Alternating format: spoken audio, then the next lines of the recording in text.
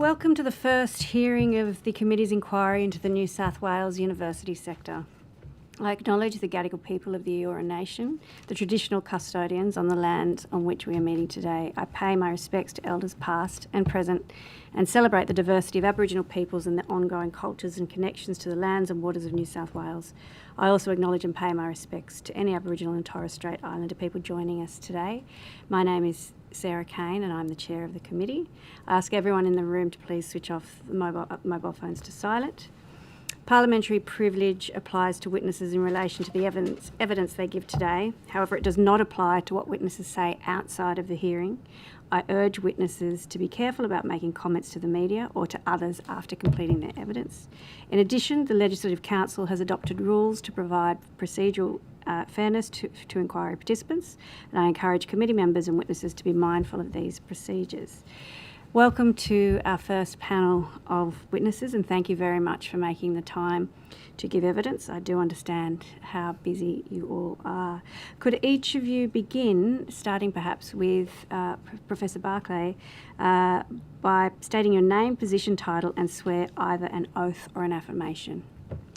I'm Professor Katie Barclay. I am an ARC Future Fellow and Professor in History at Macquarie University. I solemnly, sincerely and truly declare and affirm that the evidence now about to be given by me shall be the truth, the whole truth and nothing but the truth. Thank you. Professor Clark.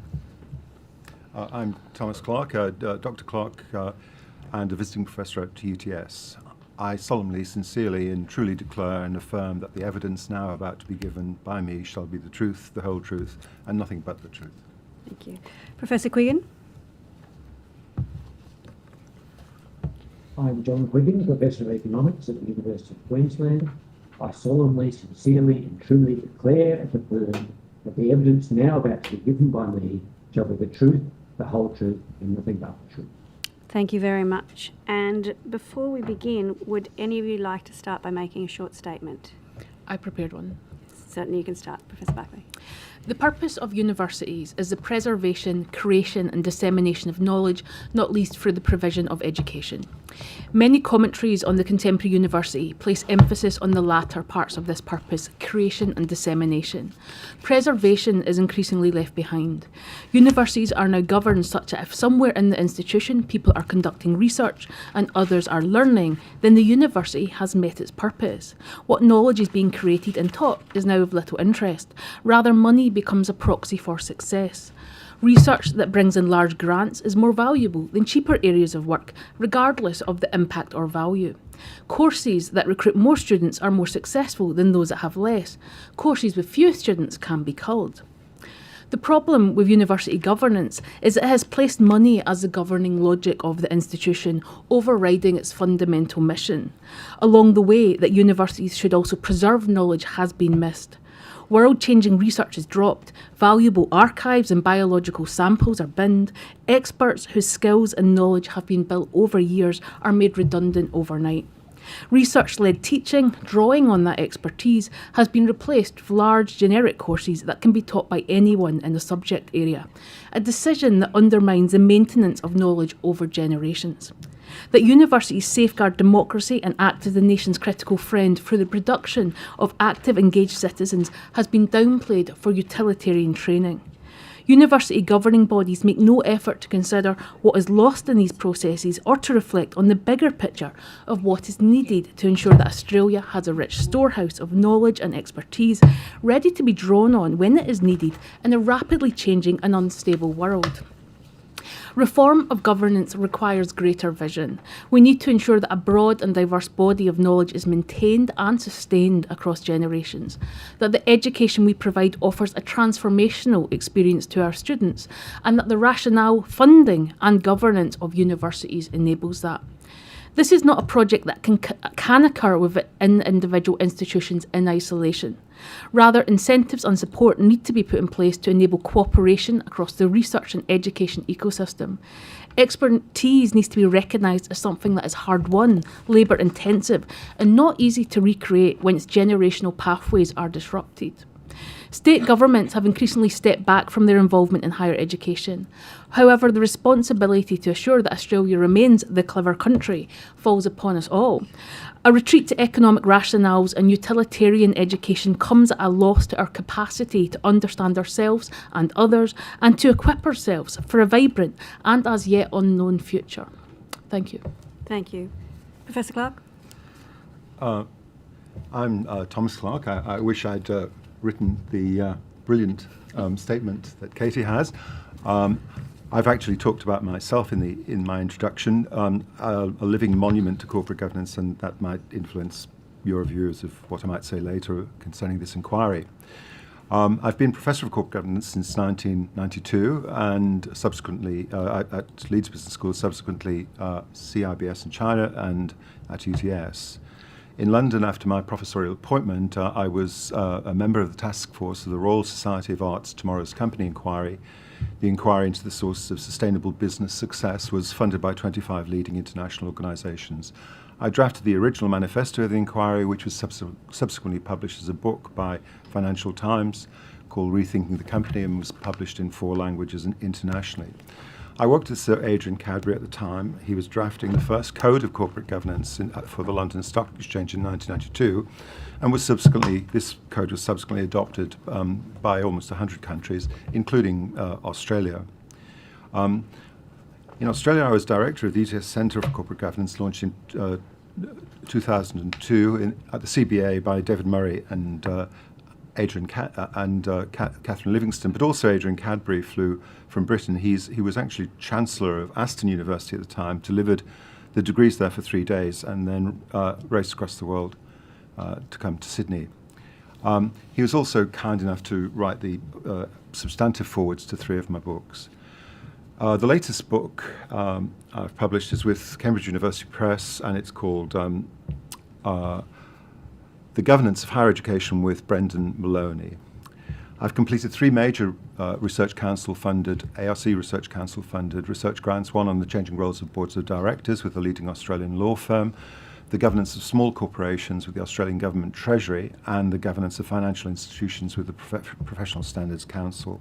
I also directed the 2012 Australian Census of Women in Leadership for the WGEA, and which was launched by Quentin Bryce, the Governor-General of Australia.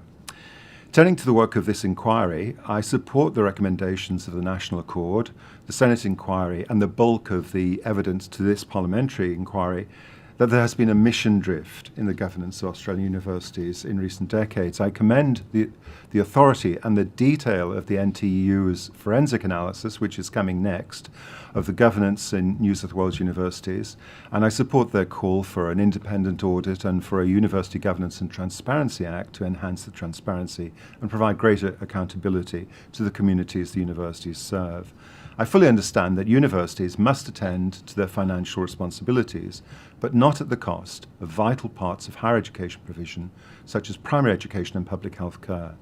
This essential provision can be maintained while sustaining the financial probity of the universities, as my learned colleagues from the UTS School of Accounting have shown with regard to their reformulation of the UTS accounts, which you'll be hearing from later today.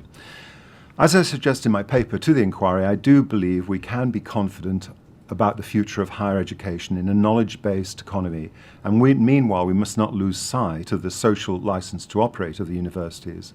I believe that unnecessary course closures and compulsory redundancies will prove very corrosive and possibly permanently corrosive to both the morale and the commitment of university staff, and also betray New South Wales community in terms of the provision of essential services such as primary school education, preparation and public health care.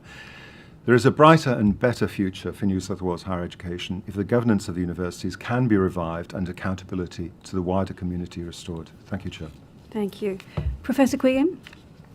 Thank you. Thank you for inviting me to appear before this committee. It's, of course, important in view of the failings we're seeing in New South Wales universities that the Parliament should look at this, but we're seeing the same failings in every other state and in all universities. And this reflects a fundamental problem that began by the whole of this inquiry, namely that all universities in Australia, with the partial exception of a couple of ACT-based ones, operate under state government legislation, even though the state government has little or nothing to do with their management, doesn't provide their funding, and therefore has very little interest most of the time in what's happening in universities.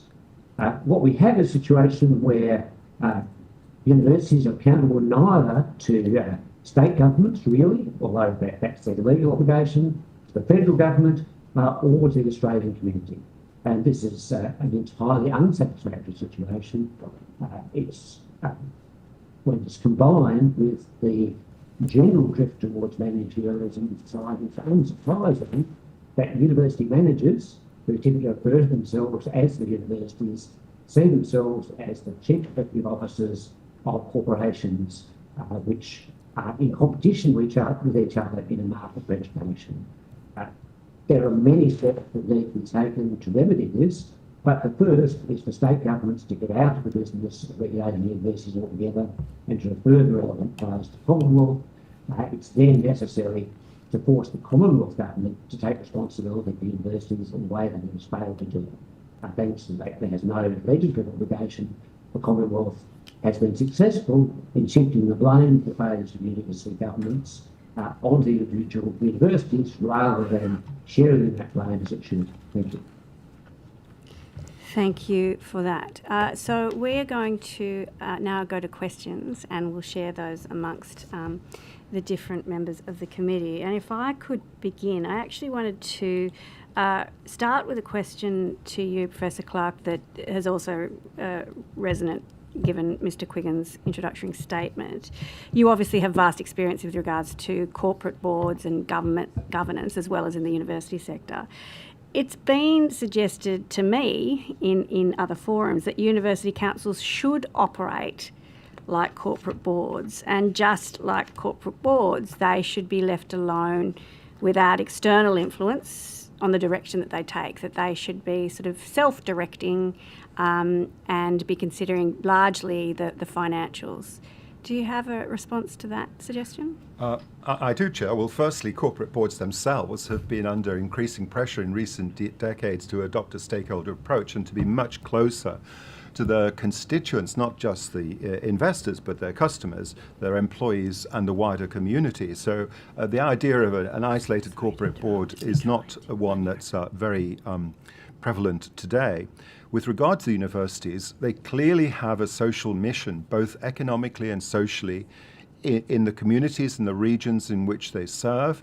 And that social mission can only be reinforced and committed to if there are representatives of the community, of the region, on the university councils in question. I really think that suggesting corporate boards as a model isolated from the community is not in any way appropriate to the mission and the purpose of our universities.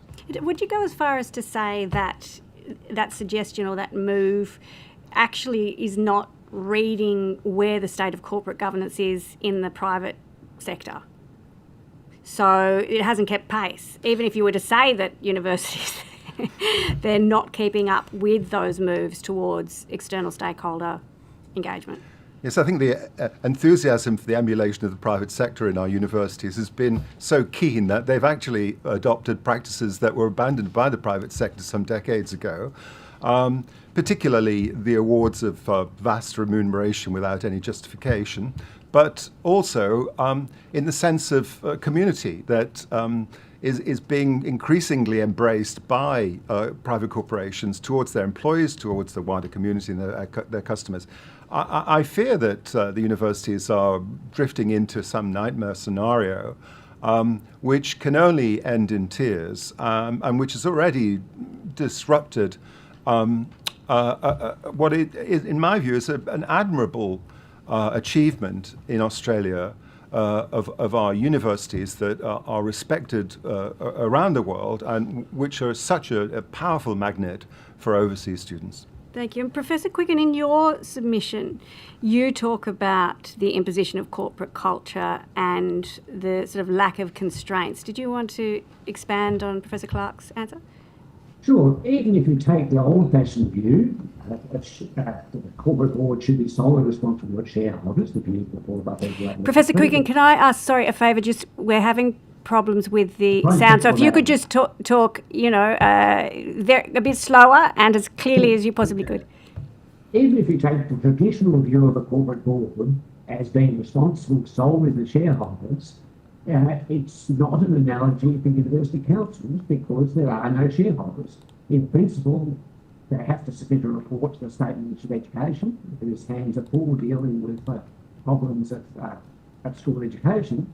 In practice, most of the time, they are in effect just an echo chamber, a rubber stamp for the Vice Chancellor or CEO. Occasionally, the Chancellor gets active too, but there is no analogue to shareholders. There's no measure of responsibility, and there is no global mission.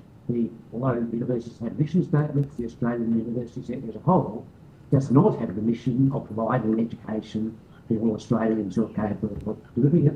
Doesn't have any social mission whatsoever at all. And so what we see is essentially a corporation that's been captured by its own management.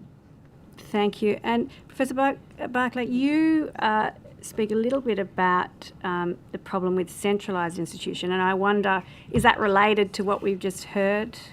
Yeah, it's kind of fascinating to me because I feel like we've taken models from the business world and kind of put them onto universities as if that logic will somehow work in that institution, and it doesn't.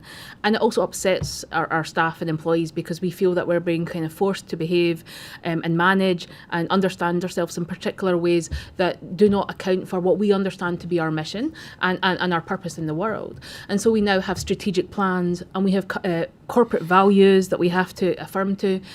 I mean, corporate values is a great example because I think our corporate value as academics is academic freedom, and we believe in that case that you should actually get to have all sorts of opinions and ideas and values within a single institution. And so the idea that we have 5 now and that we all have to show up for them doesn't really make sense. It has no logic within how we think of what a university is and the diversity that we want to encourage in ideas.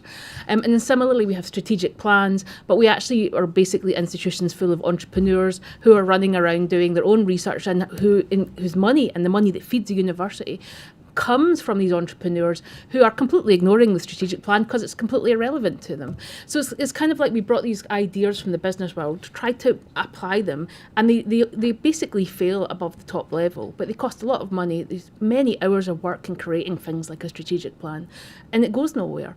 And so I think that really this logic of the business world doesn't actually make sense within how institutions understand themselves or how they actually operate. And so we spend a lot of time playing the game of looking like a business without having any impact on how we function other than causing a lot of distress. I think all of you talk about a different model of governance in your submissions.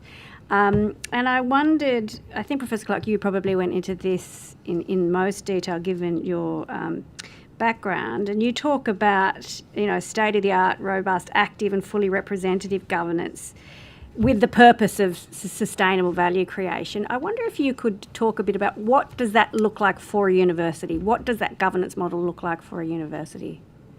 The universities have been very good at the form of governance. They've got the form there in terms of wider representation apparently, but it's not the substance. What actually happens is there is a coalition of the enlarging university executive with the business external representatives and others, which forms a natural majority on the university council. And there is very little possibility of any even change to policies that are put forward by the executive, let alone rejection of those policies. Everything is manufactured and manicured to pass through these what are becoming increasingly nominal procedures. This wasn't the case in the past. Decades ago, both at University Council and at Academic Board, in this country and in others, there was a very wide and open contribution to the strategic direction of the university, and the universities were stronger for it. I fear that we're now in a situation where fundamental mistakes could be made in terms of strategic direction, and not altered in terms of a ill-functioning governance system. Can I follow up with that? With recently, of course, we all who are interested in this space have been looking at what's happened at ANU. Now, the ANU situation, there was a group of academics and professional staff who started something called the ANU Governance Project. And I believe that UTS has a similar project underway. And I just wondered if you wanted to speak or could speak to that kind of example and what that can result in when you start, when the actual stakeholders start taking a bit more interest and control of governance. Well, what the recently departed Vice-Chancellor at ANU accomplished was reawakening the staff to what was happening at the university. They could not believe the restructuring proposals of the University Senate and of the Vice-Chancellor.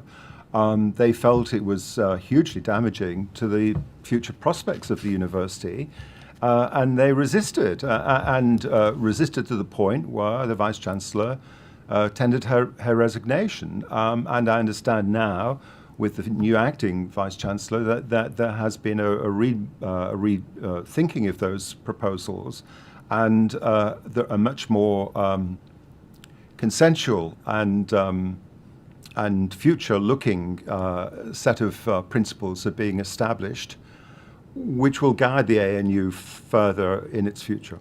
Thank you. Professor Barclay, do you have comments on sort of what the alternative looks like to what we've seen as this corporatisation of governance?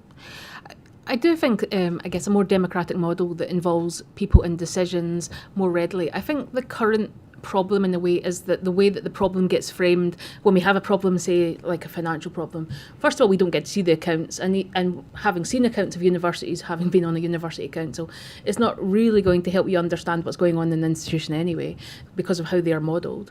And so instead they say, well, the problem is we have no money and here is your option, and you can say, well, we think this is bad, but because you don't have the access to the data that they use to make these cases, it's very hard to offer alternatives. And so basically anything that the executive comes up with is what happens, right? So the consultation process doesn't actually allow us to actually be consultative. It doesn't allow us to have our voices matter. And I think that really what has to happen is to actually have the information that we need provided to us all. There needs to be greater transparency of how we actually work and how the institution's monies flows into systems and where it goes, and to allow the corporate body of the university to engage in the conversation about where there's the right place for that money and how should it be spent. But that actually requires a much more opening and awareness of actually how universities are spending, what they're spending on, and that needs to be made accessible in ways that people understand and they can read and see so they can make decisions. Thank you. And Professor Quiggin, I think we've gone low tech. We've got you on the phone now. That's right. You advocated in your submission for a collegial model of governance. And the sort of collegial model is a term that's thrown around as an alternative quite a lot. What is it that you mean by that, and why is it preferable?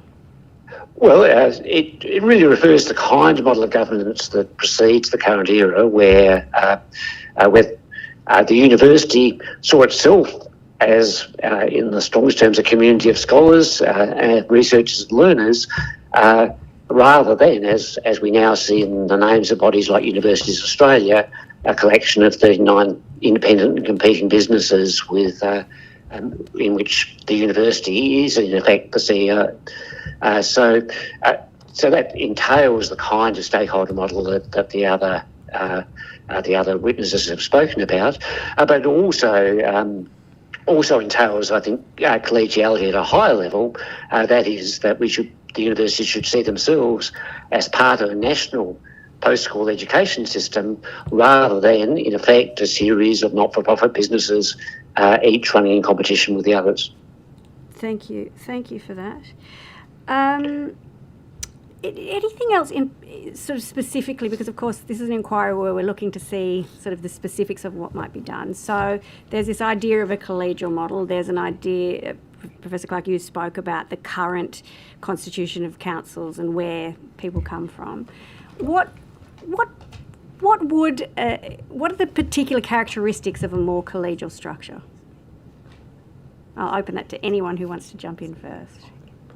The characteristics would be it was possible to engage in open discussion and possible to seriously consider alternatives. Back in the UK, I attended as a young lecturer my first university council, and the Vice-Chancellor moved in the first moments of the meeting 2 motions. One was to award all the professors who were actually the heads of school a serious pay award, and the second one was to propose compulsory redundancies because we were short of funds. I moved 2 amendments. The first was that the professors had to defer their pay award, and the second was that the compulsory redundancies should become voluntary, and both amendments were passed. It wasn't because of the eloquence of my arguments, it was because on the council at the time there were representatives of the county council, who was our funder, the city council, where we were situated, and the wider public, including a representative of the wider trade union movement, and the Vice-Chancellor could not impose what were illogical and contradictory policies without being checked. Today, that wouldn't happen. The formation of the block of executive power is impregnable, and what we do need is full recognition of the rights and responsibilities and contributions that can be made by the wider academic community and the wider regional community to these incredibly important institutions. Thank you. Professor Barclay, you've already spoken about transparency. Anything further to add in terms of characteristics? I think we should also put more emphasis on relationality, and we put a lot of emphasis on policy and procedure, and what I think has happened in universities is that the things that are not captured under policy or under procedure are missed. And so I think wage theft is the great example of that. There's literally nobody's job in the university to make sure that people were getting paid properly for their hours. And when people complained about it, and we knew this was a problem for a long time, everybody said, well, that's not my remit, it's not my job, and it's not their job. And everybody passed the buck to someone else because it was nobody's job to do that. And I think in a way that we want institutions that actually are genuinely caring, in the sense we go, well, hang on, there's a problem. It's not enough to say it's not in my job remit. It's enough to say we have relationships with our staff, with our student body, and we have to create systems to meet these needs, and to think about how we actually encourage something that is not so policy driven or so procedural, that actually allows us to be responsive and to make sure that gaps like that and problems like that don't arise. Mr. Diadam, did you have a question? I want to perhaps just pose a question around, you've spoken about the stakeholders, and you've sort of elaborated on that, and I suppose the real question is the balance of the stakeholders. The sector's obviously changed dramatically with a shift to an increasing reliance on overseas students. I think it's the university sector's now our 3rd biggest export industry, and I think in New South Wales it's the 2nd biggest. So there's obviously a big economic interest there, which perhaps goes to an argument about, well, who actually are universities there to serve? Should we give primacy to the economic value that universities contribute, or should we be looking at I suppose, the domestic, cultural, social role that universities play? When we allocate the stakeholder weight in terms of the governance, how should we decide between those, I think, competing and, in some sense, mutually exclusive kind of interests? If you give prevalence to the export-oriented economic value argument, then obviously you're going to give greater weight to that in the governance of the university, or the domestic interests, the social, cultural, political interests of having a university sector that contributes to Australian society. I'm going to jump to Professor Quiggin first because he's ready to go, I think. Yep. Yeah, sorry. I think, as I mentioned in my submission, I think this is one area where the model we have of essentially competing institutions fails most miserably. Obviously, it is, as you mentioned, a major export industry. It's a major part of our immigration policy and its university financing. But these things aren't integrated in any way. So the universities go out as they have to, in some sense, and recruit international students. They're then repeatedly blamed by federal ministers of education for their excessive reliance on this source, and very much the kind of culture we're seeing in the universities reflects the fact that a large part of them is essentially a for-profit export education business. We certainly need international students, but we need that to be handled by a national and consistent policy rather than the kind of repeated crises we've seen over past years. And as I've said, the first step in that is to force the federal government to take proper responsibility for a sector which in practice it controls, but for which it takes no responsibility when things go wrong. Professor Clark? I would demur from my colleague on this point. I do think that the national government has a role to play, but I also think that the state government must have a role in these institutions that are going to be absolutely critical, not just to the future of education, but to the future of the economy and the knowledge-based businesses that we will increasingly encounter. I'd like to return to the nuanced understanding of how democratic representation should be provided, and I think that the proposal that there needs to be a balance between social and economic interests is really important, and it's clearly a very narrow business focus that's now most dominant on university councils. There needs to be a broader view of what the economy is. It's a much wider, more complex feature than a few leading corporations. And also, of course, social responsibilities too. But touching on international students, they do get a bit of a raw deal. And I think that every university that's receiving very substantial funds from overseas students should have a representative of the overseas students on all of the relevant bodies to represent those interests. And although they've had a bad press, our overseas students, for some years, but if you look at where they're coming from, essentially China and India, they're the two greatest knowledge economies emerging. They're beginning to challenge the United States, and they will proceed to do so. And suddenly, they will become a lot more attractive partners than they may appear at present. I mean, we wouldn't be turning away students from California at the moment, and I don't think that we should be turning away students from China or India when they're going to go back to their countries and form these incredibly important corporations of the future. Thank you. I think we should also not put too much emphasis on the composition of the council as the only place where governance happens in the institution. I mean, your average council meets 8 times a year for 2 hours, right? They go through a lot of material. There's not that much conversation because there just isn't time. And so even if we did have a very engaged student on the council, they might get to say one sentence in a 2-hour meeting, right? So I don't know that the nature of how governance happens in councils is of the kind where democracy is really going to be supported in that way.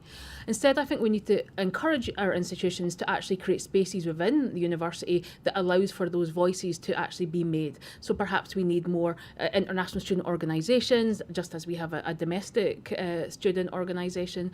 We perhaps need more committees that are actually just around thinking about how you govern a university well and allowing people to vocalise their needs and their problems and the concerns that they have that can then feed into governance practice. Because I don't think just putting an extra person on the council necessarily solves this problem. Really, it has to be the structures. Thank you, and I'm going to hand over to my colleague, Ms. Merton. could I Yeah, no, briefly I'm sorry, I do have to hand over because I have been a bit greedy with time. Thank you. Professor Barclay, thank you to both of you and all witnesses for your time. Professor Barclay, if I could just pick up 2 issues, and just in terms of the Appendix A, I note a reference there to universities have lost their social licence wondering whether you might be able to elaborate a little bit more on that, the context of just in terms of this inquiry and your reference to that.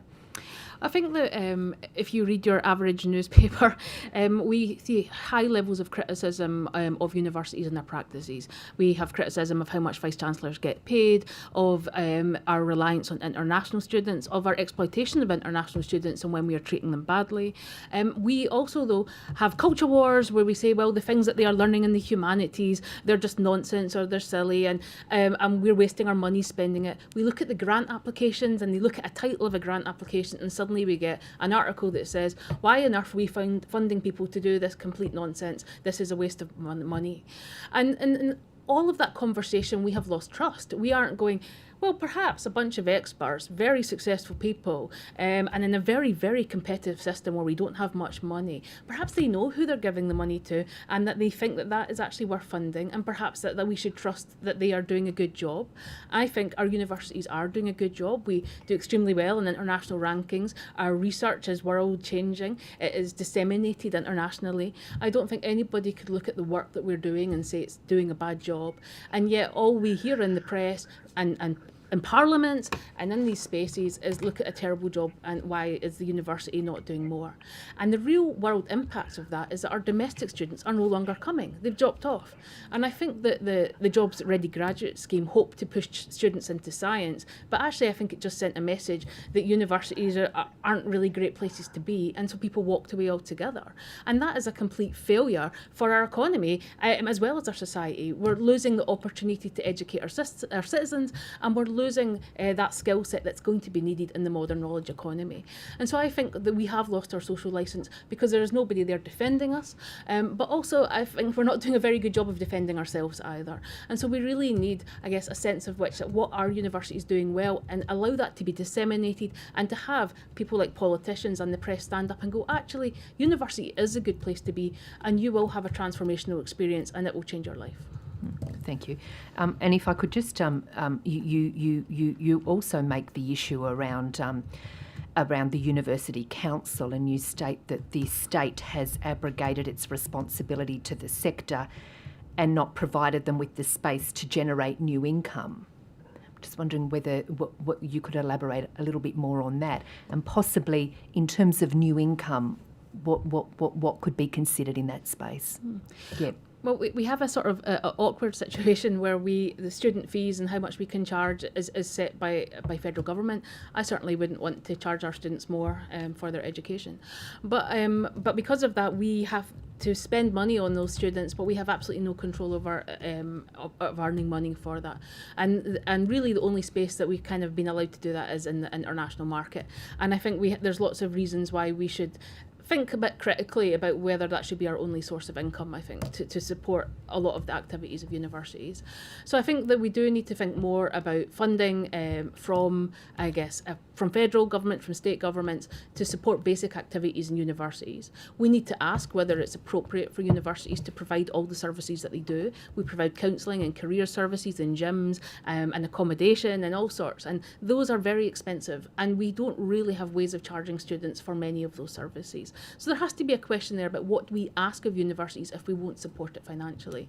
But in terms of other kinds of income, perhaps we should also be encouraging our private sector to look at universities as places to invest. We have very low amounts of investment, I think, comparative to many other countries from the private sector in research and development and education that would support, I think, universities in different ways. But in some ways, I think the lack of social licence contributes to that too. Sure. Yeah. No. Thank you. Thank you. I think my colleague, Mrs. Carter, has got. Thank you. Hang on a sec. Sorry, Mrs. Mitchell. I was going to say Mrs. Mitchell. Sorry. Yes. Thank you, Mrs. Mitchell. I thought we'd had another colleague join us unexpectedly. Go ahead. Okay, thank you. Thanks, Chair. My question's directed mainly to Professor Barclay, but also to Professor Clark a little. In your opening submission, Professor Barclay, and in your written submission, you talked a bit about some of the impacts on students in terms of subject choices, course offerings, and I think you sort of called it lower quality teaching when you don't have the ability to offer certain subject streams and different things. I just wonder if you could talk a little bit more about that in terms of what you see the impact is on students when decisions are made that maybe don't appear to have their best interests at heart. And I think, Professor Clark, you talked particularly about concerns, I think it was in sort of public health impacts and education as well, if you don't have those streams of students coming through. So I was just interested in a bit more detail on those areas, if you're happy to provide, please. I think the traditional, perhaps, university model has been relatively small classrooms with an expert, ideally a professor who manages their workload because they're not teaching 600 students, but who then disseminates their research and who actually makes their research with the students. The book project that you're going to write next is the thing that you lecture on, that in the classroom you discuss with them, they contribute to your ideas. If you read hundreds of books by academics, they often thank their students for their contribution to ideas. But the modern classroom doesn't allow for that kind of engagement and critical thinking that is a partnership between the teacher and the student. Instead, we have been asked to design classes that can be taught by anyone. We should be interchangeable. So it certainly can't be based around your own research. It has to be based on the historical profession, of course, and on articles that are published that you know. So I'm not saying it has no value, but I think that sort of intimate experience, that relational quality that marked university teaching is being lost as we put students in very large lecture theatres, and then we put them in large tutorials of 50 students where they talk amongst themselves in small groups, and we run around the room and try to negotiate that. It's a very different kind of, I think, experience for students, and it's leading to different kinds of educational outcomes.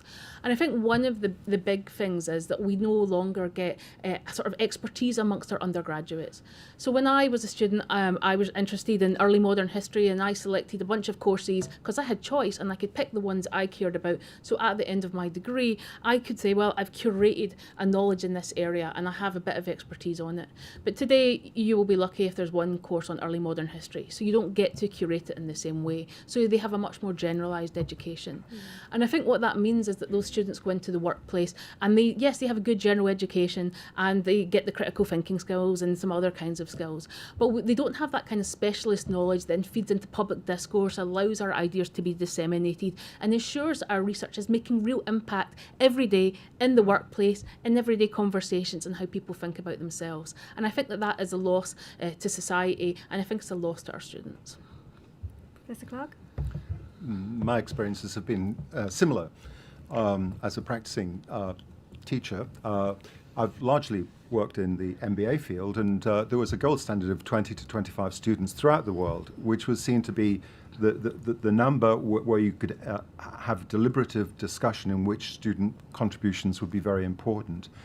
I watched in some shock as those numbers inflated up to 150, which becomes it's just a traditional, lecture, no effective interaction at all, and a great undermining of our management education.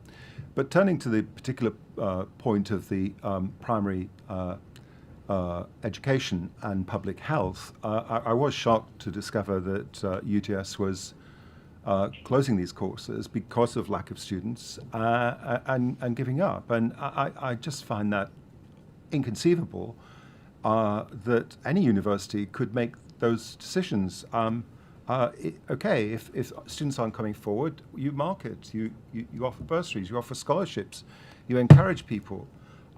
These are, primary education is the critical moment in children's lives, and to neglect it as a university, I think, is almost criminal. And public health is what everyone would consider the most important thing going after the COVID crisis, and to walk away from that, it's inconceivable that the university has proposed this, and I hope that they withdraw the proposals very soon. Thank you. Thank you. Thanks, Chair. Mrs. Merton, have you got more questions? I'm fine. You're good? Okay. Mr. Dion? No, you're okay.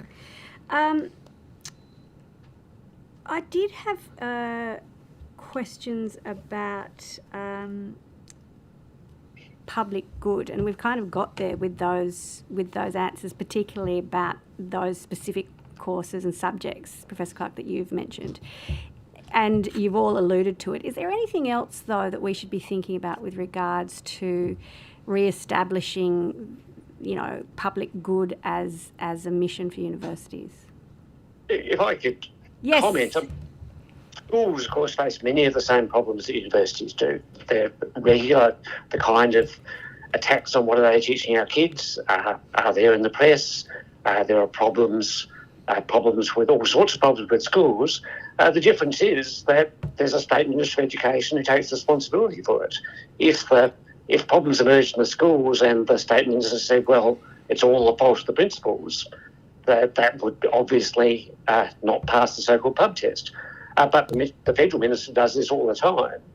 And there's no meaningful sense in which, as long as we have a structure of competing universities, each of them essentially with no social mission, there's no sense in which any university has as part of its remit the provision of university education to all Australians capable of benefiting from it. As long as we have this lack, any talk about social responsibility is going to be swept aside. We need a national system where that is the mission of the system and where the universities are required to contribute to that mission. Can I just hand over to my colleague? Yeah, just on that, I wonder whether we should be thinking about something along the lines of the sort of California state university system, where effectively we've got all these state based universities in New South Wales effectively competing for the same domestic student population. Would it be more efficient to just have a University of New South Wales with, and not have these separate competing entities? Is that something that you think is That's precisely what I said, bearing in mind that California is about the size of Australia. So we should exactly have the University of California model, but for Australia as a whole, not for the 6 Australian states. I'm going to finish there. We've gone 1 minute over time. I do appreciate very much, Professor Quiggin. We have lost visual on you, but we have been able to hear you, so we'll take that. Thank you very much to you and to Professor Barclay and Professor Clark for coming and sharing your expertise and time. I don't think we asked you to take anything on notice, but we might send you supplementary questions, and the Secretariat will be in touch about those in due course. Thank you again so much. Thank you.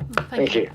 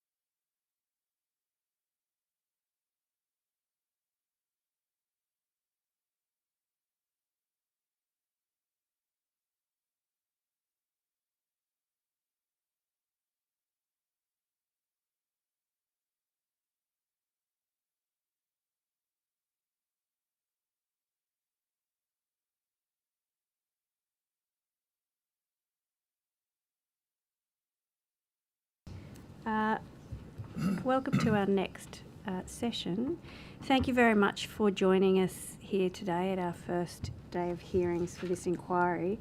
Could each of you, starting from Dr. Probyn Rapsy, begin by stating your name, your position title, and swearing either an oath or an affirmation? Thanks. Dr. Fiona Probyn Rapsy, former branch president of the NTU at the University of Wollongong. I solemnly, sincerely and truly declare and affirm that the evidence now about to be given by me shall be the truth, the whole truth, and nothing but the truth. Thank you. Mr. Corley. Yeah, my name is Vince Corley. I'm the New South Wales Secretary of the National Tertiary Education Union.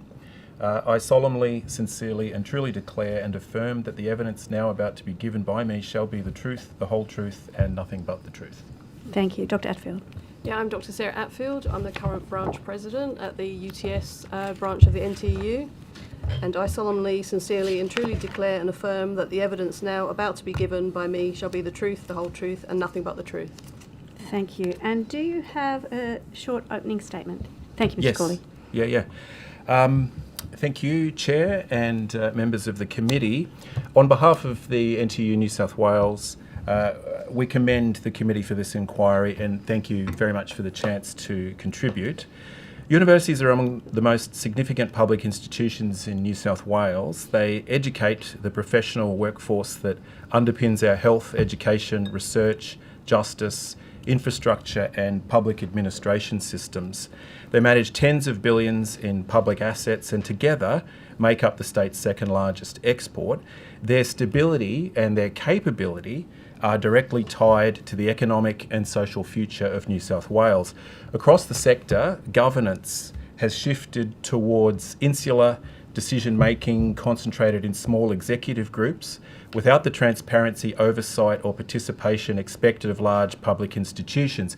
Universities are being governed like private corporations, but without the accountability and the accountability frameworks that corporations themselves are required to operate under. And so when decision making is centralised and unbalanced, predictable failures occur. The evidence, especially in recent times, is clear. Mass job cuts and course closures with limited justification and consultation, wage theft on a massive scale, in the context of wage theft becoming a criminal offence under the Fair Work Act, a structural reliance on insecure employment.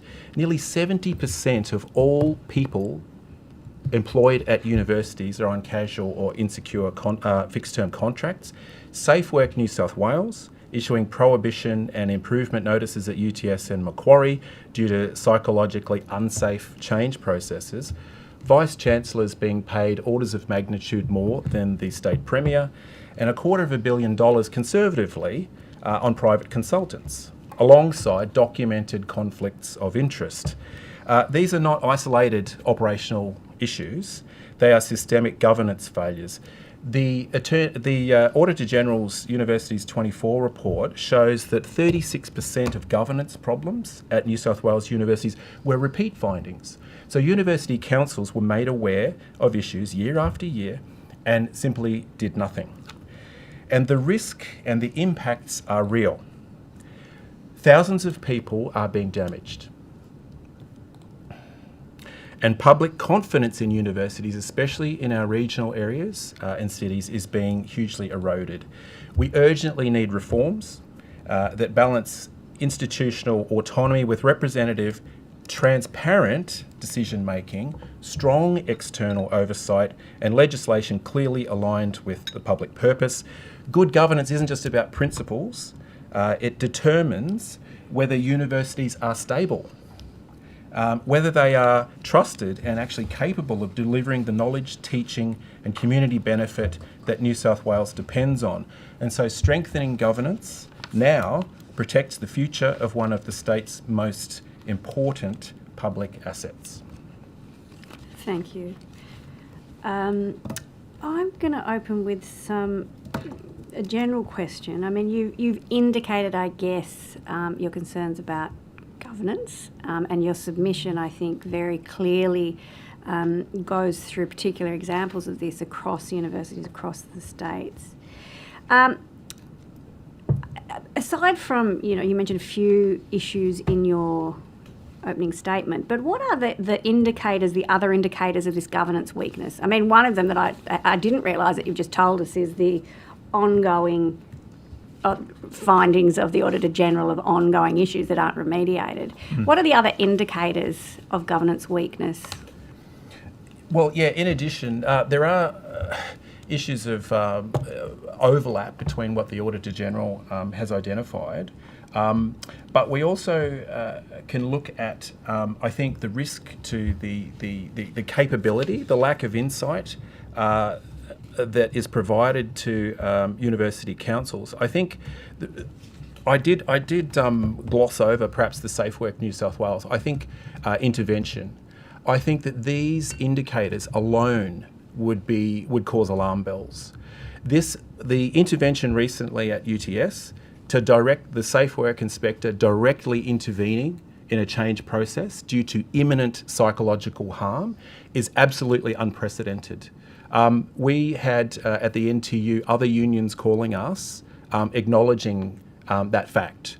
I mean, that alone is cause for concern. So I think there's two ways of looking at it. There's a lot of detail about the experience, the internal workings of governance such as it is at our universities. But if we do take that macro view to determine are there issues of governance here, we have clearly decision-making misaligned with public interest.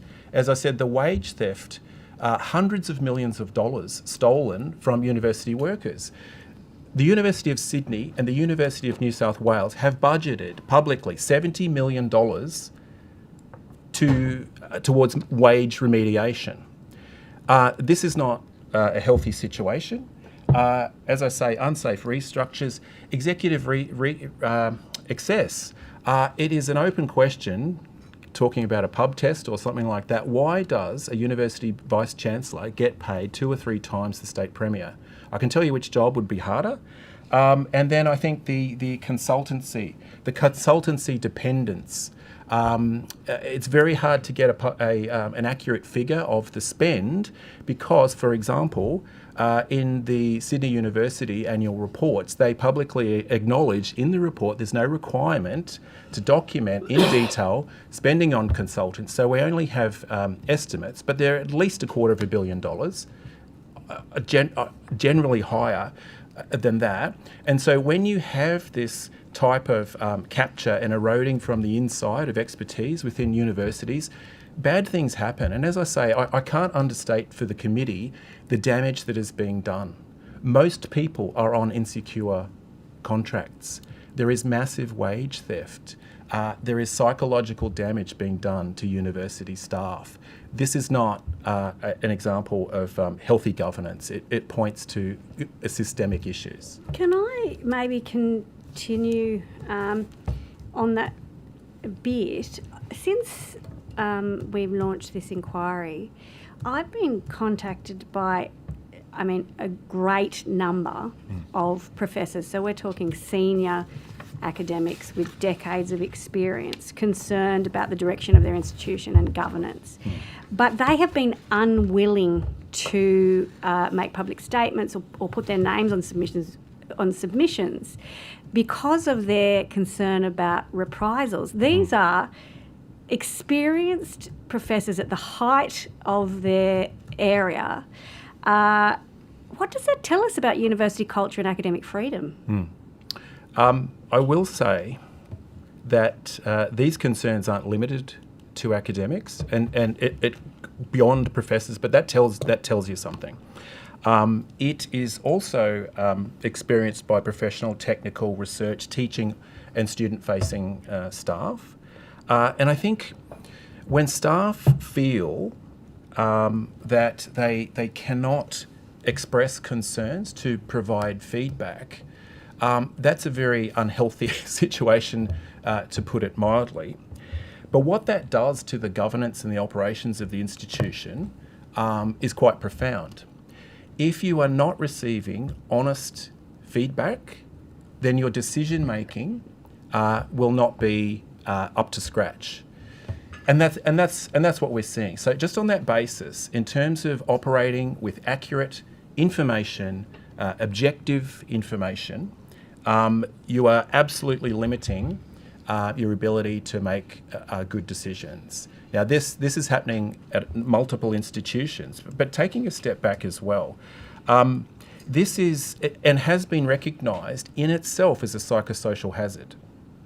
The Safe Work Inspector has identified these aspects of the modern university workplace. And in fact, our members, not surprisingly, have done extensive research on this as well. And so there is a really clear issue with this, with a type of culture that has developed at modern universities. Perhaps I could ask Dr.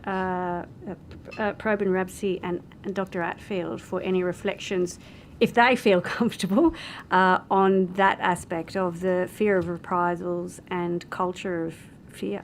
Yeah, I'm happy to. Okay, absolutely. I think this is a real legitimate concern. Staff are often afraid to speak out and often concerned about retribution for expressing criticisms, and they often fear that their legitimate criticisms will be labelled as dissent and possibly even deemed to be misconduct. This is how staff feel. So that's despite protections in agreement. So at UTS we have a protection in our agreement that allows staff to express opinions about the university and its management and operations. But despite that, staff are reluctant to speak out. And what I've seen and what others have seen is when staff do speak out, they're often dismissed as too negative or unwilling to accept change. We hear that a lot, that we're unwilling to accept change or to embrace change, sorry, that's usually the term. But also, and I've witnessed this, often described as overly emotional for expressing concerns about job losses and so on.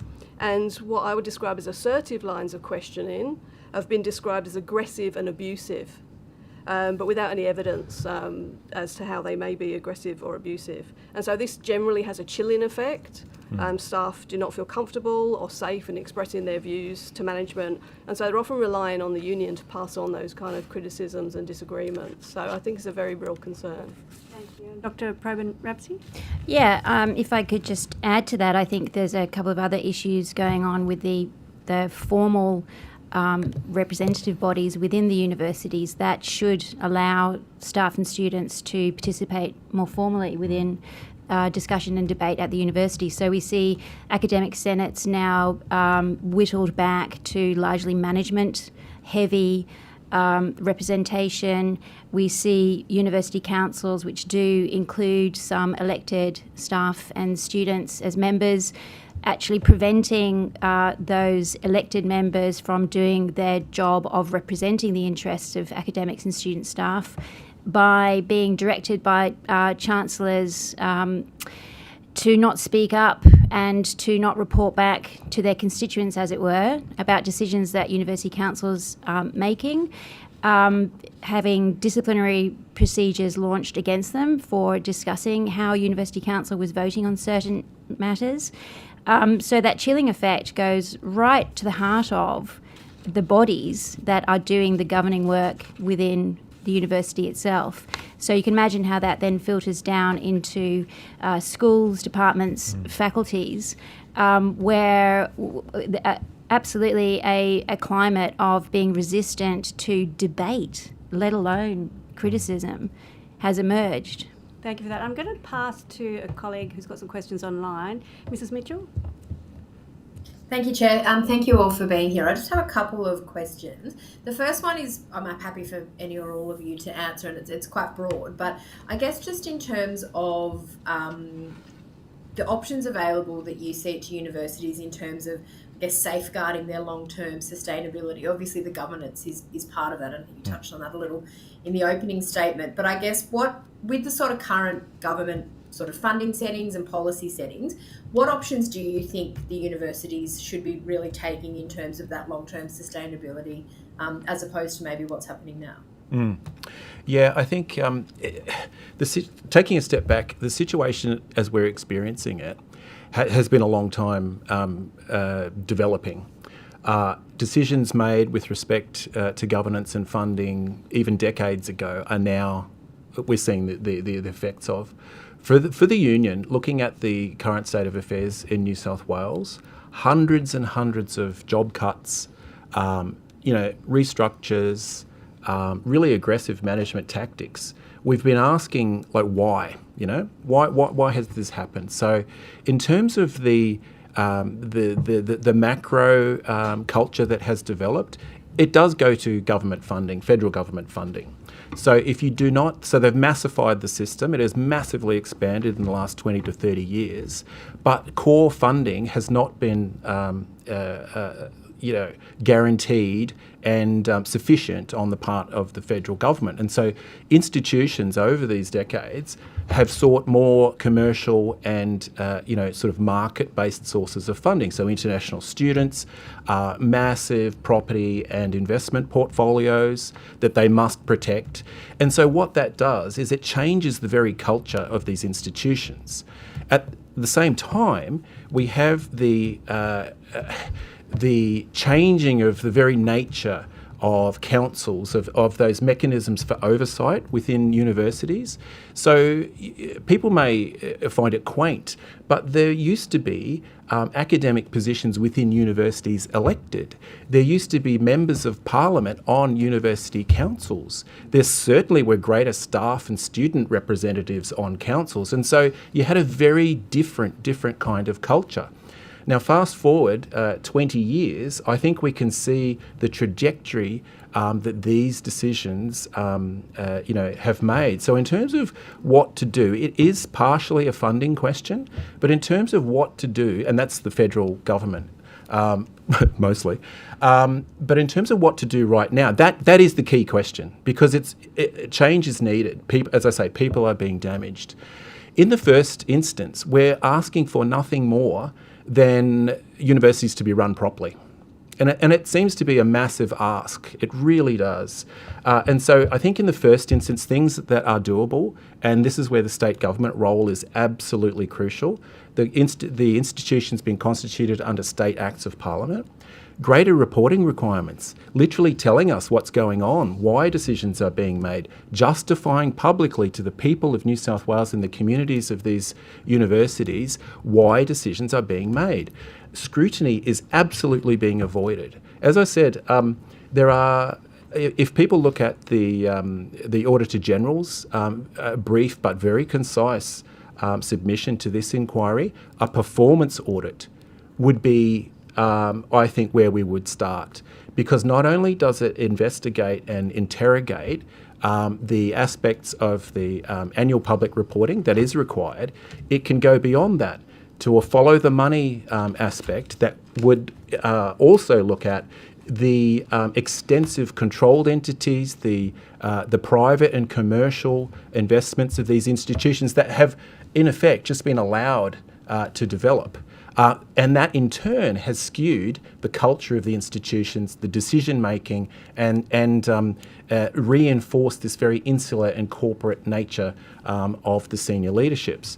So I think just shining a light and improving reporting requirements, for instance, workforce composition. We don't know how people at universities are literally employed. We know that there is massive job insecurity. But it is almost impossible to work out who's on a fixed term contract, who's on a casual contract, who's employed full time and why. We cannot tell this basic information. Likewise, as I referred to earlier, the amount of money spent on consultants, as the University of Sydney noted in their annual report, is not a requirement. They literally said it's not a requirement for us to document consultancy spend. So guess what? We're not going to.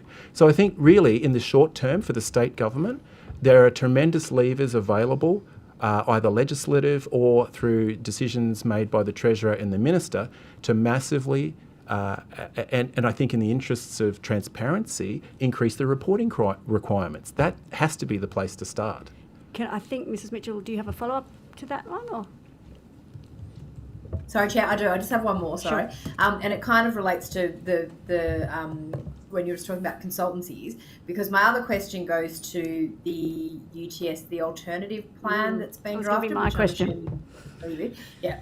And we're obviously hearing from some of those witnesses this afternoon. But one of the parts of their submission, which I found really interesting, was the idea of using the university's sort of knowledge and concept research expertise to do their own sort of consulting, units that can maybe work in certain areas. I just wondered whether the union had a view on that suggestion. We sure do. Co-design is not only a good idea, I think collective decision making is actually gives you far more robust decision making and outcomes. I'll throw to you, Sarah, actually, and Fiona. But before working for a university, I spent 11 or 12 years working at UTS. But prior to that, I worked for a number of multinational corporations. And so I've seen, both sides of the picture. What universities do is they're almost cosplaying in a corporate sense. And so they take all the punitive aspects, the centralised decision making, and the punitive side of things. But what they don't do is invest in staff and provide that support and the training that's absolutely necessary. Now, if you had a staff like at a university with that in-house expertise, you would kill for it and you would be using it every day of the week. Now, for some reason, university managements prefer to go external. So what does that say about their attitude towards staff? That in itself is the major indicator that something is wrong in the governance and the running of our universities. But I'll throw to you, Sarah. Yeah, thanks for the question. I'd also add that using the expertise of internal staff, I think the benefits there are those staff are really committed to the success of the university. They want the university to succeed. They work there. They are committed to the university. They've invested a lot of time and labour and often love into what they do. And so using those internal experts, definitely have that commitment. With external consultants, we don't know what their particular motives are, presumably to make some money from the contracts that they're signing. And when not necessarily have the interests of the university at heart, let's just say, to put it politely. So I think not only do you have that, universities are full of experts, that's just what the nature of them. There's so much kind of talent and expert knowledge to draw upon, but I think at the heart of it is that people who work in the university want the university to succeed, and that's why their input would be of much more value than the external consultants.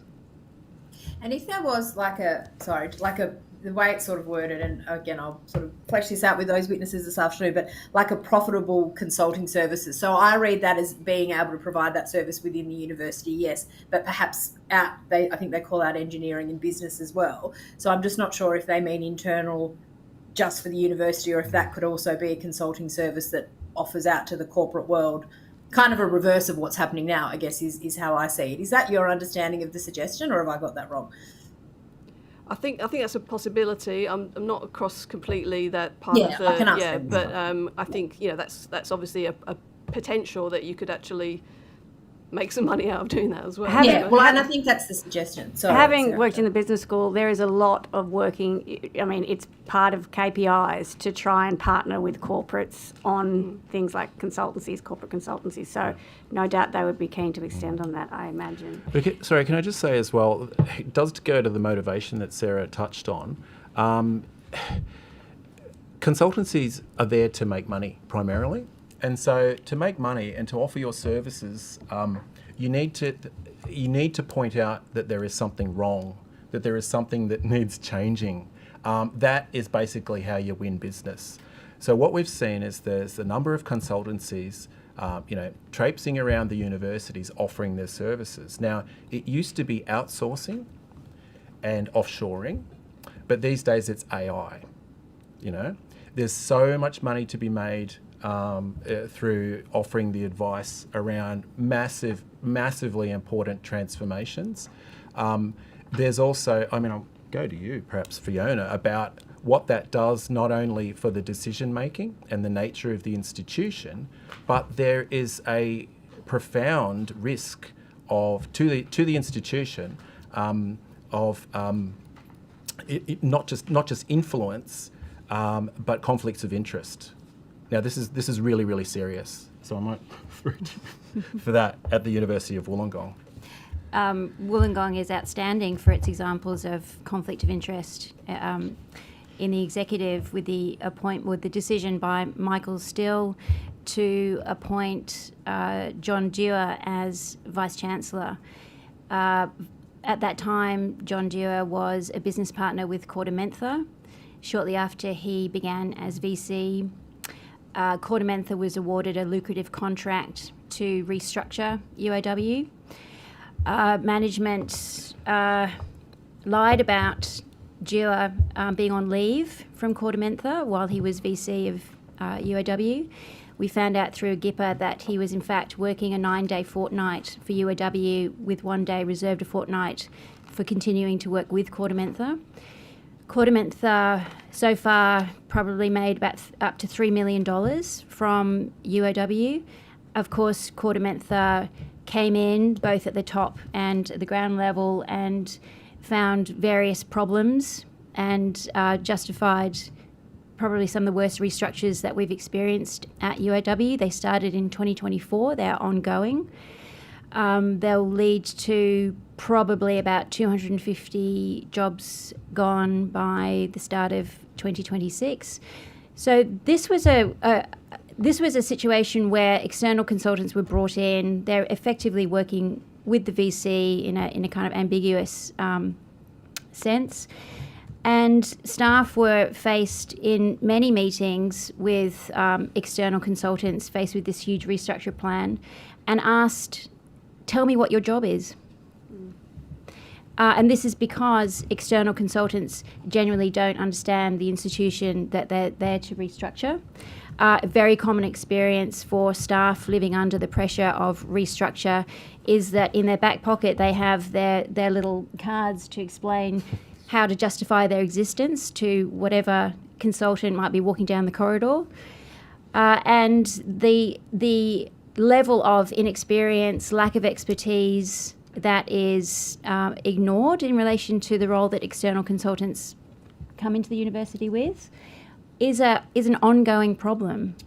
We never really know who the decision maker is in relation to a lot of these restructures when we're dealing with external consultants.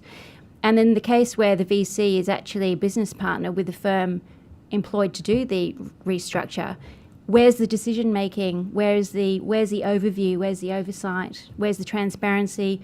Where's the accountability?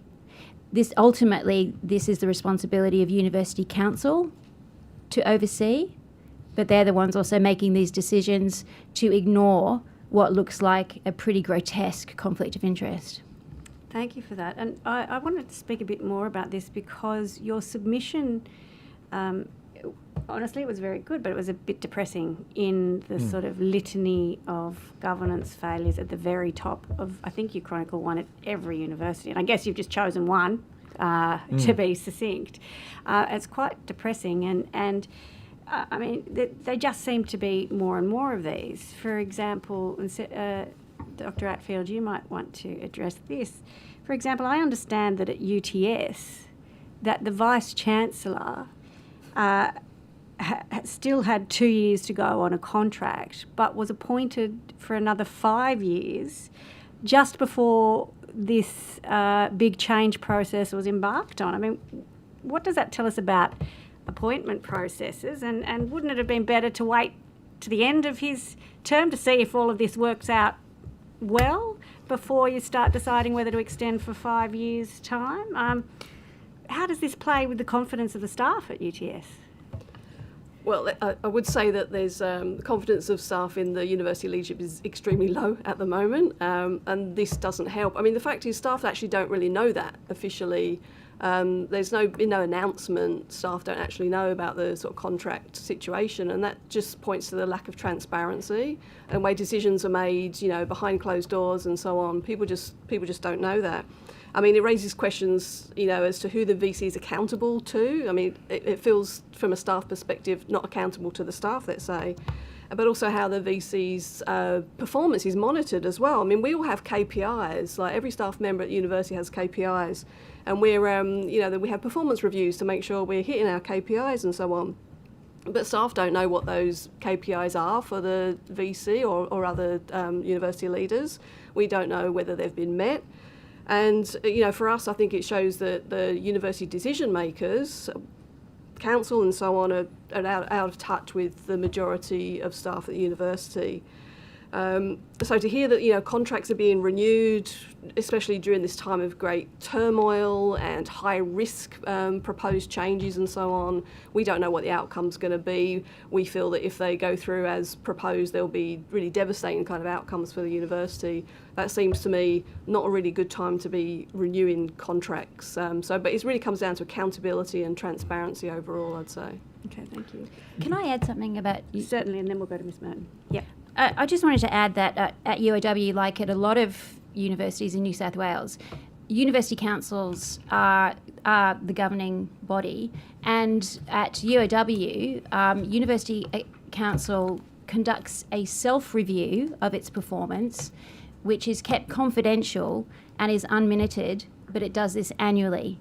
And are we expected to find this reassuring or anything approaching proper processes of transparency and accountability for that vast amount of public money that they are responsible for? Yeah. Sorry, and just to perhaps labour the point, but there is a really stark contrast between the governance requirements and reporting responsibilities of our public universities compared to corporations and even charities and incorporated associations. Both of those entities have greater reporting requirements and transparency requirements in the operations, the finances than universities do, and both have mechanisms, inbuilt mechanisms, to challenge the leadership and actually, sort of revoke the licence of leaders, be able to call them to account. There is no mechanism at universities, and so when we're looking around for ways that we can influence the Vice-Chancellor's influence, have some agency into what's happening, there almost aren't any, apart from public pressure and hopefully through this inquiry. That's an absurd state of affairs for this such important public institutions. Thank you. Ms. Merton? Thank you very much, and thank you to each of you for your time. If I could just pick up the earlier reference to the casualisation of staff, just questioning how the casualisation and the job insecurity is sort of affecting the quality of teaching and research at the university. Yeah. Just to lay out some numbers, again, it's actually quite difficult to get publicly available figures because there's no formal reporting requirements of universities to break them up. So we have to piece it together through bits and pieces of publicly available information. But in terms of casual employment of all staff in New South Wales, it exceeds 40% of every human being employed at a university. I will say as well that if you take into account fixed term contracts, that's almost 70% of all people employed at New South Wales universities are insecurely employed. And that's an issue in itself. I'm not sure about you, Fiona, but both myself and Sarah have for a long time, or were for a long time, casually employed at universities. Yeah, of course you were. That's how we all. That's how everyone starts. So, of course, yeah. What am I thinking? Now, it was very, very hard when you want to help your students in terms of just feedback, and they say, "Hey, can I come and meet you in your office and have a chat about this and that to do with the material?" And I would have to say, quite politely, look, sorry, I only get paid for the 2 hours that this lecture time was around, and but you do help. You do help. I think that staff, through no fault of their own, do an incredible job, for the teaching and student support.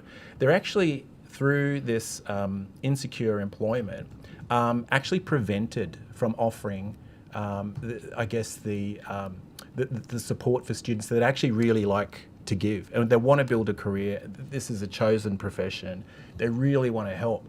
What this does to the student experience, I think is kind of obvious. It could be better, but I certainly don't want to place any blame on the staff. They're actually being prevented. Now, I will say, with my union hat on as well, I think having that over staff is a tremendously disciplining lever that managements have. And in the interest of ultimate flexibility, people can be made to come and go, at will.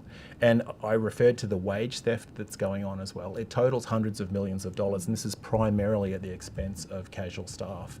And I think ultimately they are structurally dependent, on this state of affairs. So the impacts are quite profound. Yeah, I might add a couple of things if I may.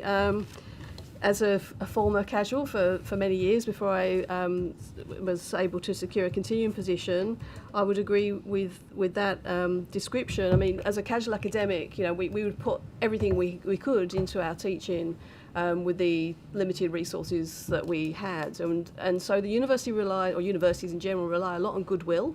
And not just from casual academics, but from most staff actually, because when you've got your students, you want to do the best job you can because you feel a real sense of responsibility to them, because their futures are so important, and you have a role to play in that. So you give as much as you can, but don't necessarily get remunerated for it, or the support that you would if you were on a continuing contract. Things like not having an office, and so on. But also there's a sense I've found through the years of the university is quite cold towards casual staff, particularly casual academics. When we talk about what casual academics do, and we say casual academics are researchers too, and so often it happens in your own time that you do research, but the university benefits from that research as well. But when we talk to the university about that, the university will say, oh no, casual academics just teach. That's all they do, they just teach. Which not only devalues teaching, I think, but also suggests that they're not doing other things as well that are important. So that reliance on goodwill is really important. Without that, I don't think universities would function at all. And if I could just add to that, I would say that they're not the issues that we've been encountering at universities over the last decade or so. It also suggests that they're not really casual, the casual academics, the casual staff. They're doing the same job every semester, often, repeatedly, the same teaching, working for the same areas. So they're fly in, fly out, but the work is ongoing. So this is a systematic reliance on casual labour that the universities can actually plan for and not express surprise every semester when casual academics and casual staff have to be re-employed. I would also strongly agree with Sarah that one of the issues for the teachers who are casually employed is that they are detached from a lot of the support services that are available to permanent staff. And so we have policy gaps, we have gaps of understanding, gaps of knowledge, gaps of support directly affecting casual staff.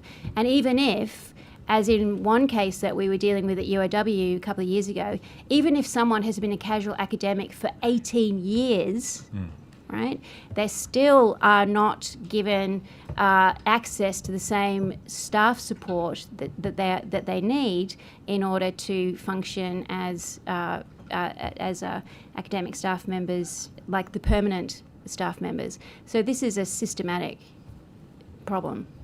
Thank you. And as a committee member, and probably my colleagues too, receiving reports from concerned academic staff around the restructure, questions around redundancy, are they going to be treated fairly during this sort of period of change?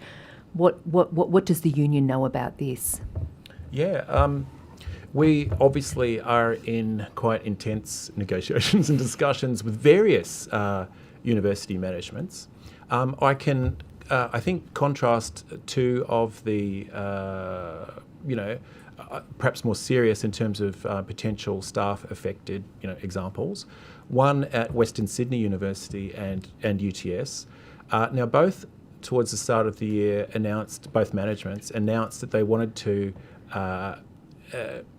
essentially get rid of 400 staff each. That's a massive impact. At UTS, that's 10%, of staff. Now, setting aside the logic, financial or otherwise, of that decision, I think this is where it goes to the public interest test. In receipt of billions of dollars of public money, the least that our public institutions should be doing is creating, good, stable employment for its citizens.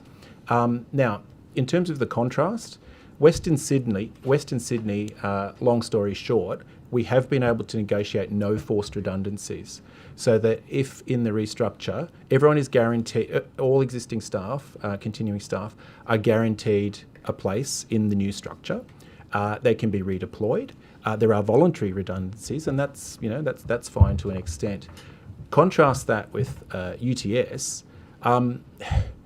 They seem to be hell bent on forcing people out. The impact that this has on staff is just awful. It really is, and it's not just the immediate impacts, because there are other ways. There are other ways to go about this, as Western Sydney has shown, I think. You damage the institution and you poison the culture of the place for years to come. And that's what they're doing. And where's the accountability? There are other ways to do it. Look, just a quick example. I spoke to a consultant. I had reason to speak to a consultant just randomly yesterday, who they were employed in the last few years at UTS. They wrote a 60-page change document about how to progress change, and it goes to redeployment. It goes to keeping staff in the loop. There's no redundancy as a last resort. Now, she is just pulling her hair out and going, why the hell did they pay me to produce this document that's clearly sitting in a drawer somewhere? Because they're doing the total opposite right now of what best practice should be. But I mean, could I just follow up on that? What then do you think is driving it? We've got today, we'll have the Vice-Chancellor appearing shortly. Yep. We obviously have already heard about the alternative plan proposal. You've now just revealed that there was a whole alternative. If you prefer consultants, there's a different consultant plan that's got a different view. Yep. What is it then that's driving the commitment to this version, this extreme version with these consequences of change? Is it simply an ideological position? What is it? Yeah. Look, there are aspects of that, and I think it's a culture that has developed over the last couple of decades, and so that there is an element of ideology and groupthink and corporate groupthink that is important in this. But I think when you look at UTS in particular, I think the primary reason, and this goes to the heart of, I guess, what we've been talking about, is the ostensible need to service and a $300 million bond that was raised to partially fund a $1.5 billion capital works program over years. Now, it matures in 2027, and like a law of gravity, the management of the institution is come hell or high water, is going to pay that $300 million. That's the reason. That's the reason. That is that in its simplest form. And so what you have, and that has led to not only job cuts, it's led to 40% of UTS courses being paused. They're going to be got rid of, 140 courses. And so what you have is the decisions being made by our institutions as to what to teach because of obligations regarding capital finance obligations, right? It's a perverse state of affairs. Now, I will say firsthand that I was in enterprise bargaining with management a few years ago, and we were being told, the union was being told, that casual and fixed term staff could not be paid the same superannuation that continuing staff were afforded. And this is the majority of people employed by the university. And in a fit of outrage, I stood up and pointed to that beautiful glass bubble that was being built at the time and said, well, why don't you build a bloody rectangle? And it is just as basic as that. They can build a really nice rectangle, but it doesn't have to cost, as that one building did, $360 million. And now, years later, due to finance $300 million to help build these beautiful buildings, we've got to get rid of 400 staff and get rid of 140 courses. Something is really wrong. Something is really wrong here. This is not in the public good. Thank you. Mr. Deanna. Yeah, I think earlier you made a point about the absence of any, I suppose, recall mechanism or some equivalent to a shareholder one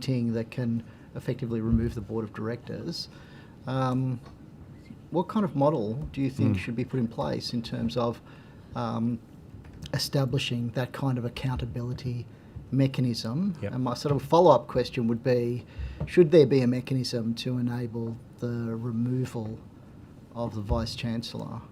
Yep.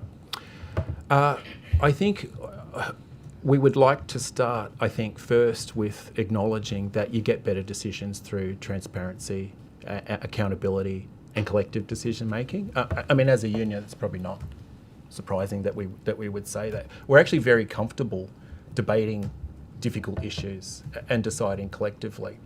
Now, when you look at university councils, we think the place to start would be a minimum 50% elected representatives from the staff and student and possibly alumni cohort. As Sarah and Fiona have said, by having people who have a very real stake and really, powerful interest in the success of the institution, and as I guess as citizens that concern for the public good, I think that in itself would not guarantee, but give you a really good chance of good decision making. I think in terms of the appointees, I think there is also a very important role for the state government here. The minister and the government have tremendous levers to help define a more robust, accountable, governance system, either through appointees and actually the requirements for appointees. Strengthening the requirement for people to actually know something about higher education and the weird world of universities. We need to see diversity on councils as well. So I think it's just a good place to start would be the composition. But then there are also the mechanisms by which you keep that group in itself accountable. So I think it goes to the reporting requirements. Look, what is wrong with a public institution being entirely transparent about how decisions and about how billions of dollars of public money is being spent? If your decisions stand any kind of scrutiny, let us know, let the public know, because we all have a stake in the success of these institutions. So to answer your question, and without trying to be prescriptive, I think it starts with 50% elected composition. Why not there. a majority? Why not more than 50%? Yeah, Why look, do you say I'm that trying not to be the greedy The staff, with and respect. the alumni, and the Yeah. that is the community- bulk of the community community of representation. stakeholders. Yep. Why shouldn't they have more of a say than an amorphous group that are Yep. appointed as sinecures for No, I would agree, because I think, quite honestly, you'd have more representative decision making, more transparent decision making, and you would almost guarantee in that regard that decisions would be made in the public good. So I think that, yeah. At the moment, university councils are dominated by people with no experience in tertiary education, so they literally don't know when they're doing a bad job. And on that rather depressing note, I'm going to have to draw this session to a conclusion. Thank you all so much for your time and the work that you do to keep universities functioning. Thank you so much. Thank you.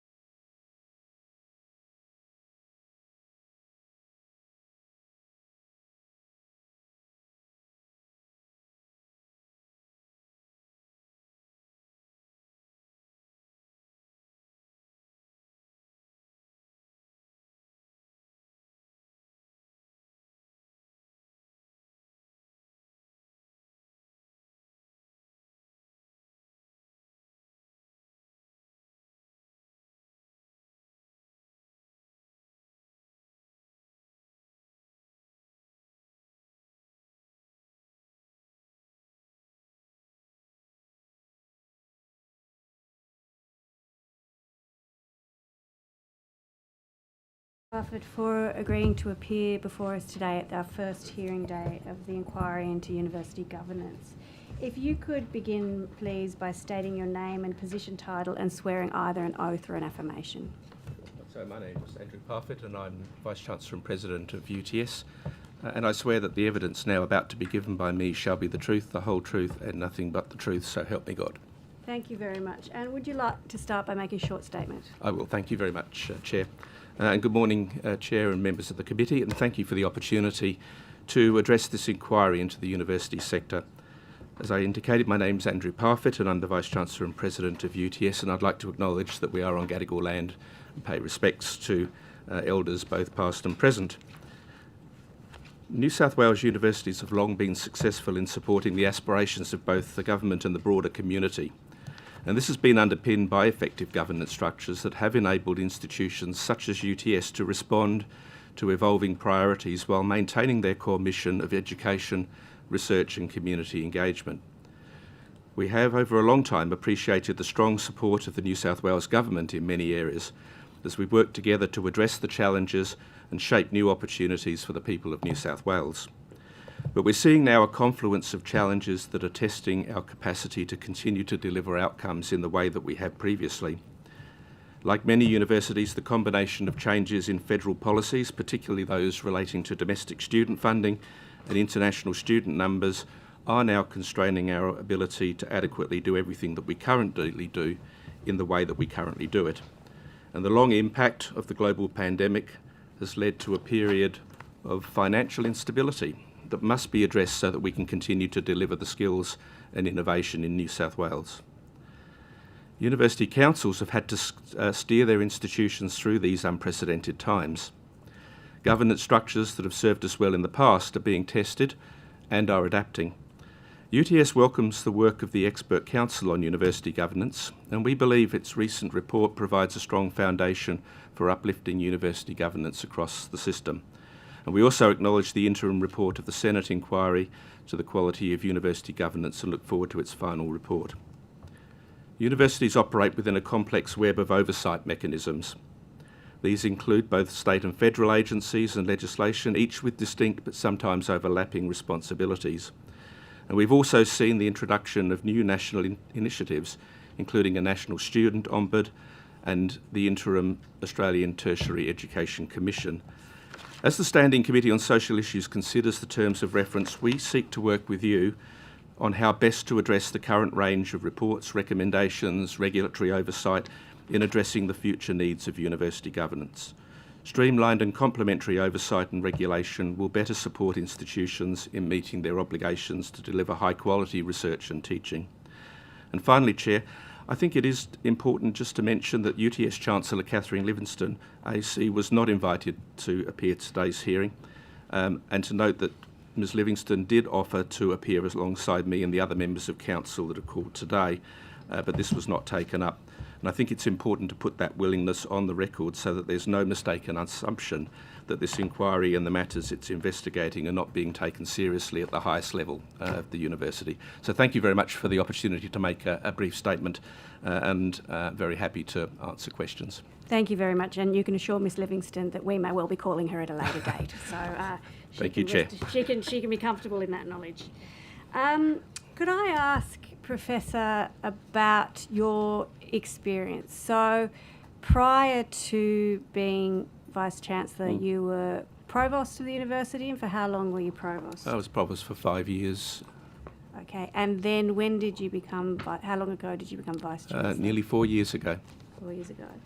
As I understand it, and please correct me if I'm wrong, you had your term extended with 2 years to go on that contract, on your contract, for another 5 years. Is that correct? That's correct. And what was the rationale for doing this? Who initiated it? Was it you? Was it Miss Livingstone? No, I believe it was a conversation that we had at some stage looking at future planning.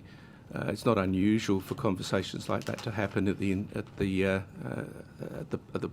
year point of the contract. So when you say we had a conversation, who was the conversation? With the Chancellor. With the Chancellor. Okay, so do you remember who initiated it? I don't, I'm afraid. Okay.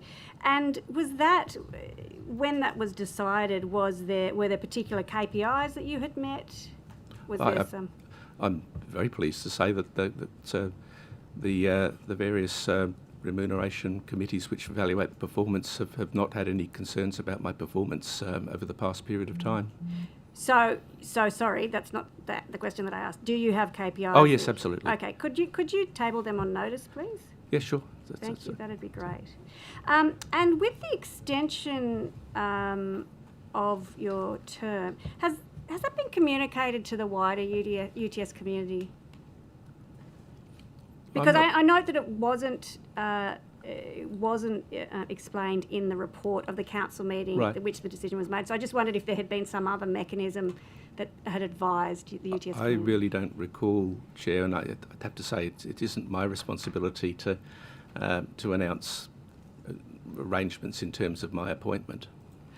Okay, so whose responsibility would it be to let the UTS community know that their Vice-Chancellor's contract had been extended at a period where you were embarking on a huge change proposal? Whose responsibility? I'm genuinely interested. I am too, and I'm not quite sure that I can answer that. I just don't Perhaps you could take that on notice. Yeah, I will, happily. That would be great. If I could go to some other questions around your role and some decisions that have been made. I understand that you're considering abolishing the role of provost. That's correct. Doesn't that move further centralised control? You said that you were concerned about university governance in your introduction, and one of the issues that has been raised this morning by governance experts is the centralisation of control. Doesn't removing the role of provost further centralise control at UTS? I don't believe it does, Chair. In fact, if you consider where the delegations sit for certain functions, they could sit at the Vice-Chancellor's level. Under the previous structure, there would have been some delegations that would have sat at the provost level. They would include some financial delegations, but many academic delegations and approvals, and then others sitting at the dean level, in particular relating to academic matters. The proposal that I put forward in terms of the removal of the provost role would actually see the majority of the delegations go down much more closely to the faculties. So in fact it's not lifting up the delegations into central control of the Vice-Chancellor, but actually allow the oversight of decision making at faculties through the deans. I think that would potentially streamline decision making. It would make clarity of accountability for decisions clearer. So the intent is not to centralise control, to use the word that you use, Chair, but actually to enable and empower areas across the university to exercise responsibility. What about the issue, though, that's recently evolved at UTS? It certainly wasn't the case when I was there, that if you're devolving power to deans, that I think in recent appointments, deans now have non-reversionary clauses in their contracts, which means that back in the day, deans and heads of school, when they became deans and heads of school, knew that when they finished their term, they would have a substantive role back in their faculty. That, I understand, is no longer the case. So how autonomous do you think deans feel? How autonomous are deans when they don't have the safety of those reversionary clauses? So in relation to the whether they have or haven't reversionary clauses, it does vary.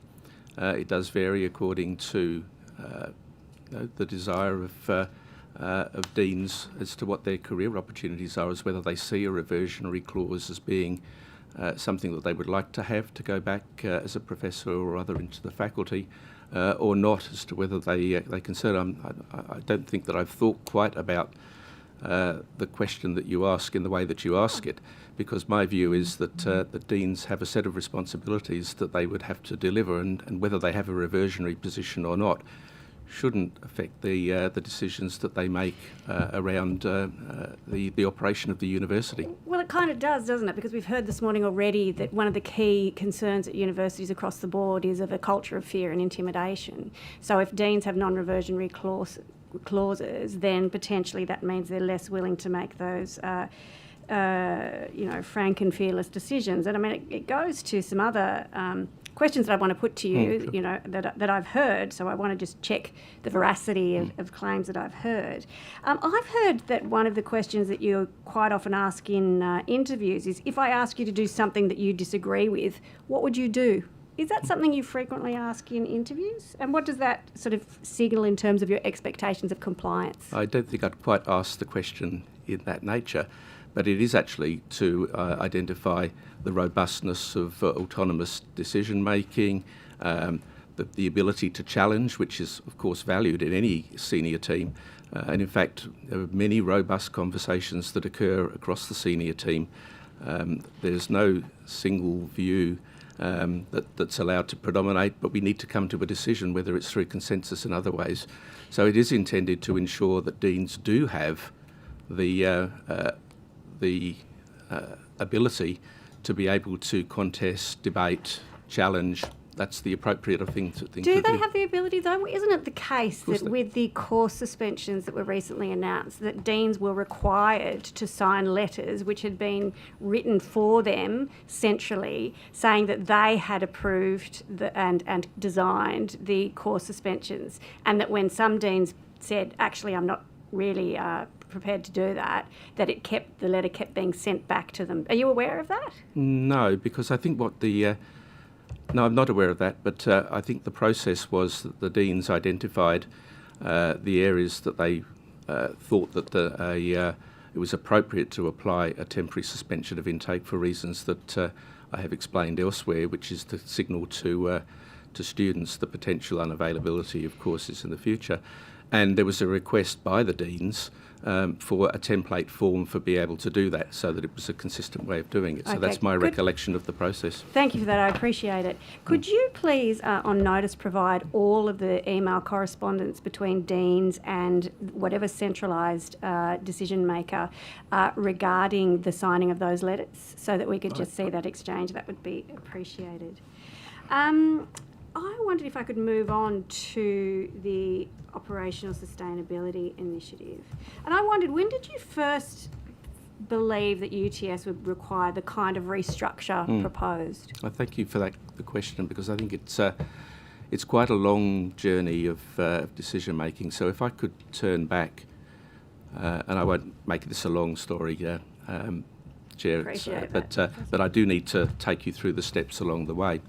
So it's during the COVID period, when 2020, I think we all remember that, where borders were closing and international students mobility was restricted, in fact sent home, and where we had no certainty at all. We did undertake a voluntary separation program plus some other changes in quite a short period of time. That was nobody knew what the future held. Nobody quite knew what the timing would be associated with the return of international students. Voluntary program, as you're aware, you lose the role, not just the individual. So we did find that while we certainly made financial savings and we tried to make the decisions that were necessary to ensure that we could operate effectively in the future, we basically made decisions to reduce the expenditure of the university. And coming out from that period, we ran a plan which had a series of sequential deficits moving back into surplus based on our projection of when international students would return. So that sets the scene for when the operational sustainability piece started to come into view. And it was primarily coming into view because we managed to achieve, even though they were deficits, the budget outcomes for the university across 21, 22 and 23. In 2024, going into 2024 in the budget, we started to see that expenditure rises. We will remember the inflationary period that we had at the time was starting to increase, and there was a squeeze on our capacity to be able to make the budget meet into 2024. And that's the time that I started to talk to the community around that we would need to do some changes. These changes at the time were associated with what's now referred to as the operating model part of the Operational Sustainability Initiative. Is that the model that you didn't attend the announcement of? Pardon me? Is that the model that you didn't attend the announcement of recently? Can I come back to that when I Sure, go through yeah. that? Because you asked me that because... Sure. Yeah, no, I'm just curious if that was the same thing. Just No, so not quite, because I'm talking about the original operating model design, where we were looking at streamlining, removing duplication, addressing reduction in non-salary items, addressing essentially professional staff levels at the time, going into there. And then in 2024, that was in planning, so this was planning that was going back through across the early part of 2024 to how we might address this. Coming to the end of 2024, we all remember the international student caps being introduced, and that had compounded the issue. So we already knew that we had a squeeze from increasing expenditure from the consequences of the Job Ready Graduates program, which had reduced per student funding by $2,000 per student. That's nearly $60 million in real terms across the period. So we knew the squeeze existed. Then we got a substantially lower allocation of international students than we had been planning for. And that then meant that the scale of the issues that we had to address was larger. And that's when the broader scope of the operational sustainability model came into play with the various components, the two original ones, the operating model and the cost management of non-salary items, and a contemplation then of sustainable teaching and learning and research. So it emerged over probably the better part of 12 months as a result of fundamentally a number of policy decisions accumulating over time. One is the non-addressing of the Job Ready Graduates funding and the impact that it has on various universities as a reduction of per student funding for domestic students, and the other one was the cap on international students. Thank you for that. I appreciate it. There's a couple of questions I want to ask about that, because I think all of us understand the COVID situation and the impact that had. But there was also planned kind of losses, weren't there? I mean, and if they weren't planned and weren't predictable, it's kind of raising questions as to why. So in terms of hits to the budget, as far as I can understand it, and with the assistance of the alternative plan that some of your academics have written, I understand that depreciation is really quite a large component of the hit that the budget took. So couldn't that have been anticipated and planned for? I mean, that's quite a big chunk of it. And I've got to say, I mean, to be honest, you've described the fact that you were provost for 5 years and then you've been vice-chancellor ever since. You've now said in multiple documents and publicly that UTS is in a financial crisis. Given that you essentially have been at the helm for a decade, how can the public, how can this government have confidence that you're the right person to keep doing this job? And wouldn't it the decent thing be to consider your position and consider whether you should keep it? We have been working, and I have been working very hard over this period to address very substantial shocks to the system, Chair. And I believe that I've got the confidence of Council to do that. Confidence of Council or confidence of your staff at UTS? Because they're two quite different constituencies. I understand that. But could I explain that we have been actively addressing serious shocks to the financial system that are essentially due to policy decisions that are out of our control. So those factors are ones that will actually mean us that we have to address staffing levels. The plan that we put in place is one to try to set ourselves up for strength financially and the capacity to be able to deliver research and education outcomes in the coming period. The financial plan, which is accompanied by the Operational Sustainability Initiative, is looking at the future environment. It's not looking to maintain the status quo. So I will make that point.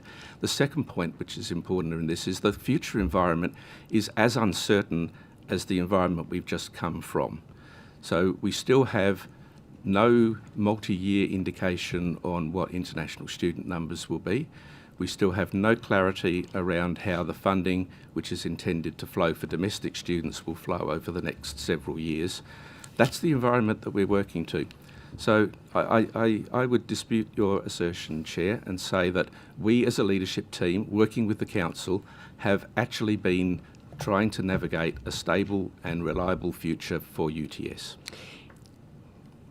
Why is it then that you seem to be, and please correct me if I'm wrong, maintaining a commitment to your particular version of this change plan when there's been an extremely credible alternative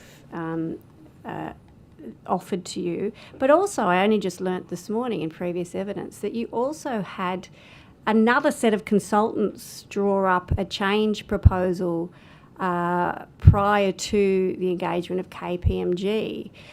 So I wondered why it was that you seem, and I said, if you're not committed to seeing through this, but your particular version of the Operational Sustainability Initiative, please do let me know. But at the moment, it appears that you're quite set in that way.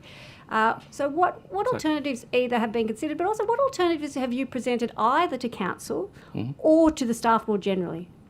So we are at the moment in a consultation process, and it is a genuine consultation process. So we are looking at responses to the proposals that we've made. I think the value of actually having a proposal with which to have a conversation around is a more significant stance than simply looking at a blank page. So recognising the proposal is challenging. Any change is going to be challenging. Any change will cause uncertainty, and I appreciate all of that. But change is necessary.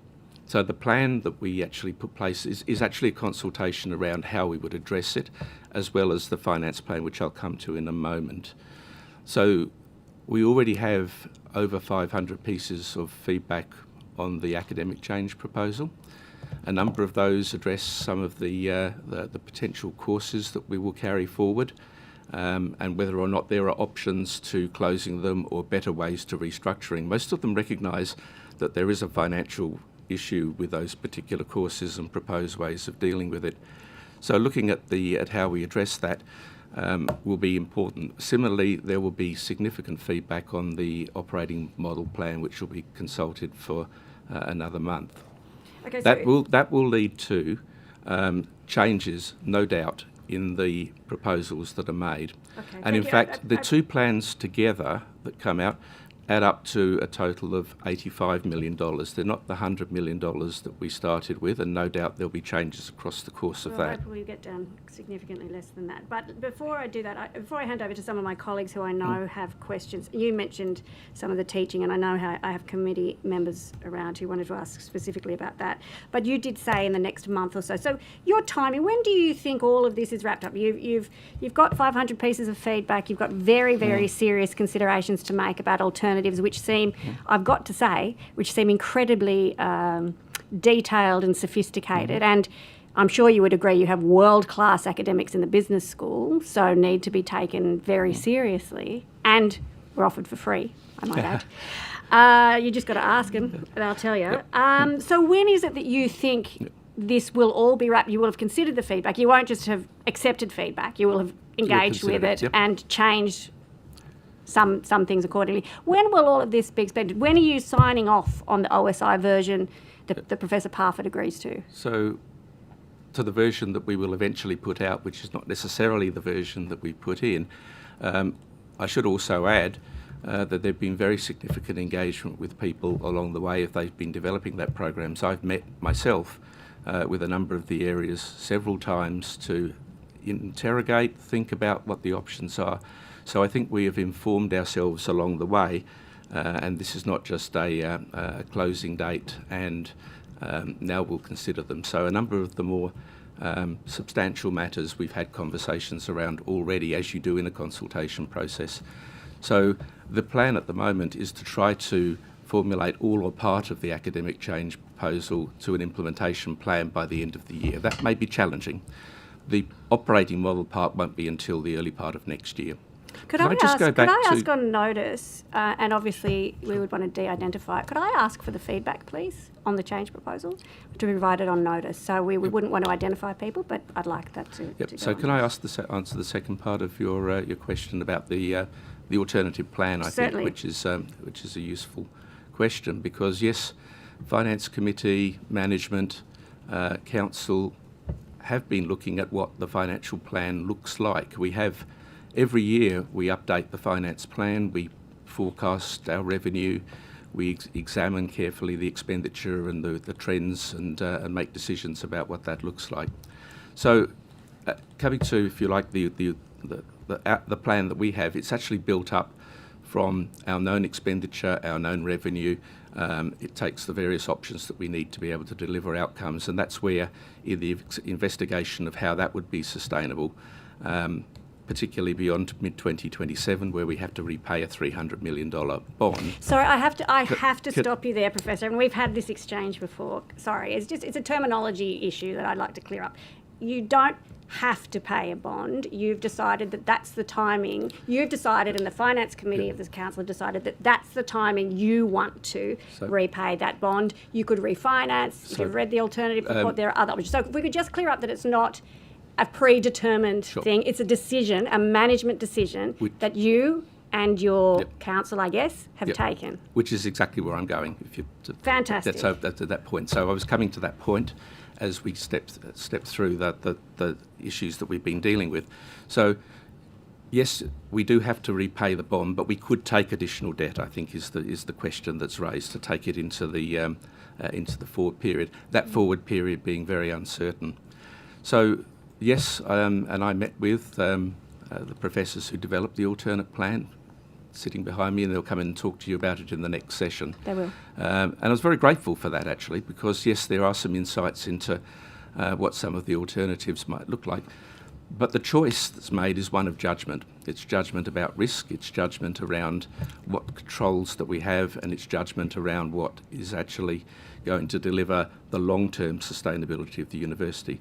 And there are two elements, I think, that sit behind our decision, as you put it, Chair, to proceed with the finance plan that we have at the table at the moment. One is there is a reliance in the alternate plan in significantly reducing expenditure growth, including expenditure growth that's tied to the earning of revenue through international students and the growth around that, including the capacity to be able to restrict very substantial costs associated with IT and other things which grow well beyond inflation, well beyond CPI. The basket of things university buys grows well beyond CPI.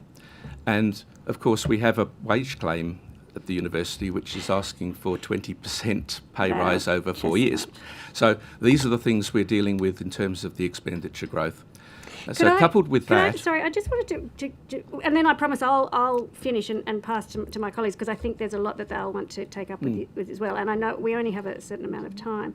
But you talk about it's a judgment, the decision to, so there's the plan, the alternative plan, but then there's a judgment being made. And so we're talking on the one hand of a panel of 6 eminent professors who teach the KPMGs of this world and all of those kinds of organisations how to account in large organisations.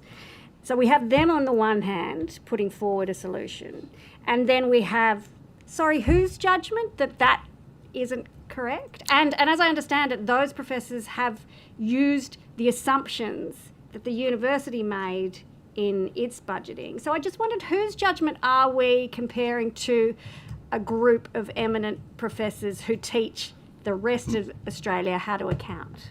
So this is less about how to account, Chair, than more how we should resource the university. And that's the choice that one makes in these. It's a case of we have to manage the risks that are in the environment at the moment. We also have to make choices. And that's the role of council, the role of finance committee, and the role of management. Okay, and so the role of council, whose experience in the university sector collectively would be, they've all done degrees.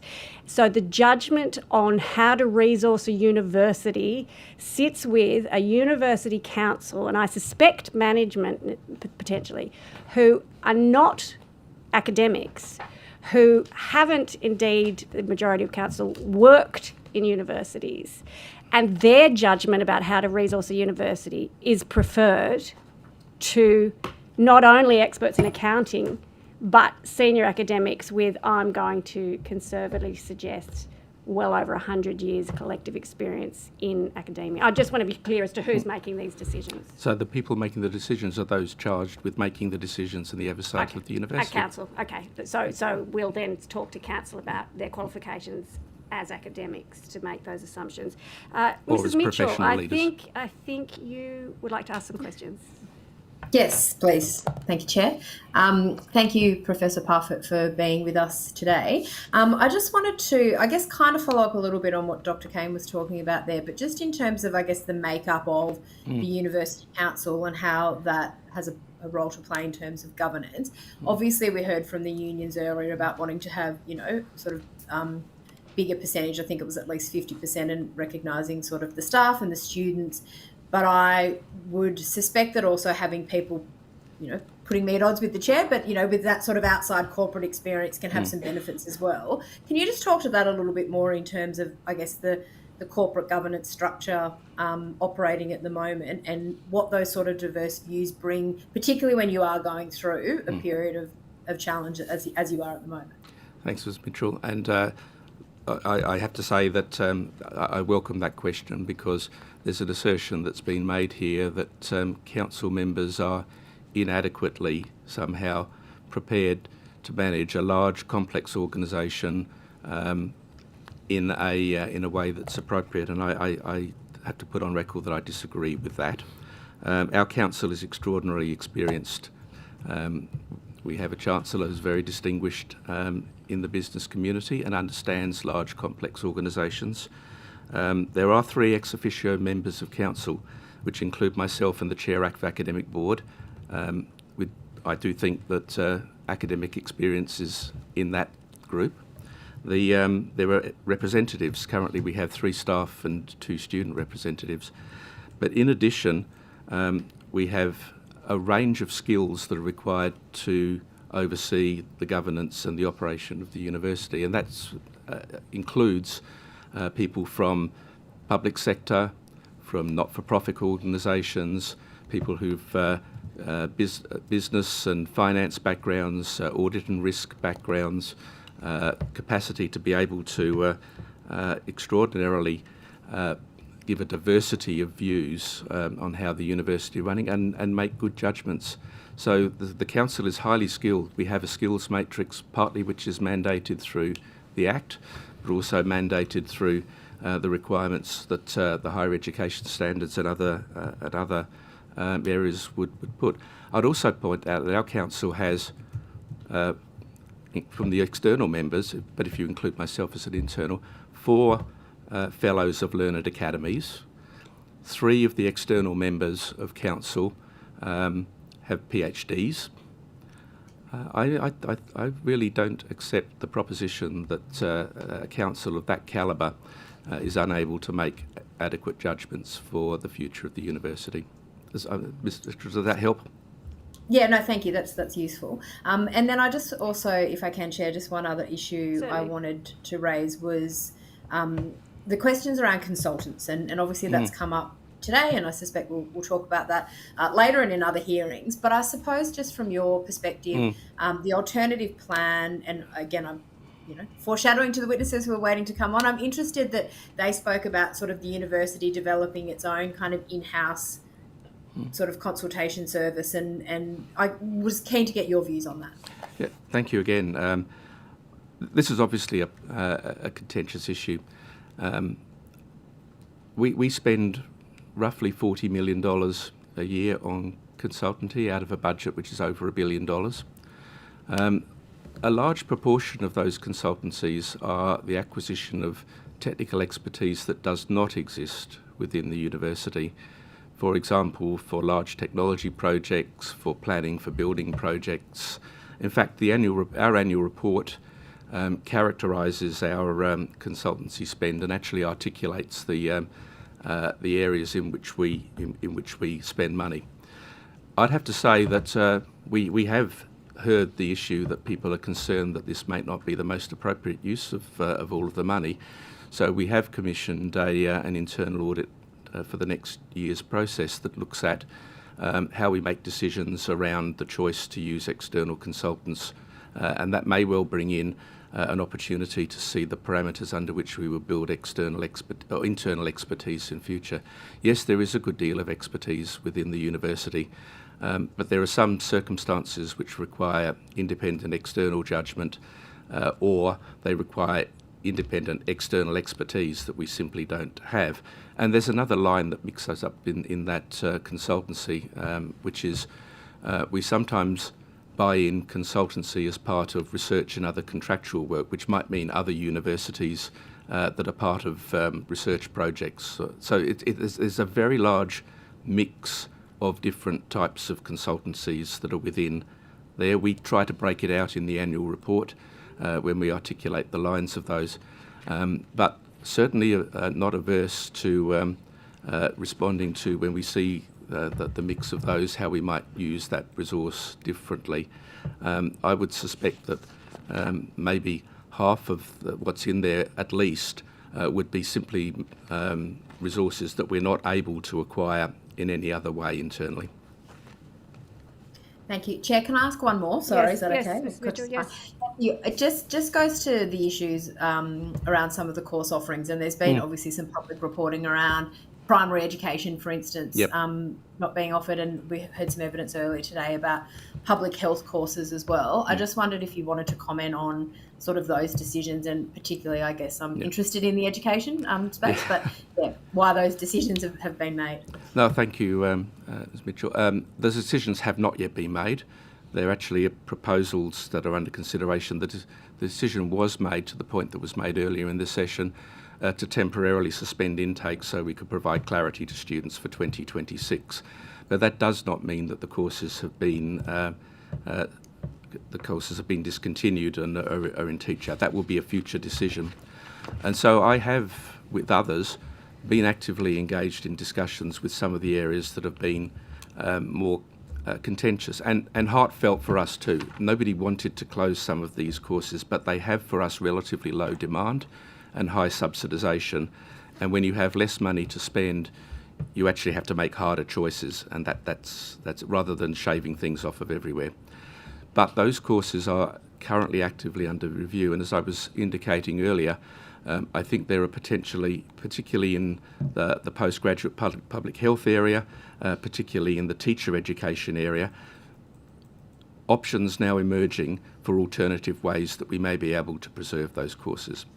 Now, I'm not saying that decision has been made yet, but it's a part of the consultation process. As I said, it is a genuine consultation process, and we'll be considering whether or not there are ways in which those courses can be delivered in a way that's more economical, perhaps different and distinctive in areas. Many of these courses also are offered by other universities, and as we move into a future system-based approach to universities across New South Wales and across Australia, then there may well need to be more choices about what is offered where and in which way. So yes, we regret having to make those recommendations at this stage, and we are in the process of considering whether there are options. Thanks, Chair. Thank you, Mrs. Mitchell. On particularly those courses, I know my colleague Emily Savall has some questions in particular for you. Thank you. Thank you, Professor Parfitt. I particularly wanted to ask you a couple of questions about some of the proposed courses that are being considered to be scrapped. I'm a proud UTS alumni and registered nurse, and studied at the Faculty of Health. It was largely regarded then, as I believe it still continues to be, one of the best nursing subjects and nursing cohorts indeed in the country. In terms of, you mentioned a low level of demand and high levels of subsidisation. One of the areas that particularly concerns me is the proposed scrapping of all of your postgraduate palliative care offerings. Could you explain to me how that is in the community good?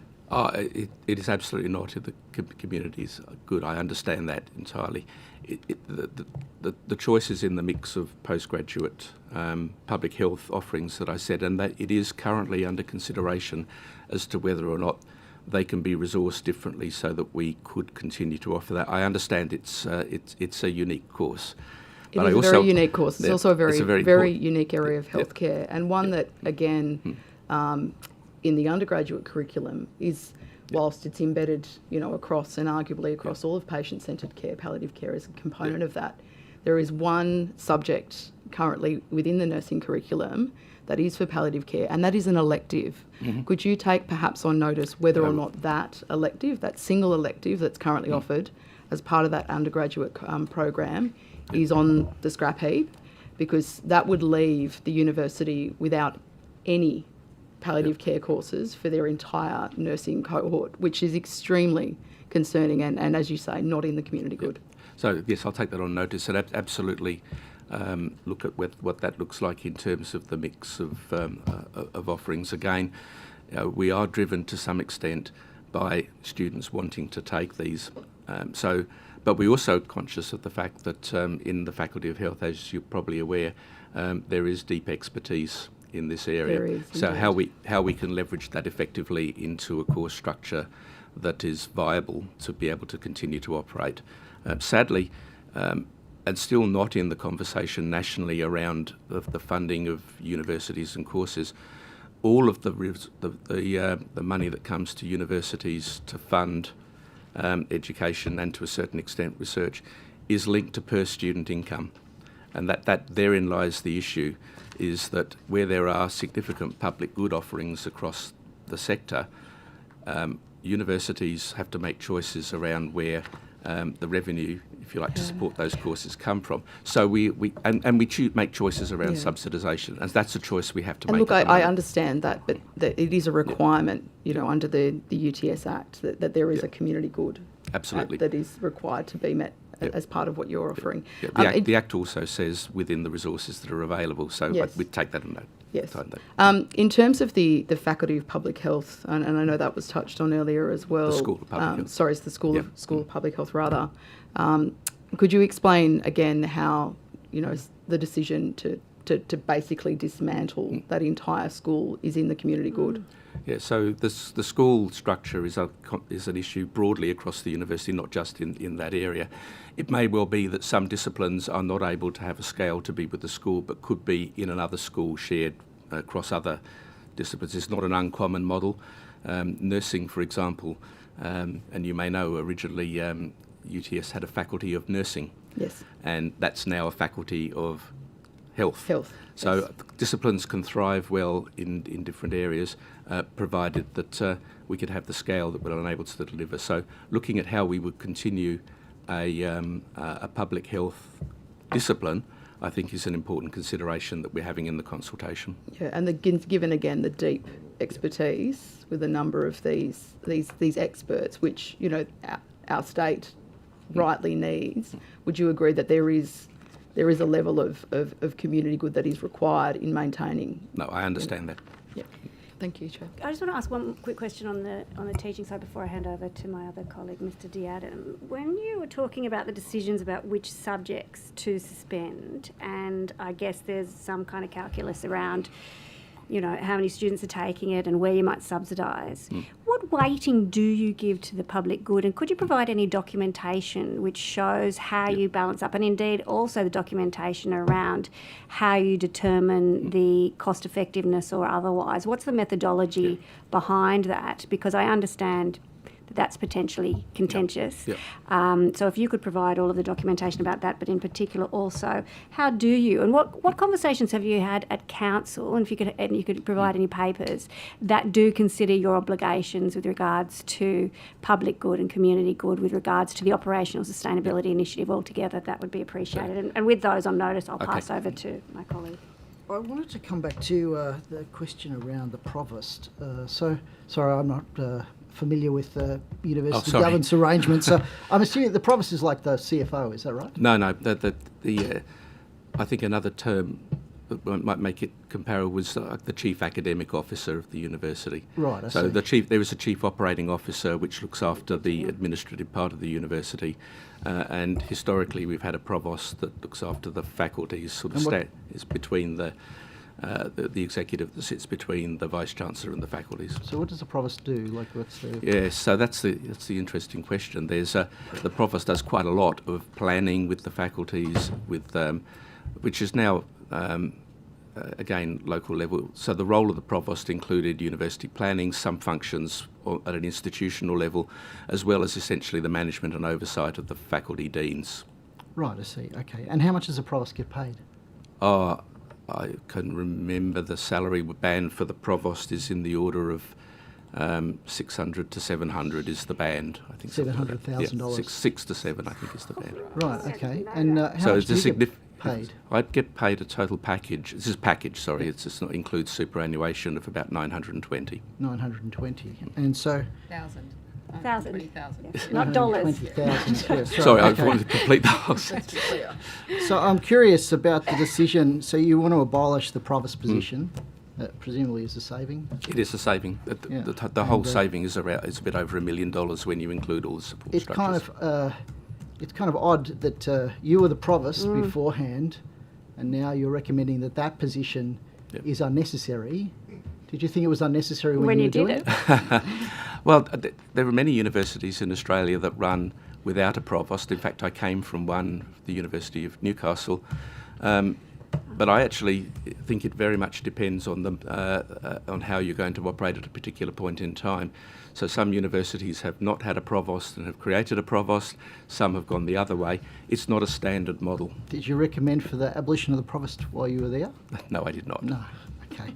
I want to come back to the question about the University Council. So can I ask about the chair of the academic board? Who appoints the chair of the academic board? The chair of the academic board, from recollection, is appointed by election from the academic board. Right, so it's an elected position? It's an elected position. Right, I see. Okay, so my understanding is there's 20 people on the council, is that right? There's 18 people, I think, on council, yes. 18, okay. And so my rough understanding is you've got 3 official positions. So 2 of those are the Chancellor and the Vice-Chancellor. That's correct. They're voting members? Yes. Yeah, and they're appointed by council. The Vice-Chancellor is appointed by council, yes, and the Chancellor is appointed by council. So they're both appointed by council. And then you've got 2 ministerial appointments, is that That's still correct. the case? Yeah. And then you've got 5 elected, 2 staff, 3 staff, 2 student. And so the remaining 10, is it, or? Yeah, that order, yep. 10. They're appointed by council. They're appointed by council. So a majority of the council is appointed by itself. Council. Yes, I think that's right. So aren't you like a self-perpetuating clique? I wouldn't describe it as that. Well, if the council is accountable to itself, like ultimately you're accountable to the council and you're part of the process that appoints the council, don't you think that's a really problematic system in terms of accountability? Who are you actually accountable to if you're only accountable to people that you appoint? It's a question, I think, probably for the Chancellor when you speak to the Chancellor, honestly. Really? Do you think that's a good governance I system? think it. Consider how other boards are appointed by looking around to select against the skills matrix. We do the same thing as choosing against the skills matrix. We have there's an fixed accountability terms. mechanism there because Sorry? ultimately boards are accountable to shareholders, and shareholders can spill the board. Yeah. They can, they can reject the remuneration report. Like there's mechanisms there. If that's not working, that system of self-appointment and recruitment, it's all well and good having a skills spread on your board. That's a good thing. But ultimately, if that mix is not right, there's another mechanism to make sure that that's set right, and that's the accountability of the shareholders. But you don't have any of that. We don't have that. So there's no mechanism for actually. So arguably, there's sort of an incentive there for everyone to look after their own interests, isn't it? Well, I think there's a process by which members have terms that are fixed. There are decisions made around whether they performed adequately in terms of their role, and then there's turnover which occurs across the board, and it's an opportunity for refreshing the board at those points. But chosen by you again for those appointments, so you can refresh By from me. from the council. Yes, again. that's the way the system works. Yeah, at the so moment, you is that refresh from yeah. a pool of agreed to people that you're acceptable to that group of people. I guess that's Yes. that's the approach. So I wanted to come back to so how many job cuts are proposed? So initially we proposed 400. 400. Yep. And so I think the NTU was saying that's about 10% of the staff. It's, yes, around that. That's pretty drastic, It don't you is. think? It must be a pretty significant sort of crisis to feel like you have to cut 10% of your staff. That's, So, yeah, so some of this, as I said before, was an approach to streamlining, removing duplication, looking at the administrative systems that we have in place and the way in which we deliver services. And I think there has been why can't you reduce over a longer horizon? Because with the environment that we're in, as I tried to explain, with the circumstances we have at the moment, where we have had capped, now controlled revenue and no sign of where revenue is going at the moment into an environment that's very uncertain. Yeah. So you're saying that the future, I think you said, the forward period is full of uncertainty, or is, but I mean, arguably the past period was full of uncertainty too. We had COVID. There's changes in the fluctuations in the international student market. There's always uncertainty. Isn't it your job, right? I mean, you're being paid quite a substantial salary to appraise the risks. And if you get that risk assessment wrong, shouldn't you be held accountable for that? So as I pointed out earlier, yes, I am accountable for it, but as I pointed out earlier on, How? the issue that we have is nobody foreshadowed that we would have a massive cut to international There's always student been that numbers. uncertainty. So there's always been that uncertainty. In the past, in the future, that's the job of the Chief Executive Officer to appraise the uncertainty. And if you get it wrong, then ultimately you should be held accountable, and that accountability has to be consequences. But it seems that in your position, there is no consequences. Maybe we turn that into a question. Professor Parfitt, what are the consequences for a perpetuated crisis that you have overseen? There's a perpetuated crisis that we've been managed. Well, partly it's the result of, we heard earlier, and you can see if you walk up Broadway, decisions to build, to invest in particular buildings, to capital expenditures, which you oversaw. You knew when the bond was going to be due. You should have known, I presume, or someone on your council should have been talking to you about the big depreciation issue, which was going to show up. How you choose to view that as a massive problem or a crisis, or whether that's just part of how big organisations operate when they build new buildings. But still, ultimately, you should have foreseen a large chunk, including if there's an issue with enrolments in courses that has suddenly popped up as all of those things. COVID, I'll give you COVID. But all of the other things you're talking about have been foreseeable, and the cap that you keep talking about, as my colleague has just pointed out, did not eventuate. In fact, I understand you have record numbers of international students this year at UTS. So the question stands as to what are the accountability mechanisms for you or for council in overseeing what you claim is a financial crisis that has to be managed in one of the most drastic restructures that we have seen proposed in the tertiary sector. So going back, let me deal with the question in the various parts. So first of all, the decisions to build the campus are decisions taken more than a decade ago. So the campus master plan and the consequences of that, including known factors around being able to accommodate the depreciation plan. And I'm not trying to shift blame or responsibility. I'm simply saying these decisions take place in very different environments over many, many years, including an environment even then where you had to make a judgment around the capacity to be able to support the investment. And that was in the time when universities were growing their international student market. In fact, yes, you're quite right. We are lucky to have strong demand for international students. I would hate to think what happened if the demand actually dropped. The challenge is not so much the demand for international students that we have at the moment. It's where we had projected them to be. And the point about the caps not coming in is a little bit misleading, because the caps might not have come in, but the visa issuing machinery to control the numbers did. And so we are around 1,000 students short now over 2 years of intakes in terms of what had been forecast to come without that shock to the sector. Professor Parfitt, I just before I go to Mr. Diana, again, appreciate what you're saying about things outside of the control of the university, and I think everyone who's involved understands that there's contextual issues. But again, international students and the reliance on international students as a key part going forward. Yep. I raised that issue at council when I was on council, and I asked about the risk that we were taking regarding that heavy reliance on one area of funding. So that is not a risk that couldn't be foreseen either. So again, and you were there at that time. I was. And so again, what accountability when risks that were foreshadowed by others or could realistically be seen haven't been adequately planned for?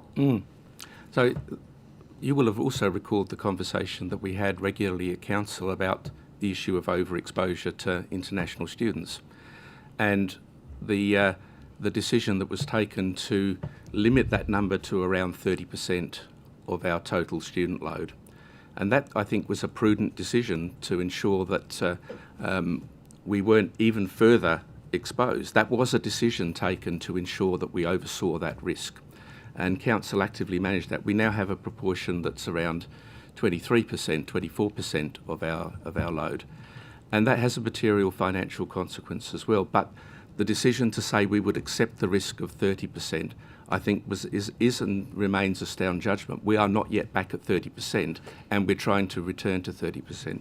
It is a fact for the Australian higher education sector, and you will have heard me, some of you say this before, that it is not a good thing that we are so reliant on international students for being able to provide all the things we do, services not only to international students but domestic students, our capacity to support research and innovation.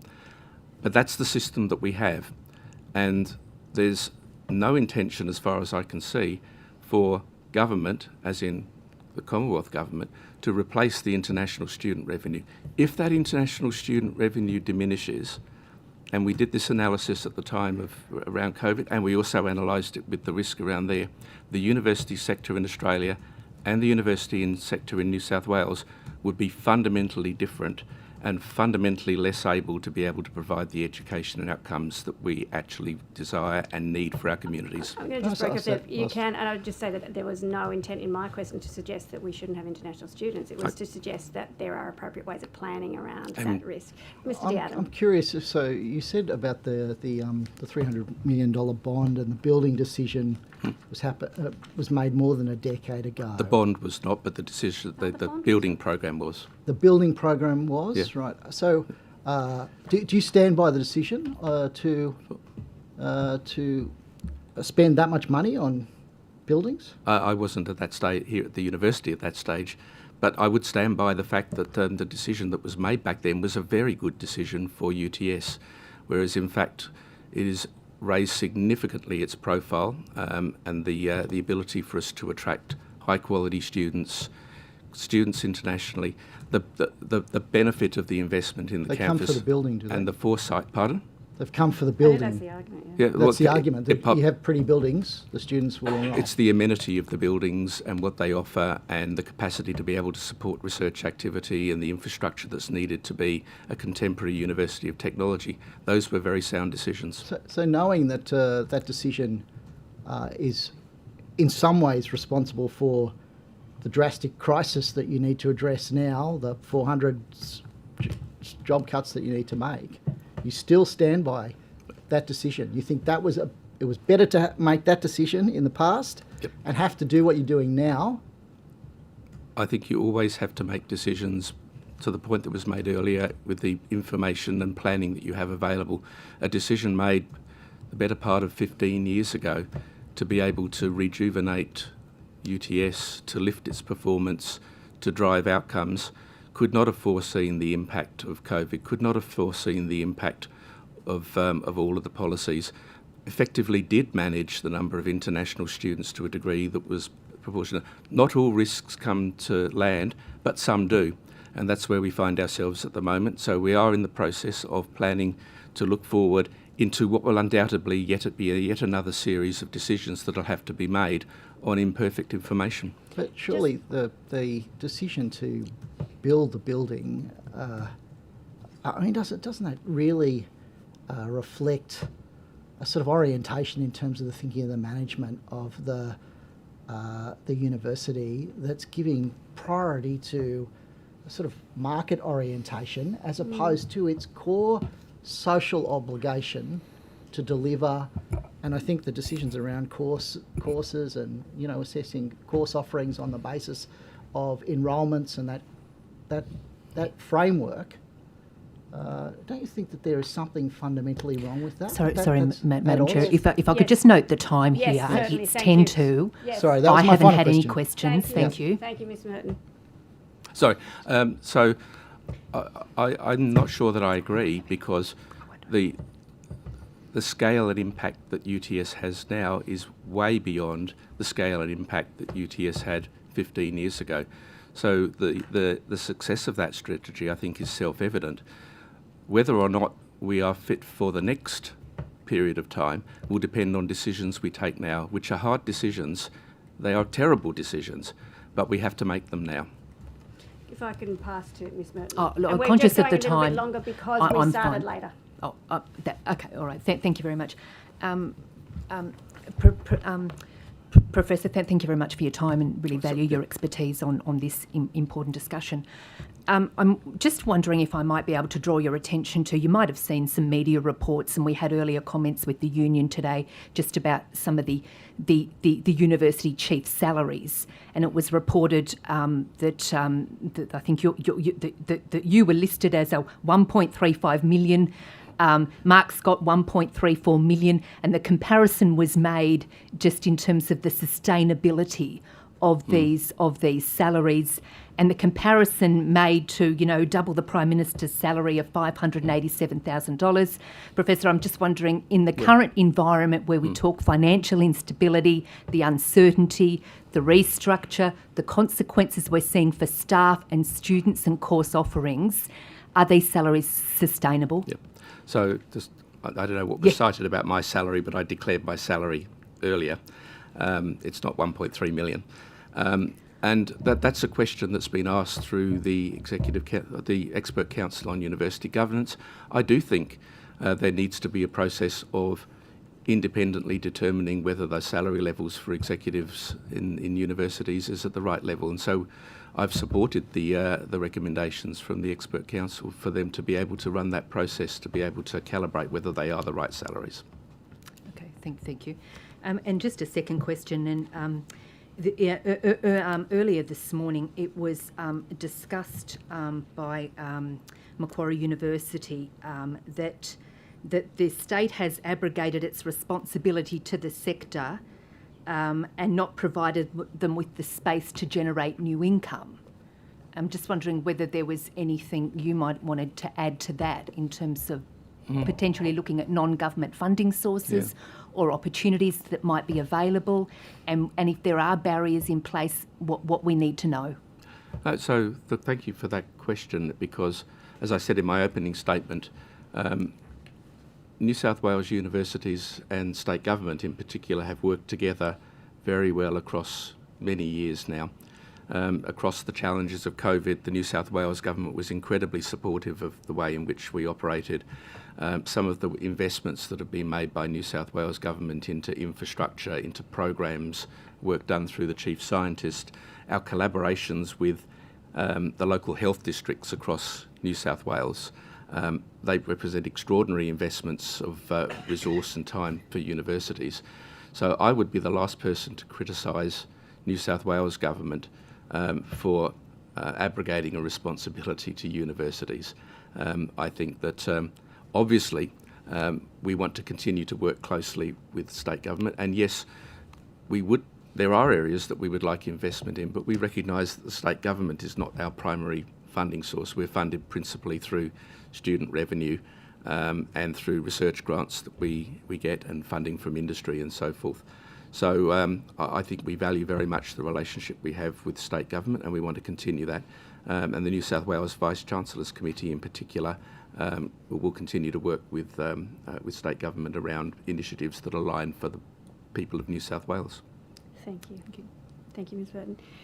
Professor Parfitt, we come to the end of our session for today, but before we go, I wondered if I could ask on notice we've been talking about salaries, and I wonder if I could get on notice the salaries of all executives who work out of the Chancellery, the Deputy Vice-Chancellors, particularly the Chief Operating Officer, I think worked at TAFE.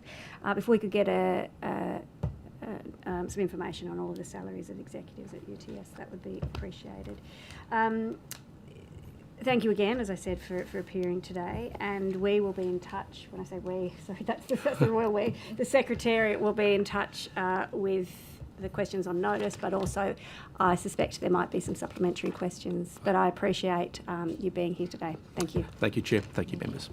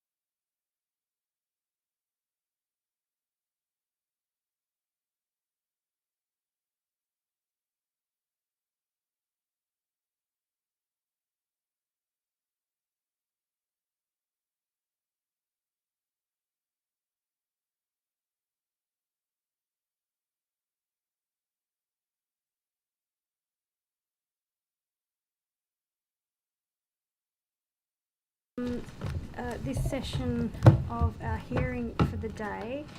Thank you very much to all of you for making the time to come today and for your submission. We need to start by getting you to let us know who you are and swearing either an oath or an affirmation. And we might start with you, Professor Doherty. I'm Peter Doherty, Associate Professor in the Economics Department at the UTS Business School. I swear that the evidence now about to be given by me shall be the truth, the whole truth, and nothing but the truth, so help me God. Thank you. Professor Taylor. I'm Stephen Taylor. I'm the UTS Distinguished Professor of Accounting in the UTS Business School, and I swear that the evidence now about to be given by me shall be the truth, the whole truth, and nothing but the truth, so help me God. Thank you. Professor Brown. Professor David Brown. I'm the Acting Head of the Accounting Department in the UTS Business School. I swear the evidence now to be given by me shall be the truth, the whole truth, nothing but the truth, so help me God.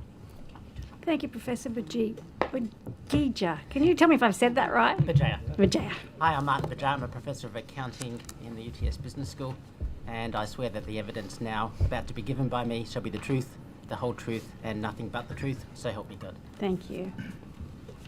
Dr. Wright. Thank you. I'm Professor Sue Wright in the UTS Business School. I swear that the evidence now about to be given by me shall be the truth, the whole truth, and nothing but the truth, so help me God. Thank you. Dr. Hi, Czerniawski. I'm Robert Czerniawski, a Senior Lecturer in the UTS Business School in Accounting and also a Member of Council. And I swear that the evidence I'm now about to be given by me shall be the truth, the whole truth, and nothing but the truth, so help me God. Thank you. And could we just note that for some reason Professor Wright has got a name tag that says doctor, and we should note the appropriate way to describe her is professor. Thank you all very much. I wondered if at the outset you had a short opening statement for you, Professor Taylor? Thanks very much, Chair. Our paper, Operational Sustainability at UTS, an Alternative Proposal, was prepared in response to the Operational Sustainability Initiative, that's OSI, proposed by the Vice-Chancellor of UTS, Professor Andrew Parfitt. We engaged in an extensive analysis of publicly available financial data reported by UTS, but we also want to acknowledge the time and the resources of UTS's Chief Financial Officer and also of Professor Parfitt himself, who engaged in discussions with us about our analysis. Where necessary, we amended our starting assumptions and incorporated additional information so that we could also accurately replicate the predicted outcomes of the official UTS OSI plans. We absolutely recognise the need for continuous change within UTS to better reflect technological and educational needs and capabilities. Such necessary incremental improvements have been lacking for a decade or more. Our report, which we have provided to the committee, supports a number of key points in relation to the scope and inherent risk of the UTS OSI proposal. First, the UTS OSI proposal represents simultaneous and fundamental operating and academic changes. Such an all-at-once approach, developed with the assistance of external consultants, has very substantial operating, reputational, and hence financial risk beyond that associated with a more incremental and considered approach. The extent to which UTS faces a financial crisis underlies the UTS OSI proposal as a change-everything-at-once plan. In contrast, our analysis disputes the validity of this underlying narrative, and hence we feel vindicated in arguing that a more measured and collegial approach to continuous change would be far more likely to achieve longer-term financial sustainability while also significantly lowering operational and reputational risk. Attempts by New South Wales TAFE between 2016 and 2020 to impose centrally directed, rapid, simultaneous operational and academic structural change have been extensively critiqued by the New South Wales Audit Office. We argue that the One TAFE report contains important examples of the high levels of operational and reputational risk embedded in the UTS OSI proposal. Thank you, Chair. Thank you very much. We'll go to questions. I wondered if, to begin with, we might establish a bit about your backgrounds and sort of, I guess, what makes you the right people to be making any suggestions of this nature to the university? And I think we'll just go along the line again. So perhaps with you, Professor Doherty. Thanks, Dr. Kane. Well, I've been an academic economist in one form or another for the last 40 years. I've worked at the University of Sydney, the University of New South Wales, and I've been at UTS in the business school for 25 years. My area is macroeconomic and monetary economics, and part of that involves modelling various kinds of outcomes, shocks to the macroeconomy. So I've got quite a bit of experience thinking about structural systems, larger ones than the UTS university, and the sorts of risks that can be associated with sudden changes to the circumstances in which they operate. Thank you. Professor Taylor? I have had a long career in academia. During that time, I've also worked as an academic advisor to funds managers. I've also appeared as an expert witness in a number of cases around areas such as accounting policy, disclosure and valuation, particularly of listed companies, but also of private companies. I have been the director of a number of commercial and not-for-profit entities, including chair of the audit committee of a couple of those entities. And I currently serve as the Deputy Chair of the Australian Accounting Standards Board. And I do wish to put on record that any views I might express are purely my views, not those of the Australian Accounting Standards Board. Thanks. Appreciate that. My background is in the design of systems in organisations for decision making and for performance. And so I've spent 25 or nearly 30 years studying lots of different settings in which this occurs, including universities and determinants of performance in universities. I'm familiar with the research literature that speaks to this. My more recent experience is dealing with the genuine financial crisis that sits in the aged care sector at the moment. So I lead a quite large team that did a lot of financial analysis for the Royal Commission into aged care, and then we lead the major financial analysis in the aged care sector at the moment. So I guess I would point to the fact that as a team we have very detailed understanding of the nature of financial viability, and that informs my input into the analysis that we've done for UTS. Thank you. My background is financial accounting, so after I completed university, I worked in the banking sector in financial accounting, both at the Reserve Bank and, for those of you who remember, Advance Bank. I then started my academic career at the University of Sydney. My research focuses on financial accounting and also corporate governance, and I've received a number of large ARC grants in both of those areas. And the latest one is looking at director elections, so I've got some expertise around corporate governance and some of the things that have been discussed today. Excellent. Thank you. Professor Wright? I've been an academic for 40 years across 3 universities, and in that time I've done a lot of teaching, but I've also had a number of head of department roles. So I've been in management at universities for a significant period of that time as well. My research covers a lot of corporate governance issues that are relevant in Australia today, and certainly corporate governance of not-for-profit sectors is of great interest to me currently. But also I'm the lead Australian author on the only Australian textbook in financial statement analysis and valuation that would have undoubtedly been the textbook used by any consultants that we may have engaged at the university over the last 15 years. I've been teaching that subject for about 25 years. Thank you, Professor Wright.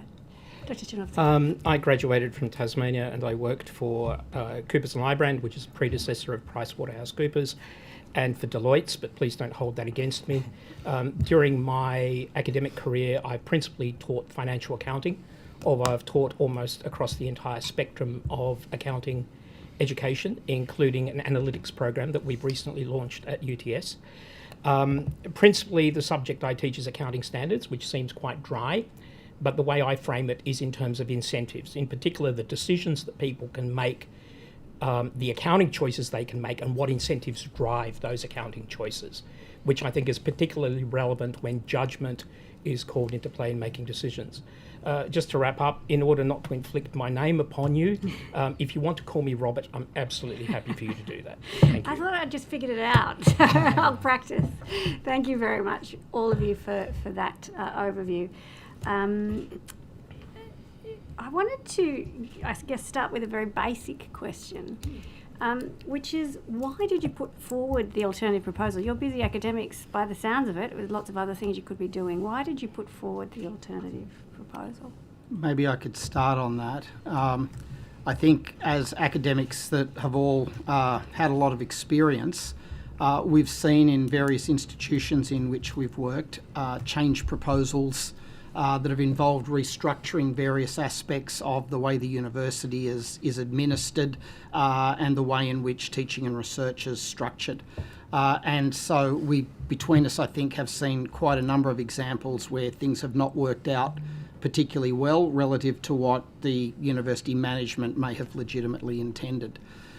In this particular case, what the university is proposing seemed to be quite drastic, and so I think it's quite reasonable that people who don't necessarily resist the idea of change in any way, but are concerned that massive change all done at once creates very significant risks in an operational way. Can you actually achieve it, as well as the reputation effects? That was what encouraged us to actually go, well, is the underlying narrative to this proposal quite as valid as perhaps it's being claimed? How big is the UTS financial crisis? And so that's really started us down the track of trying to actually do some detailed analysis. And then we're very fortunate that Associate Professor Doherty is particularly good at the financial modelling aspect of the task. And so that's what then led us to sort of try and build some projections about future outcomes to see the extent to which we'd call it a crisis versus a cause for concern. Okay, thank you. Yes. I'll just add to that over the last 3 years when I was head of department in accounting, I had some conversations with the then dean who would quote things from the university's leadership committee that, the university's losing money. And I flippantly said at one point, we're not losing money. That's, there's no cash flowing out. It's a profit. It's the way it's interpreted. And with some of my colleagues, we then started back in 22 analysing the university's financials and essentially giving an alternative perspective. I know that many of my colleagues, not just those here today, continue to analyse the university's financial position. It's something we do with a great deal of passion as well as expertise. And we would say that the interpretation that's being given at the centre of the university is not the one that we would give to the accounts. Before I go on to the question, so am I right? I mean, obviously I've read your proposal, your alternative proposal, and the thing that struck me about it was that quite a lot of the university's approach is really a question of management choice. So if you choose to behave or you choose this course of action, this is going to be the result. So it's not a predetermined, there's not some set of numbers that means you have to act in this way. Would that be a reasonable assessment? That's extremely true. I'll let my colleagues answer perhaps in more detail, but even to the extent of the measures that are used, we find the university flipping between cash flow and profit and some other concept of profit, depending on the number that tells the story the best. And we have been consistently saying that the cash flow is positive and has been each and every year, and the necessary accounting measures that really there's no choice over do not represent the best measure of performance. Okay, thank you for that. And before I throw to you all to tell us a bit more about the alternative proposal in non-accountants' terms, for the benefit of me, if not for the rest of the committee, I do have to ask, what's in it for all of you? Professor Taylor, you spoke about, you're just doing it. I mean, is there anything else? Is there any motivation? Is there anything? Do you get anything out of doing this? No, other than feeling like at the end of the day we'll have contributed to hopefully an informed discussion about the underlying situation and hence what the best way forward really should be. Chair, you will know yourself from your own prior work experience, that the overwhelming majority of academics feel very passionately about the welfare of their institution. And that's really what our concern was in this case, not wanting to see an overly drastic course of action taken, partly perhaps in response to actions not being taken in prior years, but we didn't want to see such a drastic course of action taken if it wasn't absolutely necessary because of the risks that poses. Thank you. Okay, and if I could ask you now to tell us a bit more about the alternative proposal, and I guess specifically how it differs from what the university has, what's become known as the OSI, but their proposal. How does it differ, and how does it represent perhaps a better outcome in terms of particularly staff and courses and those kinds of things? Perhaps I should answer that question. Certainly. So the overarching objective of the alternative proposal is to see whether there's an alternative path to address the key concerns outlined in the university's OSI document, the Operational Sustainability Initiative document, that doesn't involve significant academic redundancies and significant redundancies of support staff across the university. There's a section in the alternative proposal that outlines the risks associated with such significant disruption to the academic workforce. A question came up this morning, I noticed, about the success of UTS over the last 15 or 20 years. And I would say it's not due to the wonderful buildings we have, which are great, it's due to the hard work of the academic staff and the people that support them. So the objective was to try to avoid that and to see whether there was an alternative path forward. Part of that involved us looking at what the sources of increase in recent costs have been, and it was clear from that analysis that increased academic salaries were not responsible. In fact, increased in non-academic salaries, particularly staff in central administration, were a very significant part of the increase in costs that we've experienced just since COVID, just since 2020. And so one of the things the alternative proposal does is to address that source of cost increase. And we recommend significant reductions there. Unfortunately, that involves the redundancy of something like 86 people in central administration, but that's been a very large source of increased costs recently. The other thing we do is to model how we can repay the debt that's due for repayment in 2027. And whereas the university wants to pay all of that back in one go, that's a $300 million bond debt maturity, we're recommending that there's probably sufficient cash reserves to pay back half of it and then to refinance half of it, but only for 2 years, so that by the end of the planning period, which is up to 2030, we actually achieve what the university wants to do. They want to pay all of the bond back.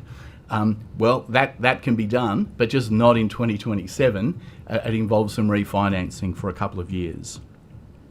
But we end up in 2030 in roughly the same place in terms of cash flow and debt repayment that the OSI seeks to achieve, but without 400 staff being made redundant.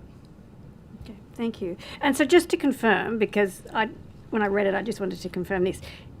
You're talking the same outcome, but on a maybe 2-year delay. So the same outcome that the university is looking for, but for some reason they're suggesting it has to be in 2027. For some reason that we, that's you, us, the public, staff, haven't had it explained to us as to why it needs to be 2027. Some vague risk of something in the future. Well, yeah, that's exactly right. I mean, two reasons have been offered to us for the preference to repay back the entire $300 million in 2027.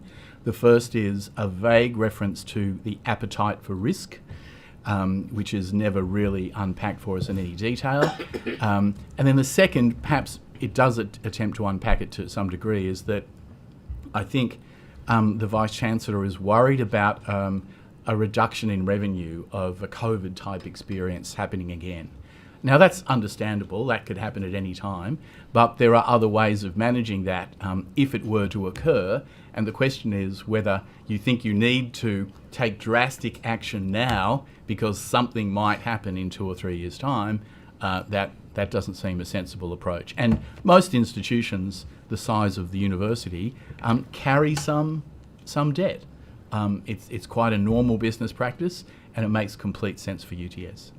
I think you also make the point that it's not the business of universities to be worrying about making a profit. I mean, the converse of what you've just said is, yes, you can carry debt, but also, relatedly, it's a public institution. It's not there for turning over a profit, which I think is the point that you make in your submission and your proposal. Could I ask what the response has been to the proposal? Maybe across the professoriate, so your colleagues across the university, the UTS Council and the Vice-Chancellor. I don't know who wants to take that. I'm happy to take that.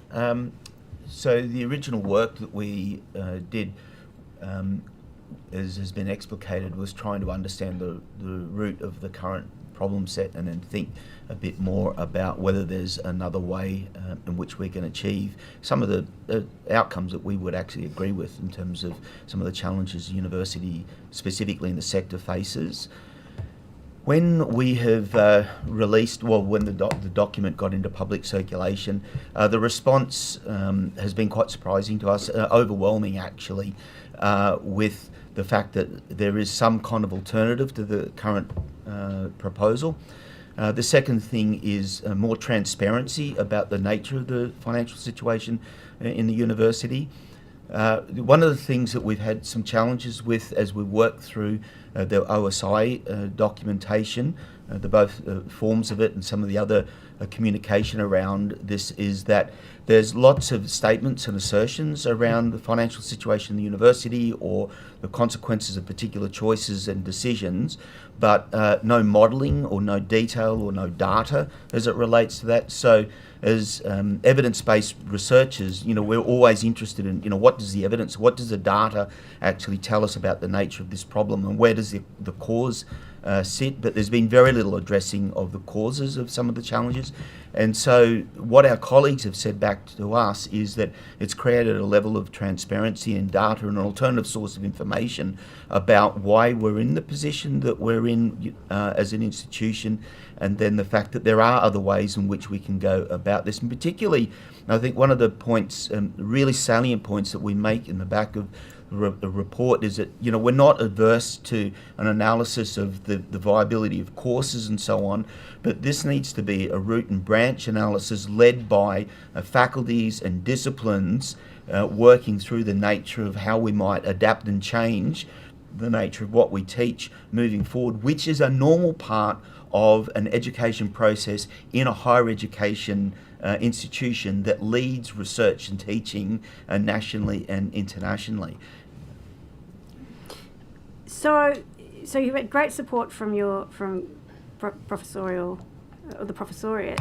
What about from council or the Vice-Chancellor? Maybe I'll field that because I'm in the invidious position of being both on council and as part of the group of 6. So the professoriate recommended that council meet with the group of 6 to discuss the alternative plan.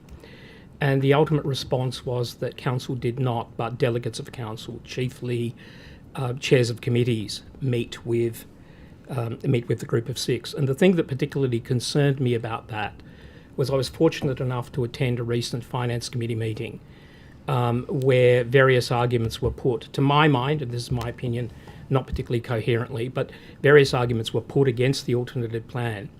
Yet some of the people who put those in Finance Committee were not invited to that meeting with the group. So I have a concern that the level of engagement is probably less optimal than it might otherwise be. So that's been the response. I have to say, of course, all credit to the Chancellor and Council that, and I'm not disclosing contents of what happened in Council, but the Chancellor very objectively presented our plan to Council. But Council did not engage with the group of 6 as a whole. Mm-hmm. Okay, thank you. We did hear earlier from the Vice Chancellor, and I might just quickly throw to Professor Wright, because he mentioned, he got into quite a lot of detail about particular expenses and expense categories, and I wonder if, given your overviews, you might be the person to talk a little bit about the growth in the different areas of expenditure. And I don't know if you heard the Vice Chancellor before, but I wondered if you could sort of explain to us a bit what's been going on. Yes, thank you, Chair. I may defer to Professor Doherty, Associate Professor Doherty, who has probably a finer eye on the detail. But our analysis showed that over the period 2020 to 2024, the revenue of the university increased by about 4% in round numbers per annum over that 4 or 5 year period, and expenses increased by 5.75%. So expenses are already running ahead of revenue, which in any business sense, we would agree that is not sustainable. When we broke down the source of the increase in growth, in very round numbers, academic salaries were growing at 3% per annum over that period, so below the growth in student revenue, and you can imagine as a previous academic what that means to class sizes. Non-academic salaries, the support staff, to a small extent within faculties, but more largely within the centre of the university, what's called the faculties, the divisions, grew at nearly 6%. So double the rate of the growth in academic salaries. That is, of course, a combination of positions and rates of pay, and there's not full data through to the end of that period, but we suspect it's got more to do with the number of highly paid positions in non-academic roles. But even more outstandingly, the growth in the category of other expenses is over 8%. So revenue growth of about 4%, double the rate of growth in other expenses. Now that is partly discounts to attract international students to the university. Not a great accounting practice, but we won't get into accounting detail for you. So really the revenue growth in essence is not as high as even 4%. But the other category of that is expenditure on IT. And I did hear the Vice-Chancellor say that it was necessary, but we have credible evidence as well as numbers that would show that growth, that expenditure in that area has really been excessive. And in an institution that is looking at getting rid of 10% of its academic workforce, to continue spending on IT infrastructure seems to be misaligned, in my opinion. Thank you. And I'm going to hand over to my colleagues. Ms. Mert? Thank you very much. Thank you very much for joining us, and really appreciate your expertise. If I might be able to touch on issues relating to the alternative plan, and my colleague, Madam Chair, touched on this a little bit too, just whether we may be able to explore a little bit more about how the model differs from the current governance system. I'm not sure that you would say the model, the financial model, differs from the current governance system. I suppose what's different is that we've done this work, we've put it out there in the public domain as a basis for suggesting that UTS management and council might want to more carefully consider the initial OSI proposals in their scale and scope. But I guess the contrast is that for most people at the university, they really don't have a clear understanding as to what the rationale is for such dramatic simultaneous change across the academic and operating aspects of the university.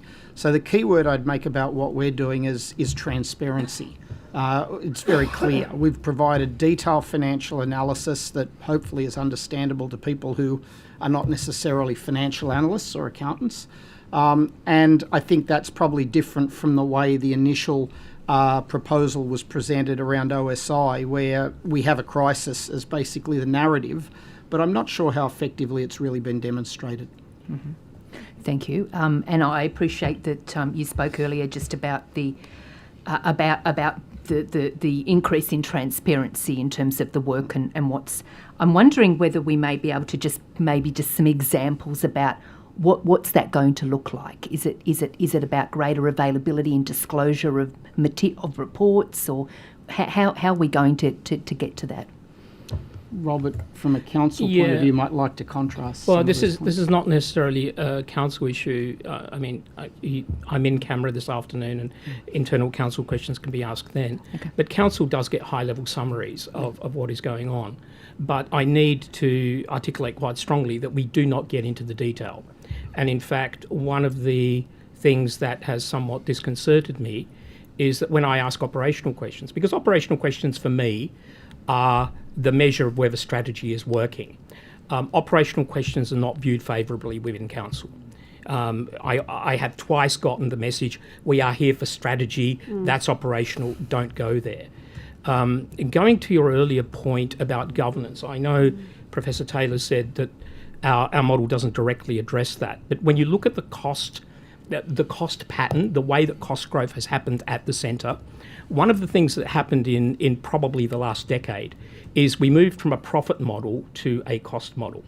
And the unfortunate, and God forbid you interpret the profit model means everything's got to be profitable, because that's not what I'm trying to say.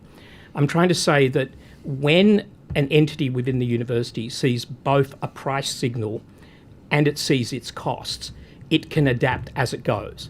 Universities' natural approach is to adapt to circumstances. The price signal has been taken away from us. We get a budgeted allocation to cover our costs, but we don't see the revenue numbers directly. And so that responsiveness that you would essentially expect in autonomous systems is absent. So I would actually say that the centralisation likely, and this is mere speculation on my part, but the centralisation may well have allowed that central cost growth to occur at the cost of the university's financial position. If I could just add, the transparency around claimed cost savings is always a problem in large institutions like a university. The one TAFE example from 2016 to 2020, there were a number of claimed savings there that the New South Wales Audit Office identified that weren't realised. And the basis for how the estimated saving was actually arrived at is often not very clear. So you might say, let's combine two faculties into one, and that will save $3 million. Well, where does that $3 million really come from? Is it because you've only got one dean rather than two? What if that means you need two heads of schools as well as a dean? Now you've got 3 leadership positions instead of 2. So there are very important assumptions that consultant-type plans for restructuring typically involve, but they're not obvious to the consumer of that plan. Thank you. Thank you, Ms. Wade. Mrs. Mitchell, I think you've got some questions before it comes back to us. Just quickly, I've just got Mrs. I ask you what your status is on the council. Are you an elected member or an I'm an elected member. Right. Yes. And in which category are you elected? Staff. Staff. Right. Sorry, academic staff. Sorry, we were just getting some clarity on the panel. Yeah, apologies, Mrs. Mitchell. No, that's all good. Thanks, Chair. I have 2 questions, and I'll just ask them, and I'm not sure who's best to answer them, so I'm happy for you to jump in, any or all of you. You might have heard earlier, I was interested in the part of your alternative plan where you were talking about opportunities for alternative or additional revenue sources, and this idea about having a sort of profitable consulting services using the university's expertise. I just wondered if someone could talk to me a bit more about that, sort of where that idea came from, why you think it's necessary, would they be set up to do both internal and external work? I found that quite an interesting proposal. Okay, we're just deciding who to answer, Sarah. Yeah, sorry, as I said, yeah. It seems I've been allocated to Professor Brown? answer that question. I think there's some very useful ways of thinking about this that we already see in the public domain. So when government, for example, needs expert work done on particular areas, they can go to consulting firms, for example, and get consulting reports or work done there. But also experts in universities can actually deliver that sort of work. And indeed, if you look at the work done by the UTS Ageing Research Collaborative, or UARC, which I'm involved in, we've done quite a lot of work in the broader ageing care sector. We've also got lots of other examples across the university where we've got internal experts who are able to mobilise what the research evidence says are solutions to problems or challenges, or in fact conduct original research to solve problems which are actually currently unsolved, and we genuinely need the knowledge for. And so there's been quite a lot of thinking done, particularly in the business school, and Associate Professor Peter Doherty was involved in some of this work around how we would actually mobilise that expertise to contribute more broadly to society around some of these larger questions, and in particular where you've got very large and what I often describe as wicked problem sort of issues, where you need very deep level thinking and expertise, pulling together absolute world-class experts who can explain what the evidence and the research literature says to this particular problem or point is actually an enormous opportunity for the university and for the university sector largely, rather than perhaps going with the individual expertise or experiences or time-limited, experience-limited views that are often provided by perhaps some consulting organisations. And could I just add something? Of course. So just two comments, Mrs. Mitchell. Thanks for the question. I'm not sure I would say it's necessary. I certainly think that it's necessary in the sense that if our standard revenue streams from students is under stress, which is a point that Andrew Parfitt made very clearly earlier, then it raises the issue of what other ways can universities raise money. And it seems to me that using our knowledge to address the sorts of questions you might encounter in business or in the engineering world is a really smart one. Why go to KPMG when you can come to the UTS Business School, is how I would say it. The second point I'd like to make is that we did experiment on a small scale with this 6 or 7 years ago, pre-COVID, where we hired an industry professor to essentially spear up a consultation and consulting type practice, and that was on a very small scale with just a couple of interns who were part of that process. And so the idea came, well, is it not possible for us to scale that up so that we might offer some competition to the standard consulting firms, and not just in business but in other areas across the university? So I think you've sort of answered my question, but is it the idea that if something like this was to be set up, it could both eliminate the need for the university to be so reliant on external consultants if they can use in-house expertise, and it could also be an opportunity for further income if that unit then did external work as well. So it's sort of both. Is that right? I think my thinking about the primary objective is the latter. It's to pursue a new source of income, and I'm not sure why an army of experts who are capable of doing that shouldn't harness that knowledge to generate additional revenue sources. Ms. Mitchell, if I could just add to that, I think two parts to what you asked. The first part, by all means, it would be great if universities generally used the resources that are available to them within the institution more. And I think that's what I'd call part of a more collegial system to how a university is run. And without wanting to sound like some ageing professor wistfully looking back to the good old days, I think that there has been a general decline in collegiality in universities generally in Australia. And I think sometimes some of the problems are a result of that. The second part you mentioned, I think we need to be a little bit cautious. I'd hate to see a situation where universities were told to effectively operate like quasi-consulting firms because consulting firms have certain advantages over universities in the way they operate at what they do. And also, if the university becomes a quasi-consulting firm, then I think the research aspect, particularly of the university, starts to come under threat quite significantly. I mean, many academics are engaged in industry work. Professor Brown mentioned an important part of UTS, the ageing-related research. We have a grant from the Accounting Standards Board to help them understand how well prepared companies are for the impending climate reporting requirements. There's activity like that all over the university as it is, but I don't think we could really become, UTS Limited as a competitor to KPMG or McKinsey's. Thank you. Yeah, no, thank you. Yeah, as I said, I think it's an interesting sort of concept, so it's good to understand a bit more about the thinking behind it. The other thing I just wanted to raise, and it's in a similar vein in terms of university alternative income, and in the submission to us you talk about, I guess, looking at things like endowment finance or philanthropic support, and you mentioned that a lot of the universities, I think you use the United States as an example, sort of do more in that path than we do in Australia. Can you speak to that a little bit more in terms of why that's been suggested? And again, happy if someone else is best placed. Large panel of expertise. So I'd be happy to speak to that.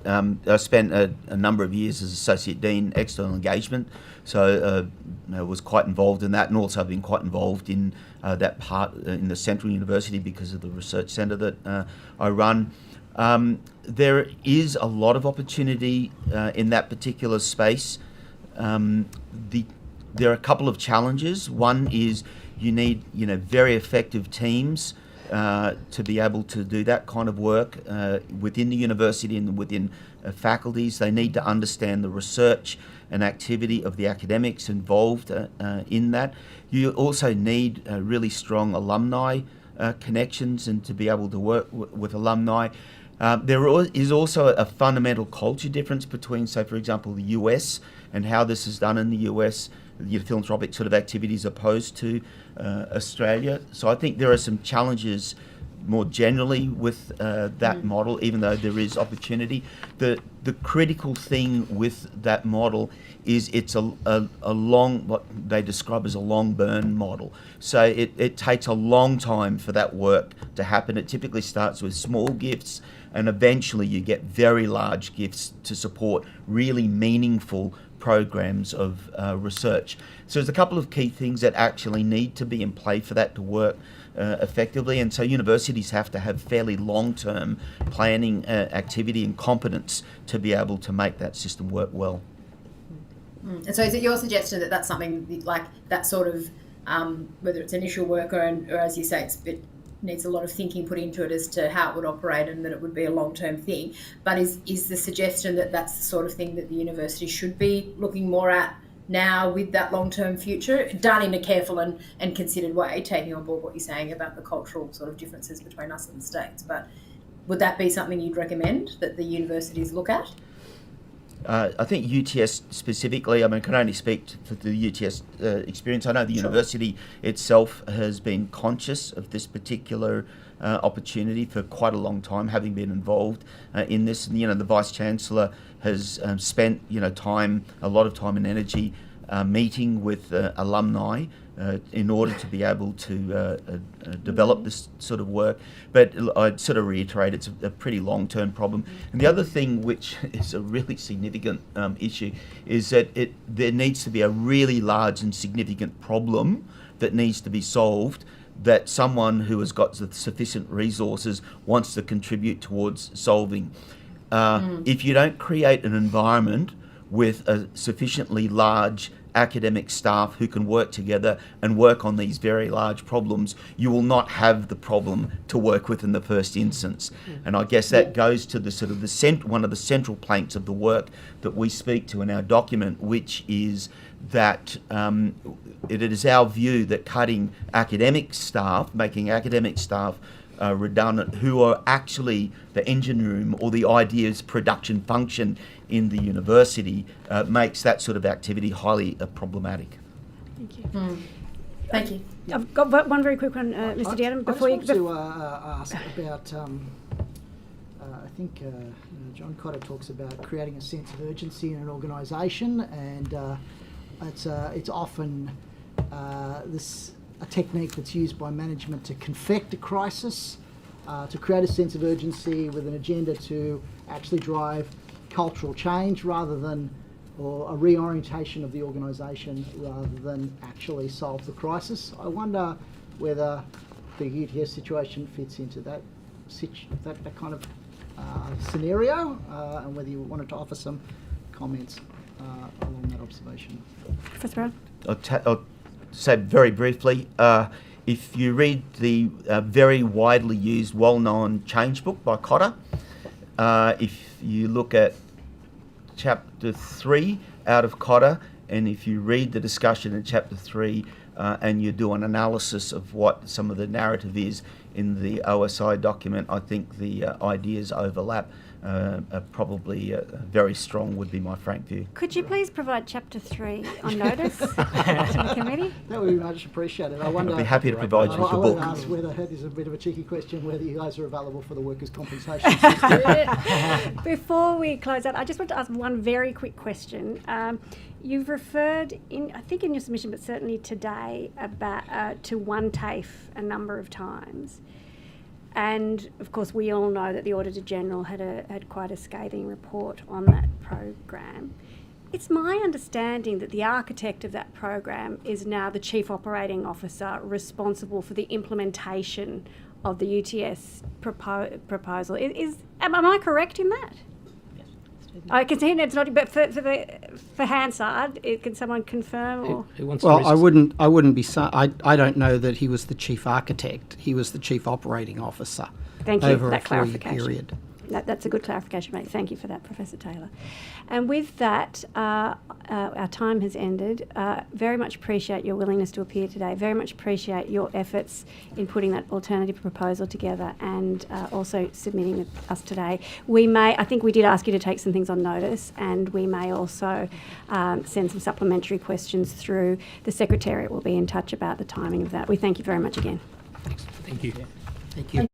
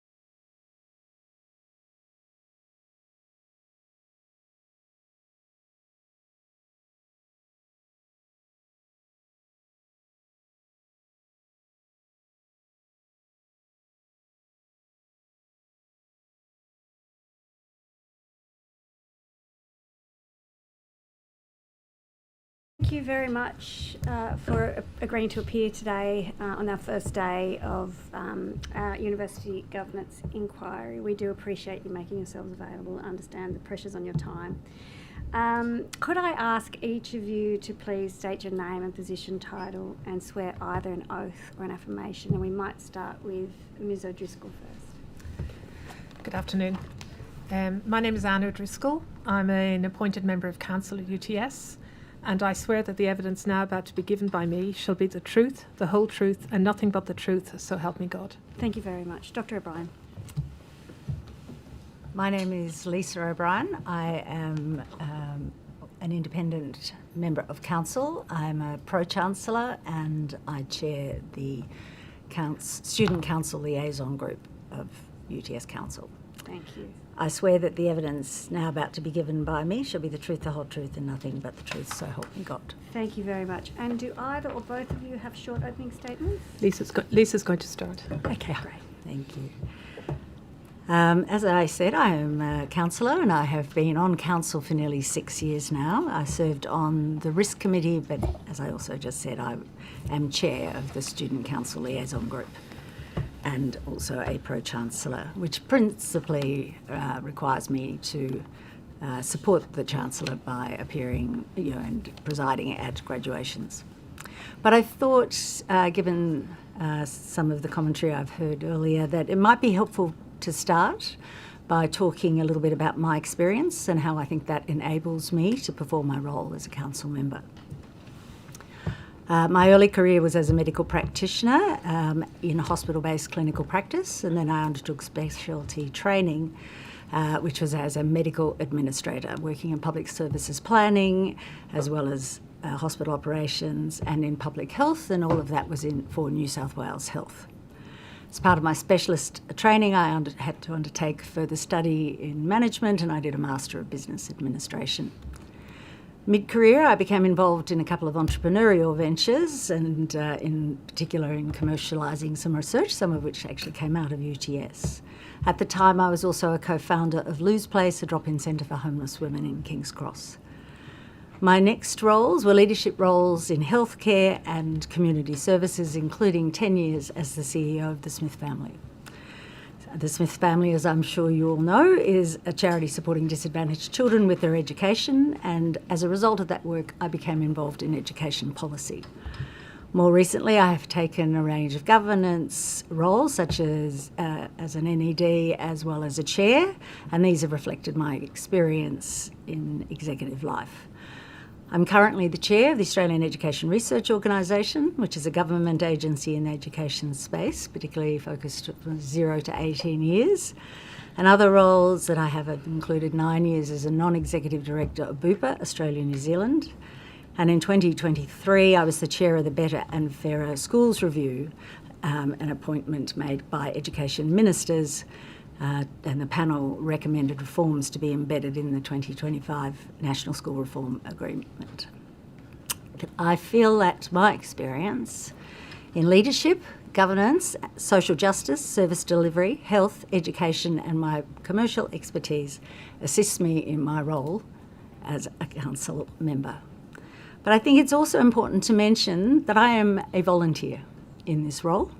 Independent council members are not remunerated, and we freely give our time to support the university in achieving its objectives. I am passionate about the success of UTS and willingly give my time, which I conservatively estimate to be at least a half a day a week. Thank you. Thank you very much, Dr. O'Brien. Ms. O'Driscoll. Thank you. I, as you might guess from my accent, I'm originally Irish. I came to Australia as a qualified chartered accountant in 1988 with the intention of being here with one of the large firms for 2 years. I got very engaged in life here and have remained a long-term citizen and very committed to this country. I have, as I said, qualified chartered accountant, worked in public practice and then worked in industry, primarily in the insurance industry, with NRMA as it was, IAG as it now is. I saw that led the finance stream for the IPO of NRMA that became IAG, so very deeply involved in the mutual. I was initially working for both the Road Service Mutual and the insurance company in that process. And after that, I left there in 2008, and to the point about having some empathy for the people who may lose their roles in the process of OSI. I left IAG because my role was made redundant. I have implemented change proposals as well as been moved out of my role as part of the process. So I do understand what people are going through. And bear in mind that 2008 was actually the midst of the GFC. So losing a finance role in the financial services industry in the middle of the GFC was a challenging period. And I understand that it's a challenging period for universities, and I have a lot of empathy with the people whose jobs are at threat at the moment.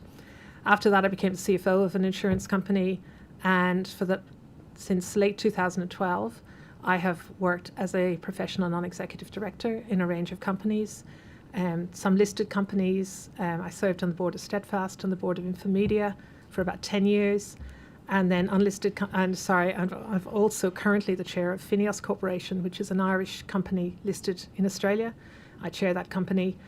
And then I've been on the board of other companies as well. In each case, so currently on the board of a company called MDA National Insurance, which is a medical defence insurer. It is a mutually owned insurer, so it is got that balance of needing to make a profit to sustain the insurance company and its license with being mutually owned and not trying to maximise profit. So I'm very aware of that balance in what I do. And I also give of my time freely, as Lisa said. And my not-for-profit involvement in my own time as volunteering is primarily with the St Vincent de Paul Society in New South Wales. In fact, this morning I was supposed to be spending 4 hours with our clients who are in desperate need, but somebody else had to sit in for me for that today. But I give a lot of my time to that. And so in terms of council, I have stopped looking for future NED roles and decided that I want to give more time back. And when I was approached about becoming one of the appointed members of council, that is the environment in which I did it. So it's not, as some of the submissions have said, to try and pad out my not-for-profit CV. It's about giving back. I've had a good career and I'm about giving back, and that's why I'm on council. In each company I've been on, I have chaired either the company or chaired the Audit and Risk Committee, or separately if they're separate audit risk committees. So I was, for instance, on the board of ComInsure, CBA's insurance companies for about, different, there was a life company, a general company, but over a period of over 10 years, close to 10 years as well. So I bring under our skills matrix at UTS, I bring deep finance experience, deep experience in risk, and deep experience in governance because of the roles I had at IAG. So I have those in depth and have also spent a lot of time in strategy when I was at IAG. So I think when you look at our skills matrix, that's where my strongest strengths are. But it doesn't mean that I'm not aware of all the other issues. Thank you. Thank you, Ms O'Driscoll. I appreciate that. We'll share time for questions with the committee. I wanted to just ask, obviously, key focus of our considerations today have been the Operational Sustainability Initiative. And I wanted to ask, what is your understanding of it? What is it, the Operational Sustainability Initiative? Which? Either of you, both of you, I don't mind. It's the accumulation of a number of years of operation where we haven't been able to generate the revenue necessary to meet our forward plan. So at the end of last year, in November, Council was asked to consider what the future might look like if we were unable to continue to match revenue, and in the context, and there was a lot, you've had chapter and verse on this from the Vice-Chancellor earlier today. I listened to the broadcast, and he ran through the sorts of pressures that were having an adverse effect on our financial performance. So which of those was most important in your consideration of supporting the OSI? I think it was a combination of the caps on foreign students, because the revenue growth that we had anticipated would bring us to a break-even point and then provide us sufficient funds to repay the loan. It was, as I think the Vice-Chancellor said, getting to 30% of students. And so the capping was one of the factors. Significant upward pressure on costs, inflation, wage pressure, all of these things had slowly accumulated over the preceding couple of years beyond what had been anticipated in the post-COVID period. Can I just ask, I understand, thank you for that answer, and I understand briefing in November last year is different to the circumstances now, but given that those caps haven't eventuated and UTS now has a record number of international students, as I understand it, and given that we just heard from the expert panel that actually wage costs were not the concern that the Vice-Chancellor, I think, was trying to suggest that they were. In fact, I think they were 3%, whereas the increase in expenses, I think, was somewhere around 5%. So I just wondered, now that you know that, does that change your support for those underpinning presumptions that you've just said were the most important for you in supporting it? No, I still am supportive of the OSI, but we have a consultation process running. the witnesses who are here before you have put together an alternate proposal that will go into the consultation process. And, ultimately, no one wants to be making anybody redundant. But both Anne and I have been in that situation in the past in leadership roles, and sometimes it's unavoidable. And so if that's what we need to do, then, and that's after the full consultation, that's the decision, then I would support that as a council member. Thank you. Ms O'Driscoll, for yourself, given that the fundamentals that were, the factors that were presented as fundamentals back in November, student caps, this idea that it was a wage increase, we've now heard today, aren't the case anymore. Do you still hold your support for that original plan? I do. So when I joined council last year, I was given briefings on the detailed financials that were supporting the plan, with the goal of getting back towards 30% of international students in our cohort. And I was given to understand what was driving the detailed growth in costs. And so I don't find what's in the alternative proposal in terms of the analysis of cost news to me, because I've understood it. And one of the biggest things I have joined the Audit and Risk Committee of Council, of UTS, late last year. And, it is obvious in that committee that there is a lot of work to be done on systems. And those systems have partially been implemented in curriculum in those areas, but in the enterprise resource planning system that is currently being implemented and is the source of some of the increased costs and consultancy is an absolutely necessary process for the organisation to have better data, better information. There's been comment today on workforce numbers and the challenges of getting those. It's a challenge for the university because of the disjointed way and the way some of these things exist. But there was also a reference to systems and IT and the sense that there was an undue amount of money being spent in that area. As a member of the Risk Committee, the information that comes before us about our IT exposures, our IT cyber, all of those things that are affecting the universities and affecting business across the world, we need to invest. And there's been a systematic programme of investment over the last couple of years, and it continues. It will continue. The nature of change is such that in the IT space and technology space is such that it will continue to be a large investment that has to be made. And to the point about things about depreciation and systems, a lot of what you spend today on systems is not capable of being capitalised. And you have the experts here with you, you can ask them again, but there have been some changes to the financial standards interpretations about how you capitalise money spent on systems. And because a lot of work is now on platforms, international platforms, global platforms that you work towards, you can only capitalise certain very small portions of a lot of that money, and it goes through the expense line. So I'm less concerned about the growth in expenses than other people have suggested. But I also note that within the OSI proposal, the proposal includes a lot of saving, as has been vastly discussed, around people, the cost of people. But there are also significant savings being made in those other areas, and make sustainable savings. And we need to spend money on systems to implement some of those, but others are being made and have been made, and progress is being made on those. Given the well-ventilated, I think there was a report in the Australian about the issues with the IT deployment over time at UTS, and given what I understand continues to be difficulties with the website, how confident are you that that investment you're talking about is actually going to be effective if it's deployed at all? I mean, we've read about what's happened with IT. I haven't read the article you're talking about, but the ERP, I think there are people appearing later today who are closer to that project than I am, because I'm not on the relevant committee of the board of the council. But the cyber side of it,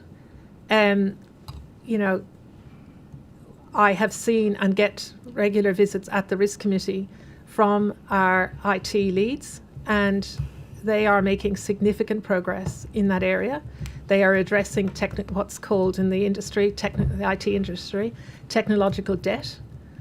So they have come in inheriting very, very challenging systems, and we need to upgrade our systems that's part of preventing and modifying the cyber exposure.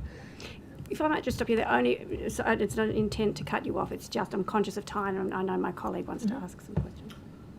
I want to ask you, who do you represent? I don't represent anyone. Council? I'm appointed in my own right as a member of council to work in the interests of the university in delivering its purpose. We're independent. We're independent. Independent directors who represent the interests of the public. And the council, and the university, rather. Yeah. So you don't have, there's no representation system as such. No. No. So who are you accountable to? The university, the council. And the Chancellor. And the Chancellor. Yeah. Isn't the Chancellor part of the council as well? Yes. But if the Chancellor was to approach me, and say that she didn't think I was contributing to the organisation to the level she wanted, I would immediately resign. There's nothing to do with being locked in and representing. Are you making collective decisions as board or as a council? Yes. With the Chancellor? Yes. So ultimately, the and Chancellor the Vice also Chancellor. Part of that decision-making process. So you're accountable effectively to no one but yourselves. Or to the public, as Lisa put it.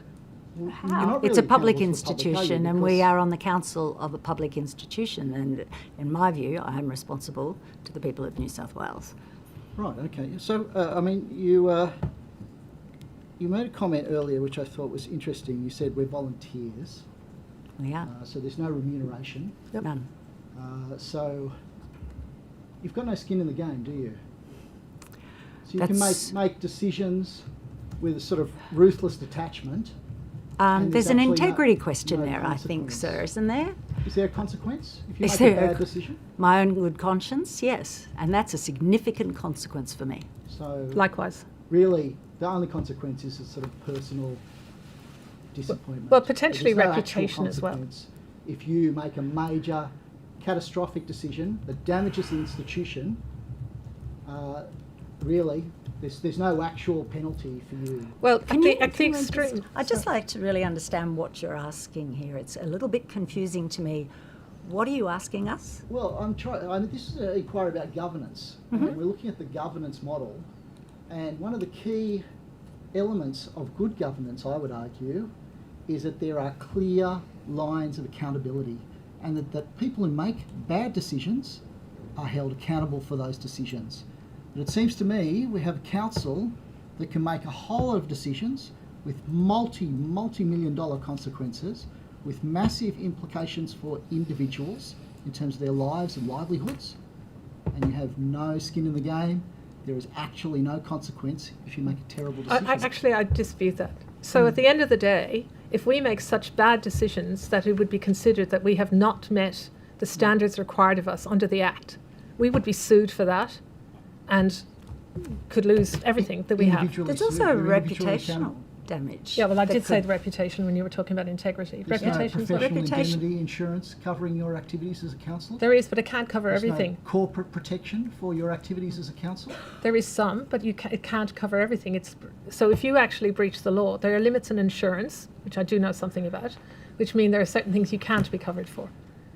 So there is an accountability. Okay, and I assure you that if I was being sued for my basically being accused of negligence in my role on council, that I would be as hurt about the financial impacts of that.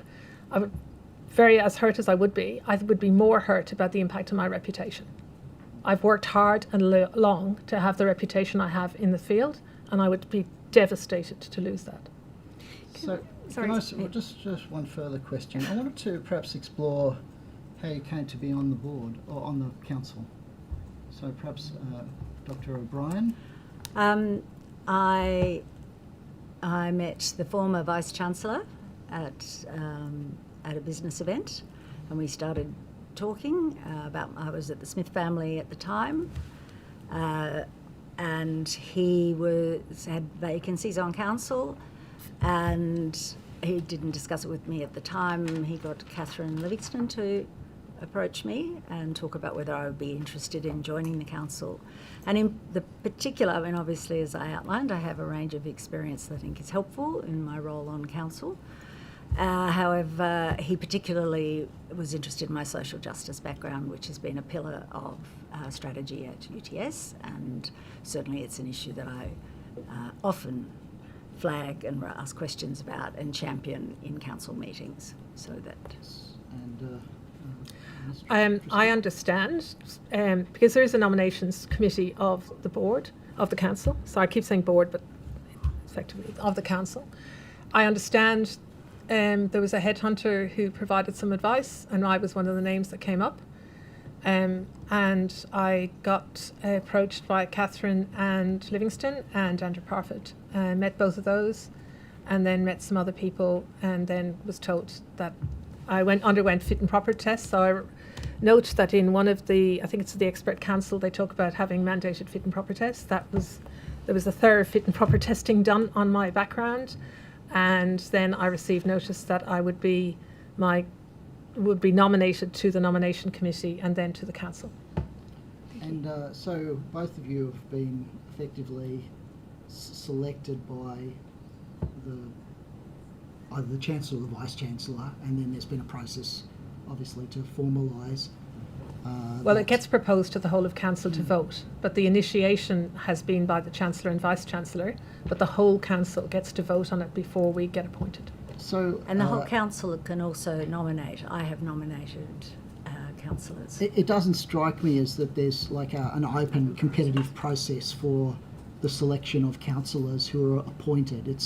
It's really something that the Vice-Chancellor or the Chancellor individually look for people who they think might be a good fit for the council, and then they manage a process to facilitate that appointment. Is that a fair description of the selection Not process? completely, because as I said in mine, I understood there was a firm of headhunters that were scanning the market for suitable potential members of council. So I agree with you, there's not a competitive process that's apparent to me, but in terms of using services of a headhunter to look for potential council members, that is very similar to what happens in a lot of corporate director roles as well. Yeah, it's not, you don't actually advertise and say, would anyone like to do it? Selected for directorships. Is it fair to say that both of you sit in a sort of category of people who operate as professional board members?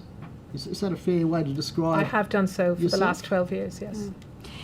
Dr. O'Brien? Less so in my case. You don't consider yourself a professional board member? Well, I mean, not in this role, no, because I took this role when I was still an executive. But obviously, it's a sort of, if you're on one board, that gives you board experience, it gives you an advantage in terms of, potentially being appointed to other boards, and effectively, there's a network of people who sit on boards, make isn't it there? sound like a secret society. What Well, exactly, it is. what It's class. exactly? It's a class. But to my point, because there was a reference in an earlier one of the submissions, and I've referenced it in my opening comments about doing this as a means to pad out my CV. I'm not doing this as a means to pad out my CV. As I explained, I'm at the end. I have chosen to be at the end of my professional non-executive director career. I am doing this to give back. So maybe I was approached because I've got really good corporate board experience, Please don't get but me wrong. I'm actually I'm not not doing aspersions it. on you as individuals. I'm trying to probe the process. But it does and whether sound- this is something that, as public officials, we should be satisfied in a public institution that this is an adequate, transparent, open process that's suitable for a public institution serving a public purpose. That's all. So I'm sure both of you are excellent people, and I don't want to make any suggestion that you're not there for anything other than good reasons, but I am probing the question around whether this is an appropriate way for us to select the governance of such a significant institution. It wasn't our experience. Thank you. Thank you for that. And thank you for that clarification, Mr. Diadam. And we're going to hand over now to Ms. Burton. Merton, not Burton. My colleague will lead. Sarah. Thanks, Chair. Thank you both for being here. I wanted to ask a few things, but I just want to sort of pick up a little bit on that line of questioning just before from Mr. Diadam. And obviously I know you can't necessarily speak for other universities, but my understanding is the process of appointing council members in the roles that you are, that's fairly standard across other universities. There's nothing sort of odd or inconsistent about the way that you were appointed? No, well, I've got a number of friends who've served or are serving in other university councils, and it sounds like they went through exactly the same process. I can't speak for every university, but that's my understanding. Yeah, mine also. But sorry, did you want to say something, Dr. O'Brien? I didn't. I was appointed in COVID, so I don't think my experience is necessarily Nothing stellar. is normal in COVID, as we all know. But anyway. But yes, it is fairly sort of standard processes. The other sort of area I wanted to touch on, was about the sort of governance perspective of the council more broadly. And obviously we've been asking questions today with UTS, given what is going on in terms of sort of the change proposals that are underway. But I guess just broadly speaking, we've had evidence earlier today from the union and others about wanting to have maybe a bit of a different makeup of council, potentially changing the proportion of those who are appointed versus elected, staff versus students. I just wondered if you had any views on, I guess, how the current governance framework operates, how you see the input of those who are elected representing sort of student and staff bodies, and whether you think the current sort of setup is working well. I find I've only been on council for 18 months, so it's a shorter experience than many you will meet with today, including Lisa. But I find the governance structure seems to work quite well. I would say that it is tougher on the... there's a lot to learn. It's a complex organisation. So it is tougher on the students, and more so on probably the postgrad and the undergrad students who are on council, to only be limited to a 2-year appointment term. So under the UTS Act, we are there for up to 4 years per term and up to 2 terms. I think 3 terms maybe, but certainly you can do 2 terms. For the elected members under our Act, they have a maximum of 2 years. And for students, that might make sense because they are transient in their involvement in the university. And, we do have a requirement that we meet about having graduates of UTS involved. But for our staff elected directors, so Robert, who was here with you earlier today, and I understand you're seeing some of the others later, they have a maximum of 2 years. And that does seem short in an organisation where you're making long-term decisions and things emerge gradually, as OSI did. The process and the discussions and the things went on for quite a period of time. I understand Andrew Parfitt provided you with some timeline information. So I think that's one of the things that you could consider looking at, is whether those people get a thing. In terms of the balance overall, I think there are a lot of frameworks within the organisation to ensure that the academic and student voices are heard, including the committee that Lisa chairs for the students. So I think there are a lot of fora for that. To have people who are only appointed for 2 years, who are transient in the university, running a long-term focused council is challenging, and would be challenging if they were the dominant members of the board. I think UTS also does a lot of work to try and watch people's appointments, so that you've got a balance of newer people coming in, but retaining experience at the same time, so that there's not too many new people or too staid a view by having the same people there forever. So I think there's very good work done to balance that. So my observations are that UTS is doing a good job in this space. Mm-hmm. Thank you. Mrs. Mitchell, do you have any more questions? I do. Yes, just to flying on from that a little bit, and you did talk about it briefly, Dr. O'Brien, but the committee that you chair with the student sort of input, could you just talk to us a little bit more about what that involves? Yes, it's the Student Council Liaison Group. It operates as a committee, but we don't call it a committee, and it's not referred to under the Act, I don't think, because it's a recent initiative. that was set up by council I think it was going when I arrived, but it's a forum where students can raise issues. And it's useful as a clearing place for those questions. Some of those questions, do need to come before council, but others better handled at the academic board or with the appropriate vice chancellor in management, particularly. The meeting is always attended by the Vice Chancellor of Education and Students, because a lot of the issues that they flag are in their context, in her area of responsibility. The other thing that this group has done, which I think was really groundbreaking, can't take the credit for it because I wasn't chairing it when it happened, but in 2022 we signed the first student partnership agreement, which is a heads of agreement, a three-way agreement between the university, between Activate UTS and the student union. And it sets out expectations on both parties and also agrees a range of projects and activities that we will focus on over the 2-year term of the agreement. We've just signed our second agreement this year, setting out a whole range of activities that we're going to focus on together. And we, twice a year, we have an update on how we're progressing against those objectives, and they're very clearly set KPIs so that we can actually ensure that progress is occurring. So, and even though you're an independent council member, obviously with your role chairing that group, if there are things that need to be elevated to the council, you do that on behalf of the students? The two student representatives on council join me in that committee. They attend also. We've had a bit of change with the postgraduate student representative, but in the past, the postgraduate student representative was the deputy chair. Okay. Thank you. Thank you. Yep. Mrs. Mitchell. Thanks, Chair. Yep. Okay. Thank you. I wanted to ask a couple more questions about the OSI. You're both very experienced board members in different capacities, and I guess you're well versed then in checking the veracity of information that you're given to consider.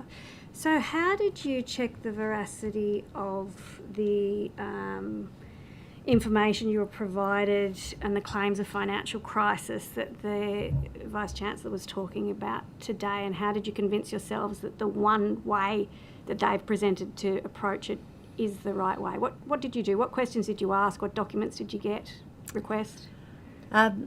So each year we produce a financial plan that is brought to council by the Finance Committee, and it is a projection for both the current operating year and for future years. It's a 3-year plan these days because 5 years is no longer really feasible with the degree of change we experience, but it's a 3-year plan. And so that sets out, the assumptions and the forecasts and, the future revenue and costs. That plan that came in November was then brought again, the final version for approval was brought again in April to the strategy retreat. So council has a day and a half retreat off-site every year to look at our strategic planning, but particularly this year in that meeting we were very focused on financial issues. Thank you. I appreciate that. I've been on council, so I understand that.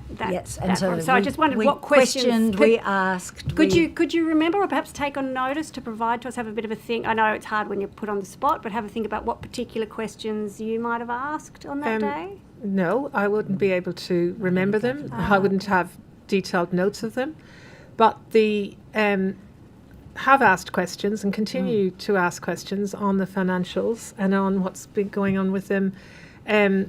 As noted by the group of 6 who presented to you just before this, the CFO was actively involved in those, and she has been able to, in my experience, answer, along with the COO, any question that gets put to them, and she gives me no reason to doubt the veracity of what she's saying.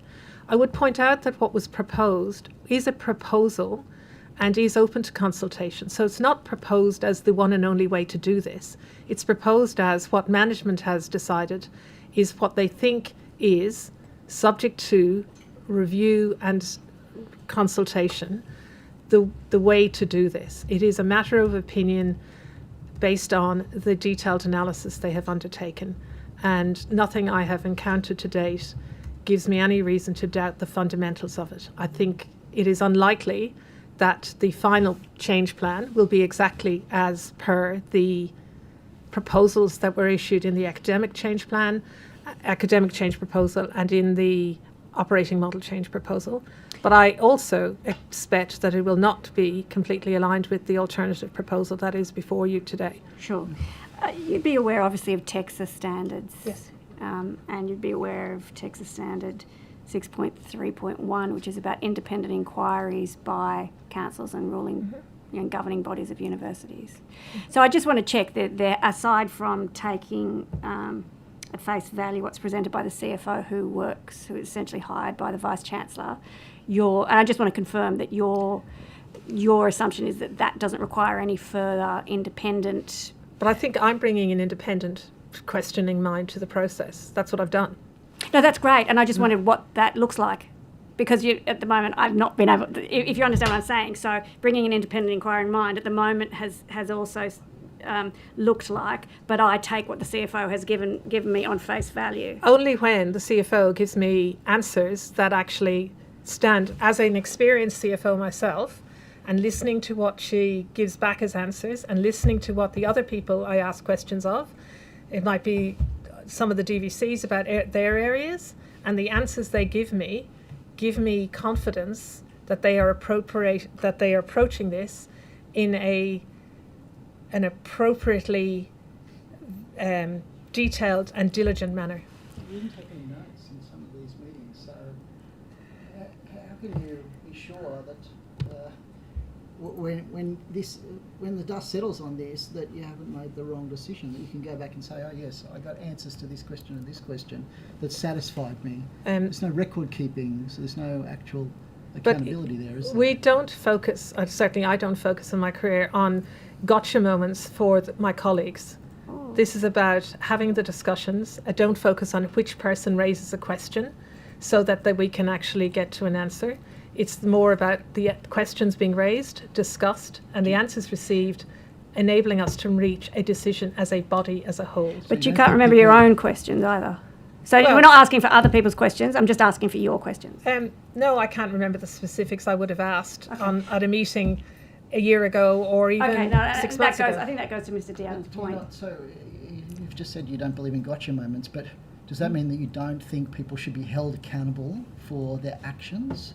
That ultimately, if you've made a decision based on information that's been provided to you, and that information at a later stage is disclosed to have been wrong, then shouldn't the person who gave you that information be held accountable? And aren't you part of the mechanism holding them to account? Yes and no. So, you take, and there's a whole lot of corporate law about whether you should take detailed notes, keep them when you give them back. Once official minutes of a meeting have been agreed, once official minutes of a meeting have been agreed, they are the official minutes of the meeting. And my scrappy notes that might have recorded one question but not another one and all the rest of it are actually pointless at that point because they don't have a complete record. Okay. I do not sit there as a stenographer in meetings taking notes.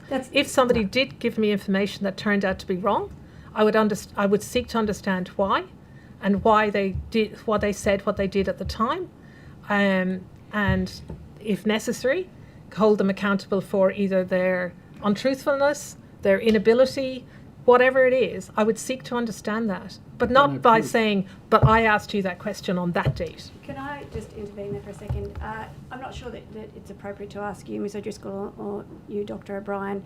Maybe, though, we might ask the Vice-Chancellor to provide the minutes for all of those meetings and the, retreat day? What's the strategic planning day? Because if, in my understanding and my memory, who asks what questions is not included in anyone's minutes. That's correct. I just wanted to just ask before we move on, were you briefed or offered a briefing on your appearance today? a minimal briefing the other day to explain what we were going to have to go through. In terms of being prepared with a whole lot of questions, that question was asked and we were not provided. We may have been yesterday, but we certainly weren't provided in the time I had to prepare for this with pro forma questions that you may ask. Who briefed you? The government affairs person was there and some members of council. The Vice-Chancellor was there, part of it. The Secretary to the Council was there and the Chancellor was there for part of it.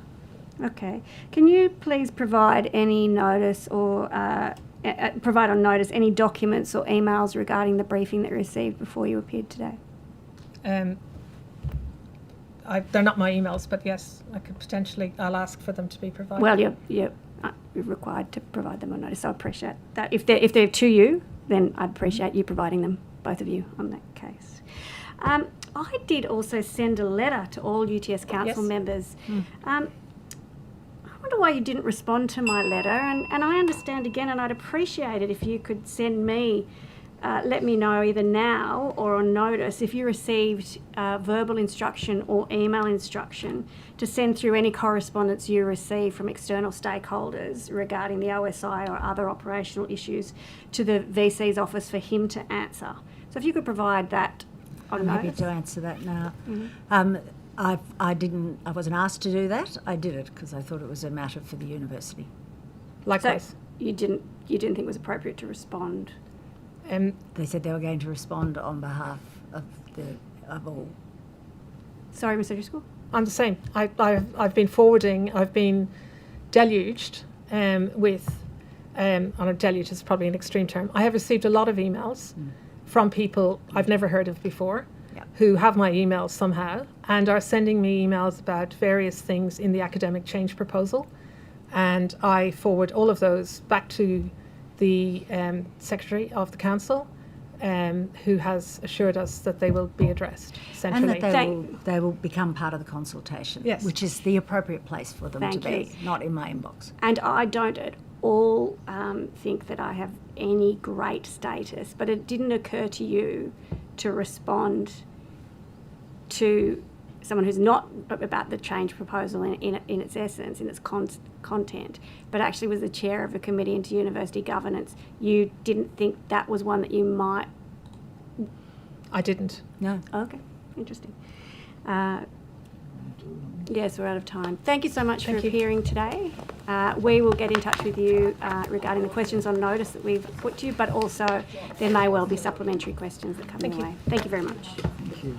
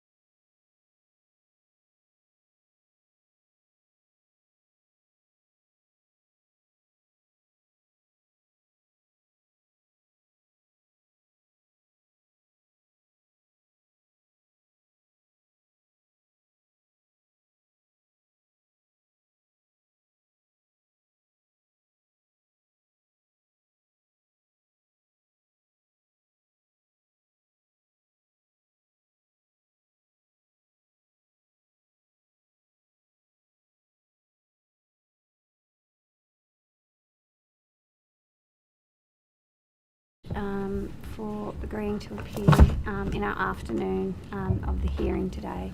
It's much appreciated. Before we get started with questions, we will get everyone to state their name and title and swear either an oath or an affirmation.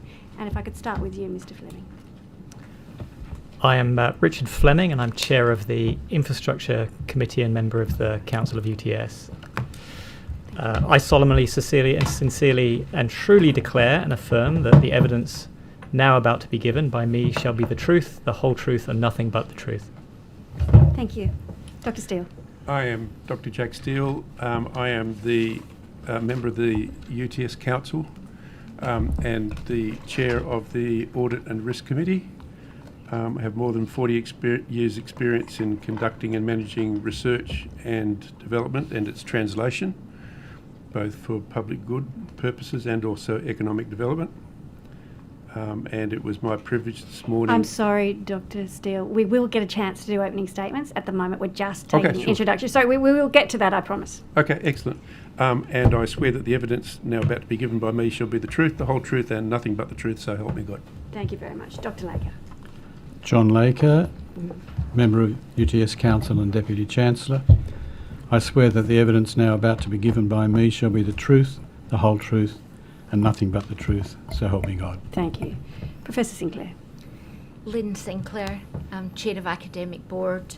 I solemnly, sincerely and truly declare and affirm that the evidence now about to be given by me shall be the truth, the whole truth, and nothing but the truth. Thank you. And Mr. House. Thank you. Richard Howes. I'm a current council member. I'm also the incoming chair of the Finance Committee, having previously served as chair of the Infrastructure Committee. I'm also a pro-chancellor, which is a ceremonial role, as you may be aware. Thank you very much. I solemnly, sincerely and truly declare and affirm that the evidence I'm now about to give will be the truth, the whole truth, and nothing but the truth. Thank you very much. And we customarily allow for short statements. It is a big panel of individuals, and we would like to give you the opportunity, but if you can keep in mind that it is a large panel and we would like to get to questions as well. So I will offer that opportunity for those. Do you all have an opening statement? Do we indicate? I do. Yes? Yes? Okay, well, we might just start down the end then. Thank you. Thank you, Chair, members of the committee. I've served on the UTS Council since April of last year. In my professional life, I'm a senior partner at Bain & Company, a global management consulting company, where I serve as the Asia Pacific AI Insights and Solutions practice leader. I've been at Bain for 25 years and have over 30 years of management consulting experience advising clients on strategy, digital transformation and performance improvement. As a council member, I'm conscious of our fiduciary duties under the UTS Act to act in the university's best interest to ensure its long-term financial stability, sustainability, and to uphold its public purpose of scholarship, research, and free inquiry. Since June, I've served as the chair of the Infrastructure Committee, which advises council on matters relating to physical infrastructure, information technology, and precincts in the context of UTS's strategic plan and medium-term financial plan. I recognise the significant pressures that all universities face, the after effects of COVID-19 pandemic, cost inflation, revenue constraints, rising competition, and shifting student expectations, and changes in government policy. Council's challenge is to steer UTS responsibly through that environment, balancing prudent financial management with continued investment in the people, the processes and the systems and the facilities that sustain our mission. I appear today to assist the inquiry and to affirm my commitment to transparent, accountable governance in the public interest. Thank you, Mr. Fleming. Dr. Steele?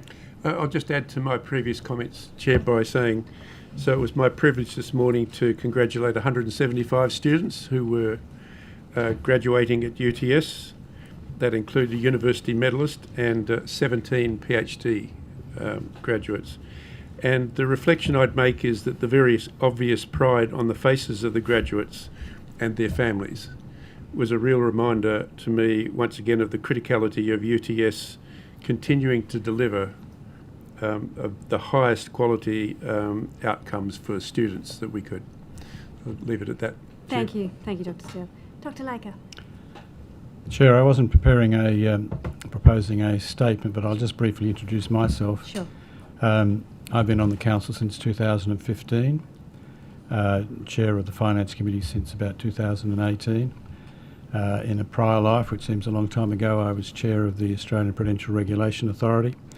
So I've had a long experience in governance and risk management issues and have scar tissue to prove it. And like Jack, I presided over 5 ceremonies in the last 2 weeks, over 800 students, and I had the same feeling. When you see them come across the stage with pride and enthusiasm and confidence, it just confirms what UTS is about, delivering high quality education. Thank you. Thank you. Thank you, Chair. Just a background for me. I'm a professor of nursing. I'm Associate Dean Teaching and Learning in the Faculty of Health and elected Chair of Academic Board for 2025-2026. So that's a committee of UTS Council, and therefore I'm an ex officio member. So my background obviously is nursing, midwifery, mental health, maternal and newborn care, health policy and service delivery. I'm a past president of and board director of the Perinatal Society of Australia and New Zealand for a period of 10 years, and I'm a principal fellow with the Higher Education Academy. And just academic board is about academic leadership piece. We have a governance role of advising council in academic matters, quality assurance role for teaching, learning, research, and ensuring that we meet standards, higher education standards framework under TEXA. And so we've got a role in monitoring compliance and accreditation, as well as academic policy, so referring policy recommendations to council. Thank you. Thank you, Professor Sinclair. Mr. Howes.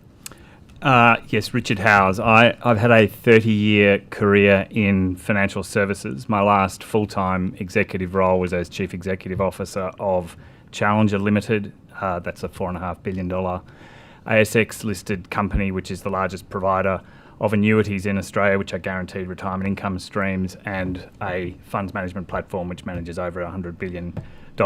Prior to that, I've had careers in investment banking, if you like, within sales and trading departments, focused on interest rate and financial risk management more broadly.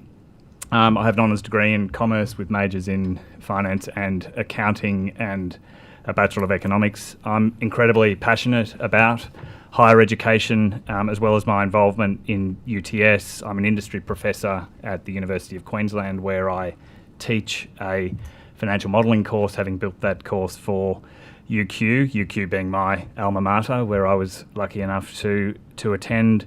I've also donated heavily there, having funded a scholarship endowment with a close friend that I studied with back in the early 90s. And I consider it a privilege to serve on this council. Like my fellow council members, I do so on a pro bono basis. I welcome the attention on university governance. I consider it really important, and I'm pleased to assist your committee in its consideration of these issues. And I have to say I have some considerable sympathy with many of the views and concerns expressed around some of the challenges which are unique to university governance in many of the submissions. These including, the absence of a shareholder presents challenges in the direct application of corporate governance that we see in the for-profit private sector. And I think there have been challenges that universities and UTS included wrestle with around bureaucracy and in dealing with student and staff concerns from time to time. Very committed to dealing with those, but nonetheless recognise that they're challenges. And it's also, I think, as has been raised this morning, challenging that the organising legislation of UTS and other universities is separate from the funding arrangements, which are one being state-based, one being federally based. However, at the same time, I'd like to note that one of the really fundamental issues that we're wrestling with as a council at UTS is one of sustainability, I should say, and that there are limits to what good governance alone can achieve in this regard. It's incumbent on us as the governing body to ensure that the university works to fulfil its purpose within the boundaries of sustainability, including the maintenance and preservation of the assets, with both physical and intangible, which make up the university. Now, if the revenue of the university is largely determined externally by both directly by government and then through funding support, and indirectly by government through policies relating to international students, for example, then ensuring sustainability often falls to the management of costs. And I would say, just as an opening remark, that one of the main differences between the alternative plan and UTS's financial plan is that the path to future sustainability under the alternative plan rests on, the hope that future costs will be able to be controlled, and to, if you like, almost kick the can down the road a little bit. It's unclear as well as I'm very sorry, well. I'm sorry, Mr. House. I nearly don't. We did say Yes, we'd have short. That's it. Okay. Last sentence. Thank I you. apologise, Thank you. Chair. It doesn't specify, as well credentialed as the academics are who put forward that proposal, it's silent on exactly how it will achieve such low cost growth, which is in contrast to the bottom-up analysis that the university management and council have considered. And so on that basis, I have my concerns around that alternative proposal. Thank you. Just some questions. I just wanted to ask about the graduations that you attended recently, and I wondered, do you know what the students had been studying? What were they graduating from? This morning's graduation ceremony was engineering and IT. Okay, and Dr. Laker, do you know what area? Oh, I certainly do. Engineering and IT, business and communications.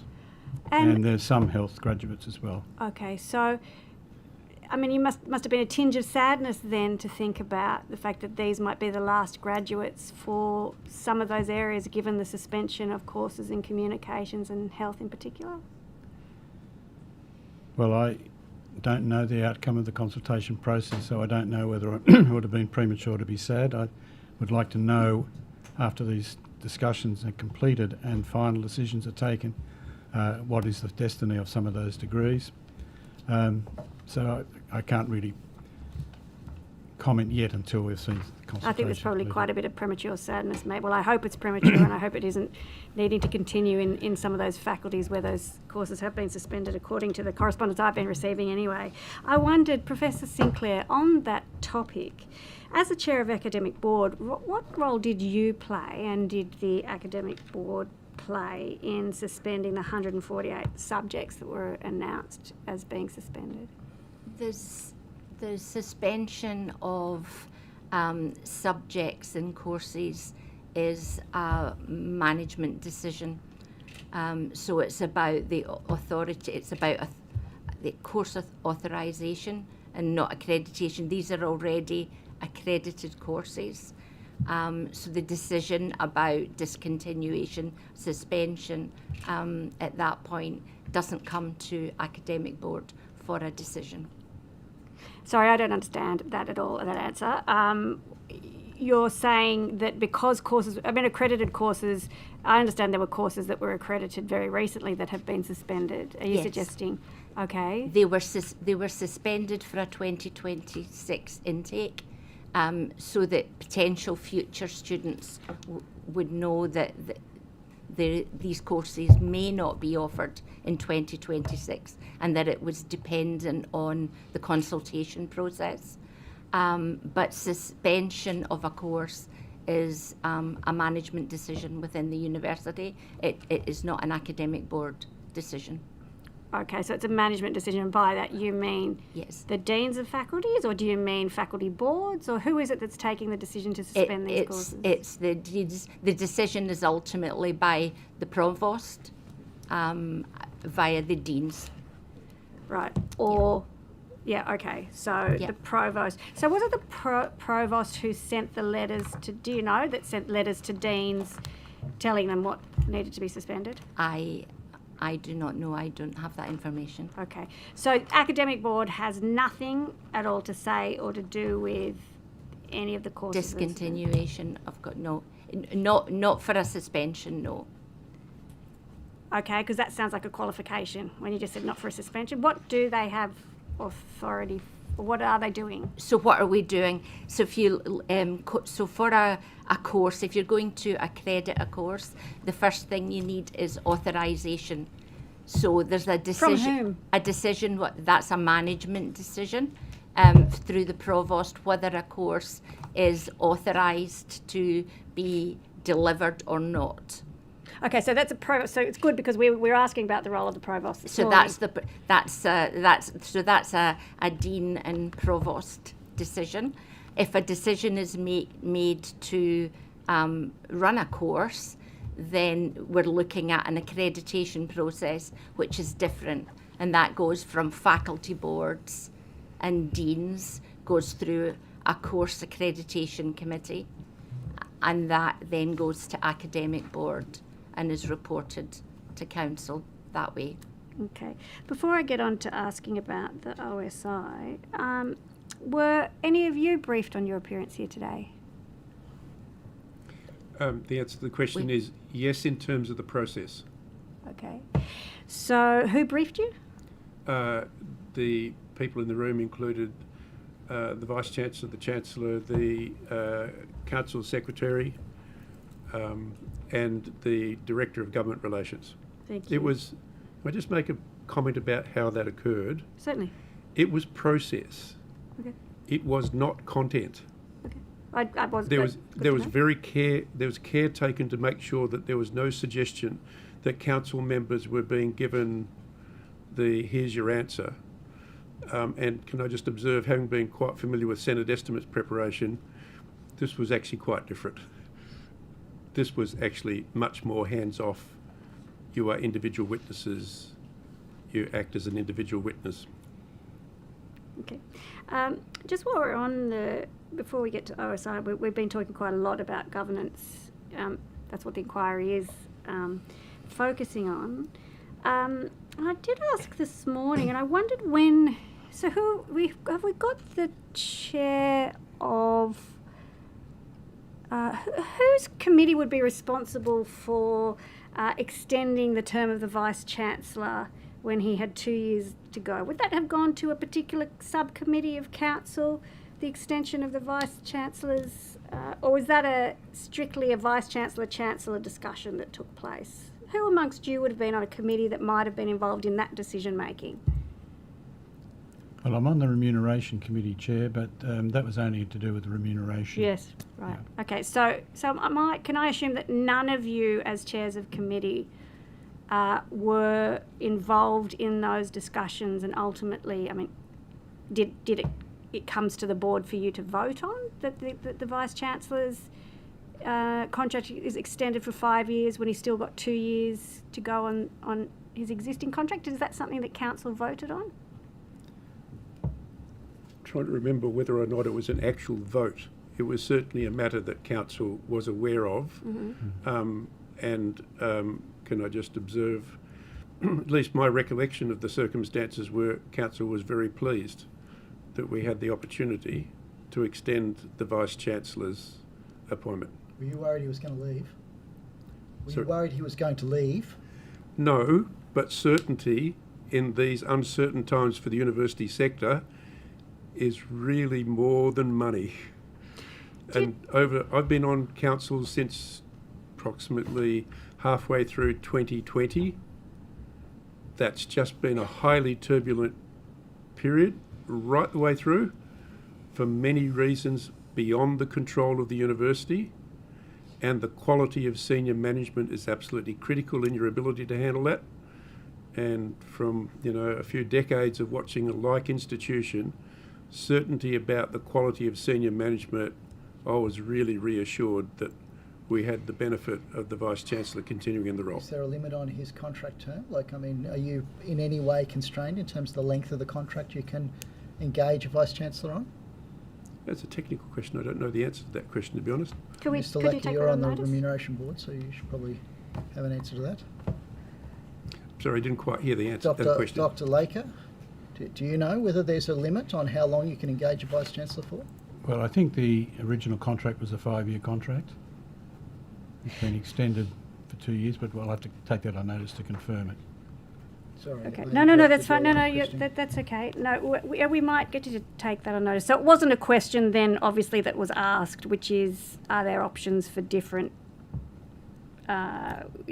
was there discussion around whether it's a 5-year term we want to, if we're looking for certainty, is it 5 years, is it another 3 years?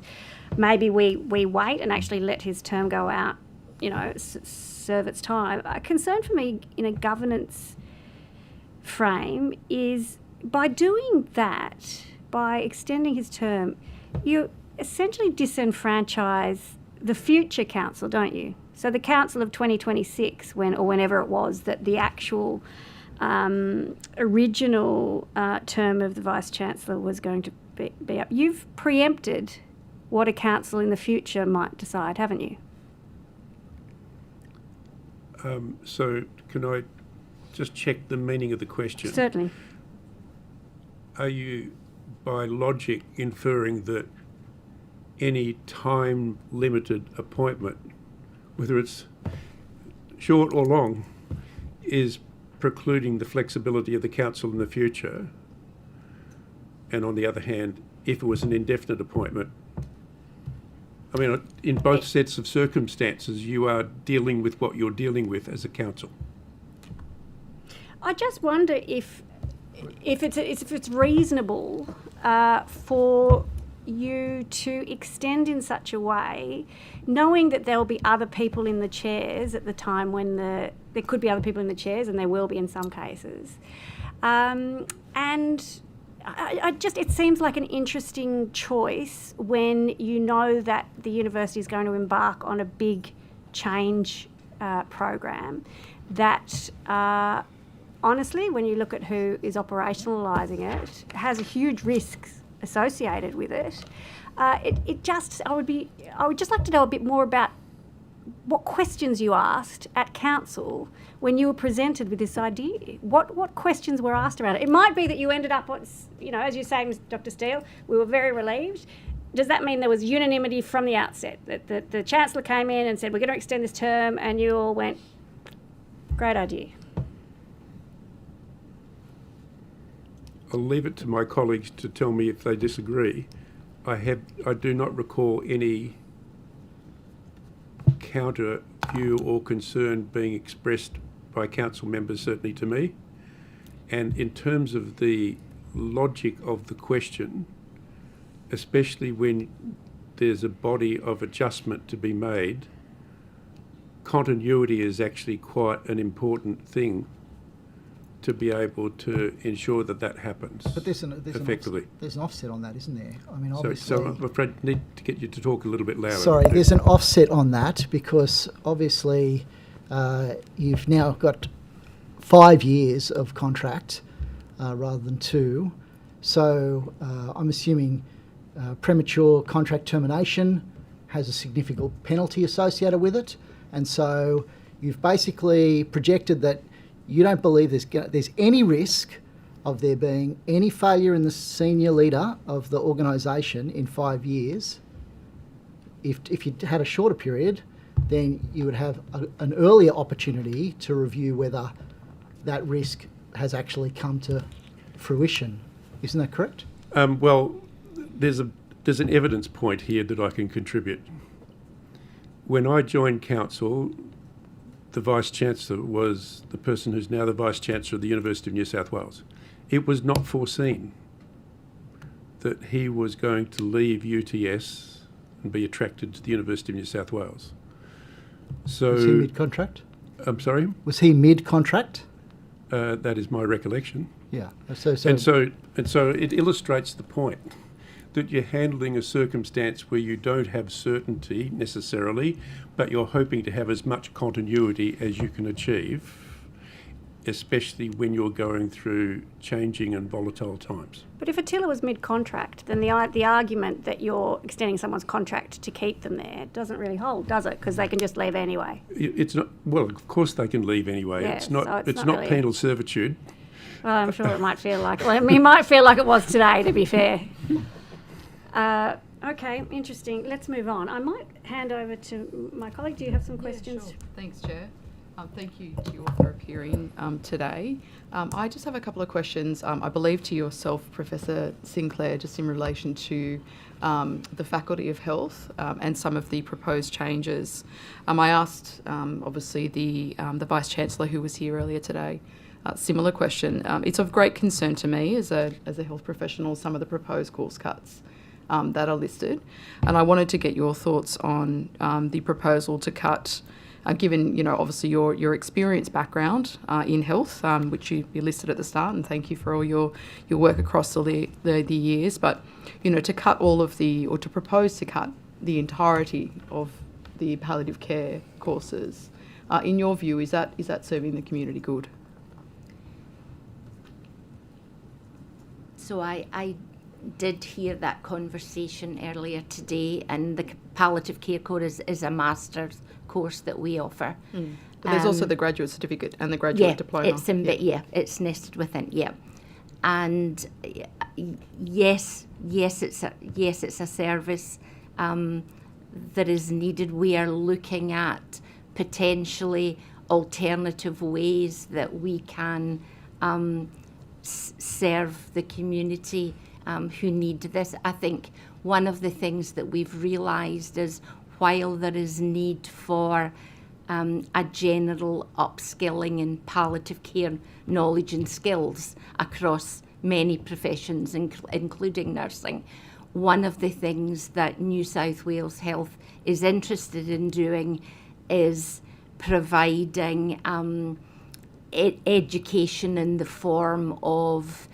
perhaps shorter courses, things like that. They're not looking to send a lot of their staff to undertake master's programs. So that's why numbers in that course have been really small, enrolments are small.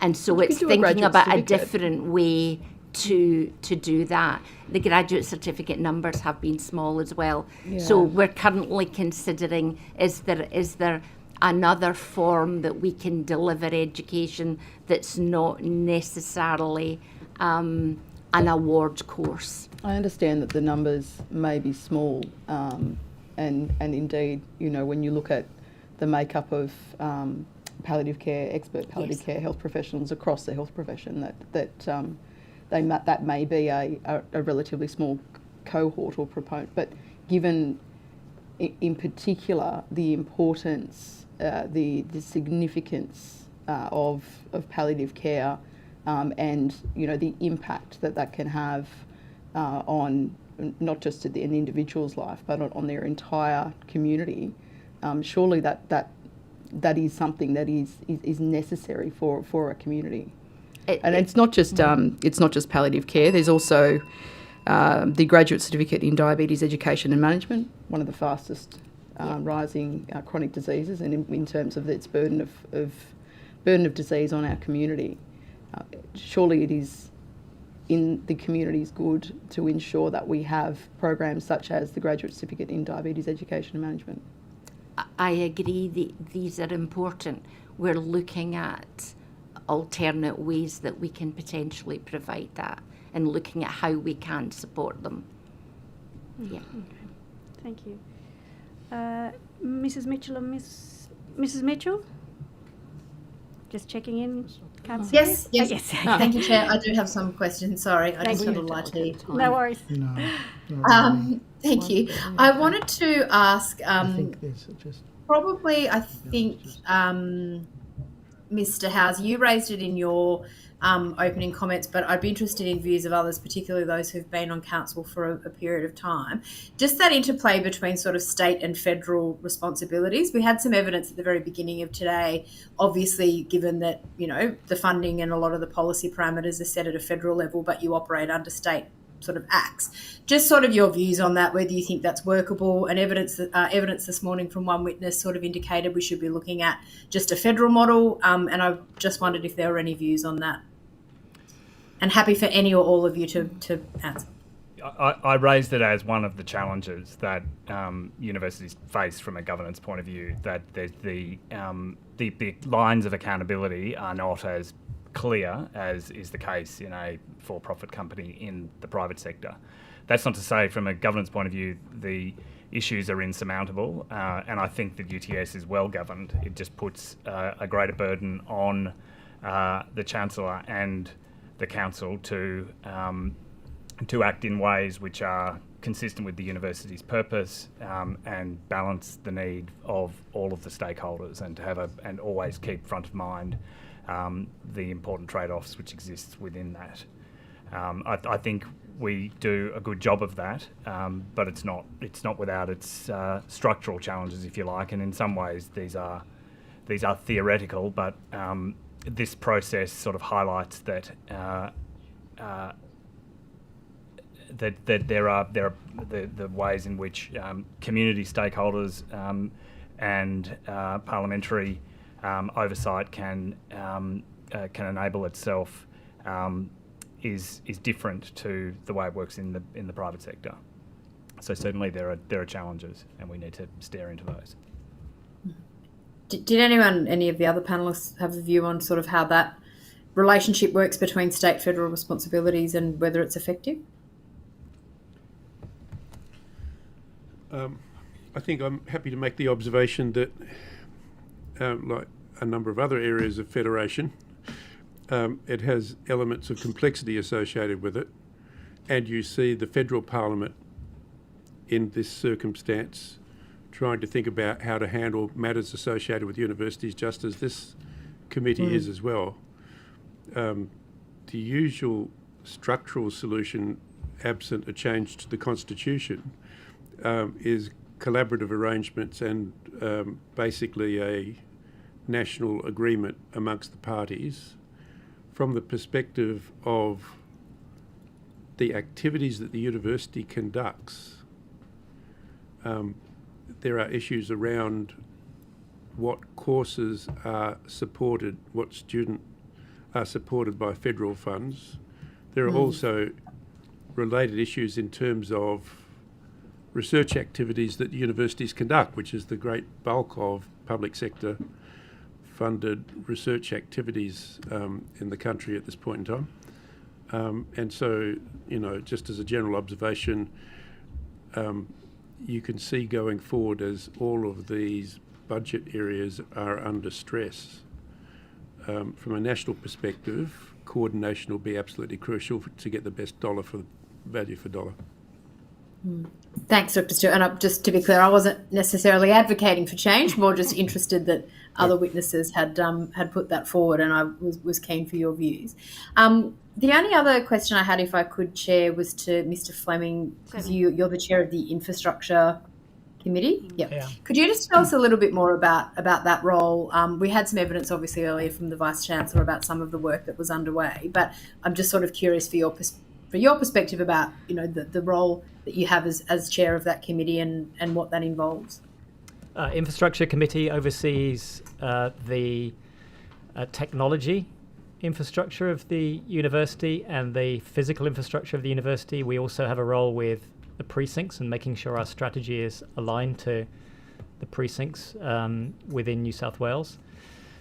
For technology infrastructure, our role is to help set strategy and advise the council on strategy for technology. Make sure that within our capital expenditure agreements from the Finance Committee that we are spending that money soundly, and that we are managing risk with technology. Similarly for property, to advise council on strategy, advise council on expenditure and the way that expenditure is being made, and advise council on risk associated with property. Because there was some conjecture earlier today just about, I guess, some of the capital projects, and I think from memory the Vice-Chancellor said some of those decisions had been made sort of 10 years ago and things were being implemented in terms of the, I guess, physical environment of the university. Is there any sort of comment you could make in terms of, I guess, why that sort of investment is important in terms of attracting students, or why you make decisions to to go down the pathway of that sort of capital investment? Yeah, in that sense, it's a complex job in that we're making decisions on very long-term investments in the interest of the university. There was a period of time where the council made a set of decisions to invest in physical infrastructure to attract students, and I think that's been very valuable in attracting students to UTS and creating the conditions for a place of learning, a place of research. More recently, we've turned our attention to technology. So coming out of COVID, we were very aware, I understand from council, of the underinvestment in technology in the university, the unseen infrastructure, if you like, of the university. And so we've turned our attention more recently to investments in technology and the technology infrastructure of the university. Part of that has been catch up and paying down technical debt.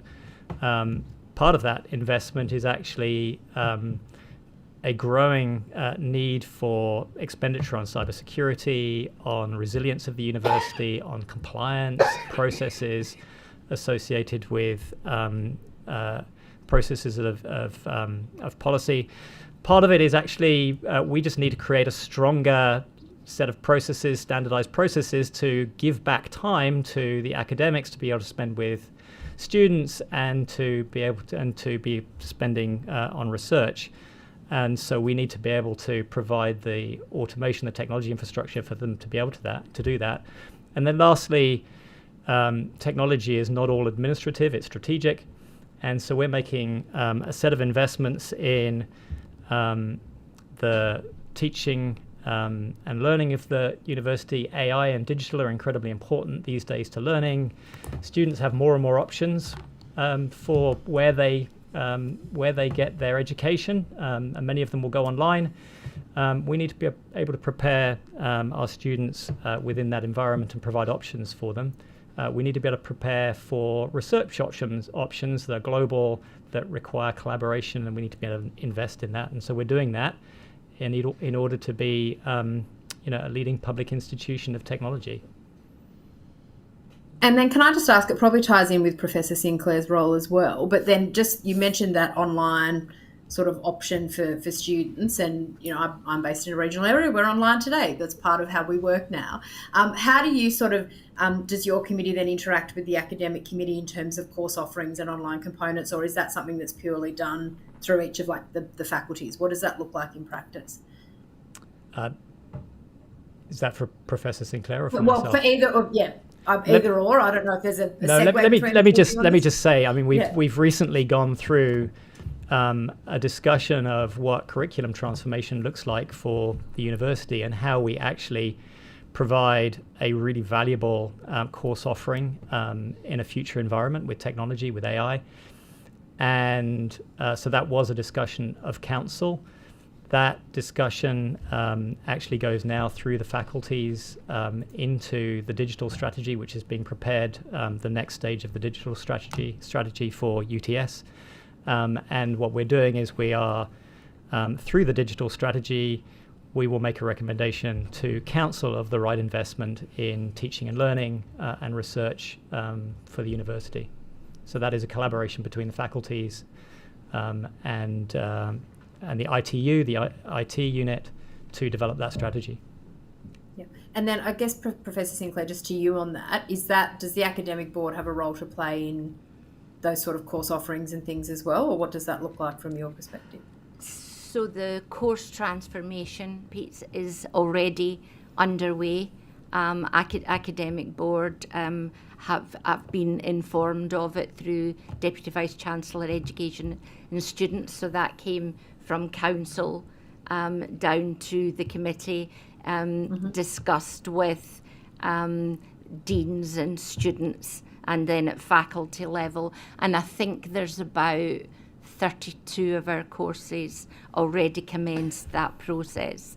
So it's really looking at a much more digitally enabled future, so that we can use our offerings in very, very different circumstances for different cohorts and for people who live more rural and remotely, as you've said, yeah. Thank you. Thanks, Chair. That was all. Thank you. I have a couple of questions. Who's going to be organising the content for the online courses, particularly in health, given the, what seems to be slated as the quite large number of redundancies in that? So it's great to have digital offerings. I've been involved in getting some together myself, but you need academics behind that, or is that going to be outsourced, or how are we going to make sure that there's actually content prepared by suitably qualified academics, given the slated redundancies? Sure. So I guess first up, it is still a proposal, and we are working with those teams to look at what might be offered. If there is a decision made that a course won't be offered in the future, there would be a teach-out plan for that course that would include some academics with those skills. But if it's a course of a discipline that you're not going to offer anymore per se, then those staff then would not be required. I don't quite understand, given the answer that you gave Ms. Saval a bit earlier, which was if you don't offer the palliative care subjects, that you will come up with some creative way to offer them in, as, I don't know, I know it was very trendy when I was there, micro-credentials or some stackable thing or whatever the latest trend is in that space. But if you no longer have the academics because you've already made them redundant, then you're not going to be able to do that, are you? So saying that to Ms. Saval earlier was probably a little disingenuous.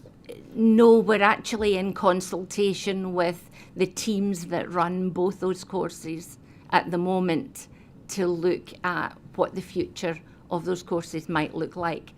So I just don't understand what that means, given that you've said they're likely to go, and if they go, that you'll think of some other creative way to deliver them. But if they're gone, the staff are gone who deliver them. So I don't want to be tricky about it, but it doesn't seem coherent. So it's a proposal that they may not be offered in the future. Part of the consultation is to look at what might the future of those courses be. Oh, so you'd like the academics who are there, who are potentially going to be made redundant, to help you come up with ideas about how to offer the courses that they're currently teaching online without them in the future?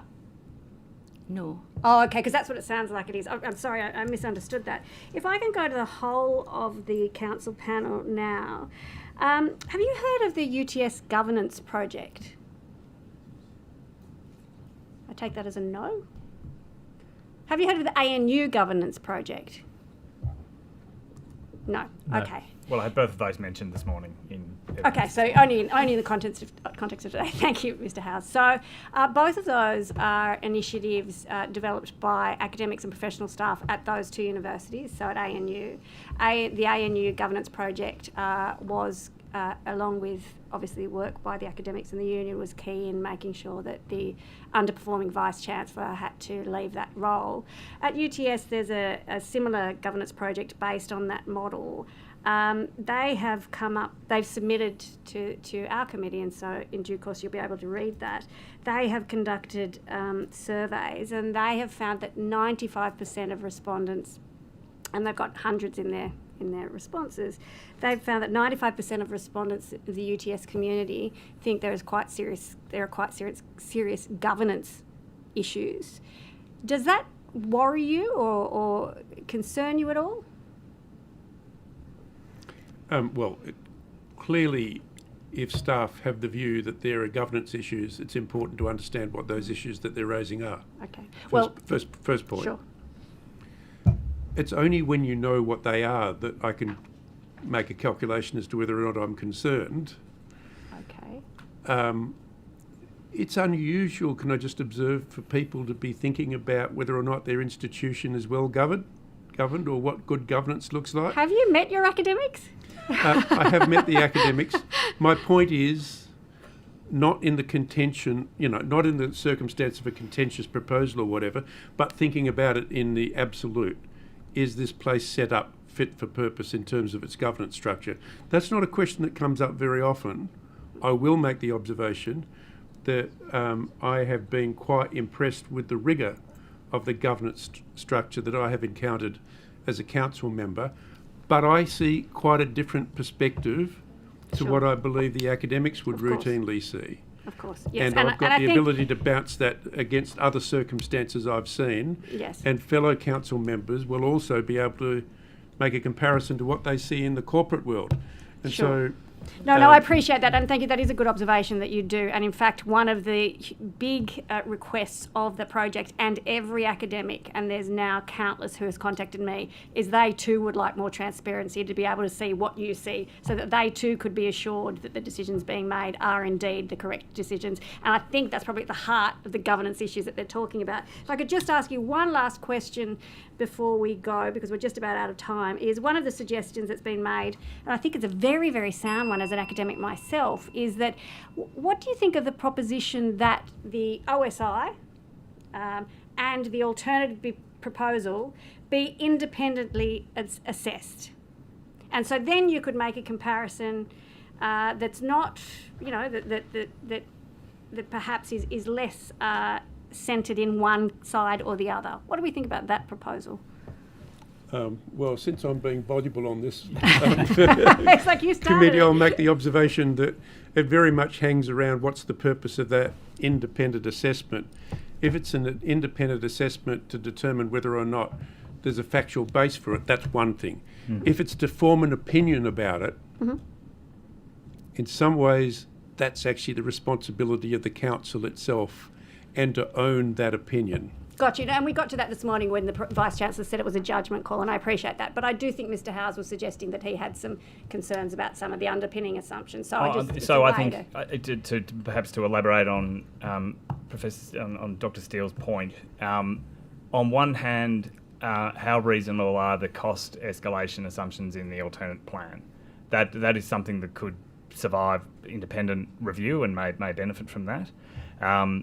And compared to the more bottom-up analysis that management have undertaken, having access to more data and systems of the university to be able to model things from the ground up. That's one thing. I think where it's a case of judgment, how much is what is a reasonable amount of debt to carry into a period of uncertainty, and what is the purpose of carrying that debt, and then. Are we willing to put credit ratings at risk? Are we willing to scramble to put replacement funding in line? Because bear in mind, this bond, we don't have a choice. It's got a legal maturity date. We have to repay it. And it's not a trivial matter to arrange the refinancing of 180 million of debt. It's not 150 as is put forward in the alternate plan. There's some errors in that. And that's something that you need to be able to put a reasoned logic to creditors around, and a lot of that comes down to judgment. Then separately, judgment around in the alternative proposal, there is the idea that we turn off a series of capital projects. Much of what we're doing, in fact, the overwhelming majority of what's happening within the Infrastructure Committee now is really in the nature of non-discretionary. There are systems in place which are no longer vendor supported, very important systems which are not sort of nice to haves, but rather really important matters of investment to ensure that our operational risk is appropriately managed. And those are matters of judgment, though, and I think that's the distinction. Thank you, Mr Howes. And I'm a bit sad that you've raised, ratings right at the end, because I wanted to get into that a little bit. And the reason why we have ratings and why we worry about them, I understand, is because we're thinking of borrowing at scale again. So I wanted to, maybe I'll ask some questions on notice about that. But I beg your indulgence. My colleague, Emily Saval, has asked if she might have one last question, and I have kept you a little over time. So with your indulgence, I might pass to Mrs. Sorry, apologies, Chair. It was just a follow on, Dr Steele, from something you said earlier around, I think it was being pleased about the good governance that you had seen in place. I just wondered, given some of my colleagues' earlier questions to witnesses around the appointment arrangements of council, where effectively we heard council and the board effectively appoint themselves. Is it your evidence that equates to good governance within an organisation? So the question contains a partial correct statement, I believe. Some members of council are actually appointed by the minister, and so it's a mixture of the two. Yeah, but the majority of the council is sort of elected by themselves. Yeah, indeed, and the statement described as boldly as that is troubling, isn't it? But the purpose of actually being able to have council members be appointed by council includes that you can fill out the skills matrix of the council in order to make sure you're covering the various aspects. I suppose, but you come back to the issue of governance, though, and what is good governance, which is what I think the question I asked. Indeed. And I'm saying that you need the skills actually to have good governance as well. Sure. And so actually, there's that. I mean, would I choose to have the structure of how the university fills out its council exactly the way it is at the moment? I haven't really thought about that because guess what? That's a good question. No, but it's handed down. But it's handed down to me. But what I will observe is that I have seen good governance in the way in which this council has been operating, first point. And second point, at least in part, that's because there's a skill matrix across this council that fills out the various capabilities, etc. And there are parts of the council's business where my colleagues are experts in areas where I certainly wouldn't pretend that I am. And conversely, there might be areas where I can be stronger and make a contribution. So it's...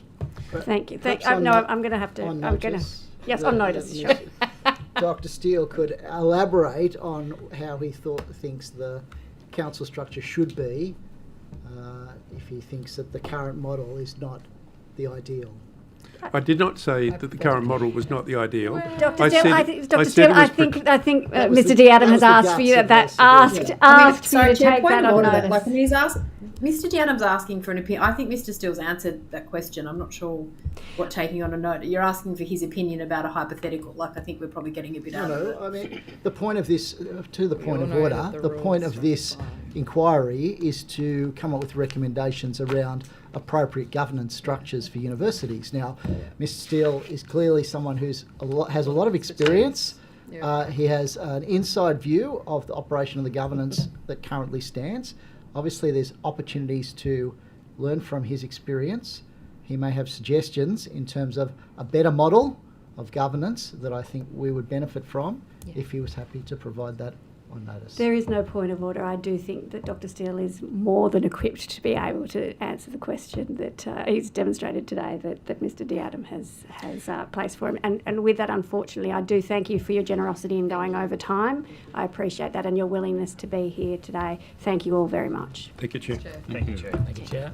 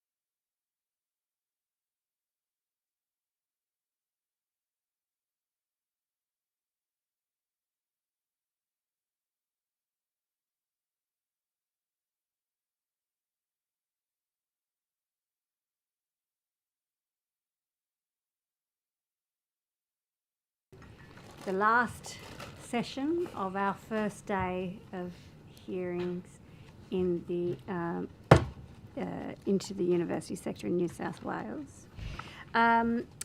Before we begin, if I could ask each witness to state their name and title and swear either an oath or an affirmation. And if we could start with you, Ms. Nagel. Hello, my name is Neve Nagel. I'm the current Welfare Officer of the UTS Students Association and the incoming President for 2026. Just as a conflict of interest, I'm also a staffer to the Honourable Emily Saval. I solemnly, sincerely and truly declare and affirm that the evidence now about to be given by me shall be the truth, the whole truth and nothing but the truth. Thank you. Ms. Campbell. My name is Mia Campbell. I'm the President of the UTS Students Association, and I solemnly, sincerely and truly declare and affirm that the evidence now about to be given by me shall be the truth, the whole truth and nothing but the truth. Thank you. Thank you. My name is Salma Al-Mubashir, and I'm the current Ethnocultural Officer with the UTS Students Association, and I'm the incoming General Secretary. I swear that the evidence now I'm about to be given by me shall be the truth, the whole truth, and nothing but the truth, so help me God. Thank you. And would any of you like to make a short opening statement? Yes. Ms. Campbell. Good afternoon and thank you for the opportunity to speak. My name is Mia Campbell and I've served as President of the UTS Students Association since December 2023.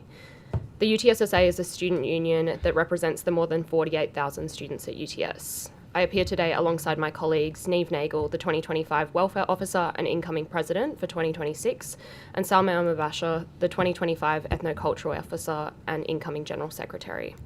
During our roles, we've worked extensively within university governance structures at UTS to represent and advocate for students in areas such as governance accountability, gender-based violence response, student welfare, housing, racism, and education. Throughout this work, we've seen firsthand the gaps in accountability, transparency, or genuine student partnership that shape decisions affecting students' education and well-being.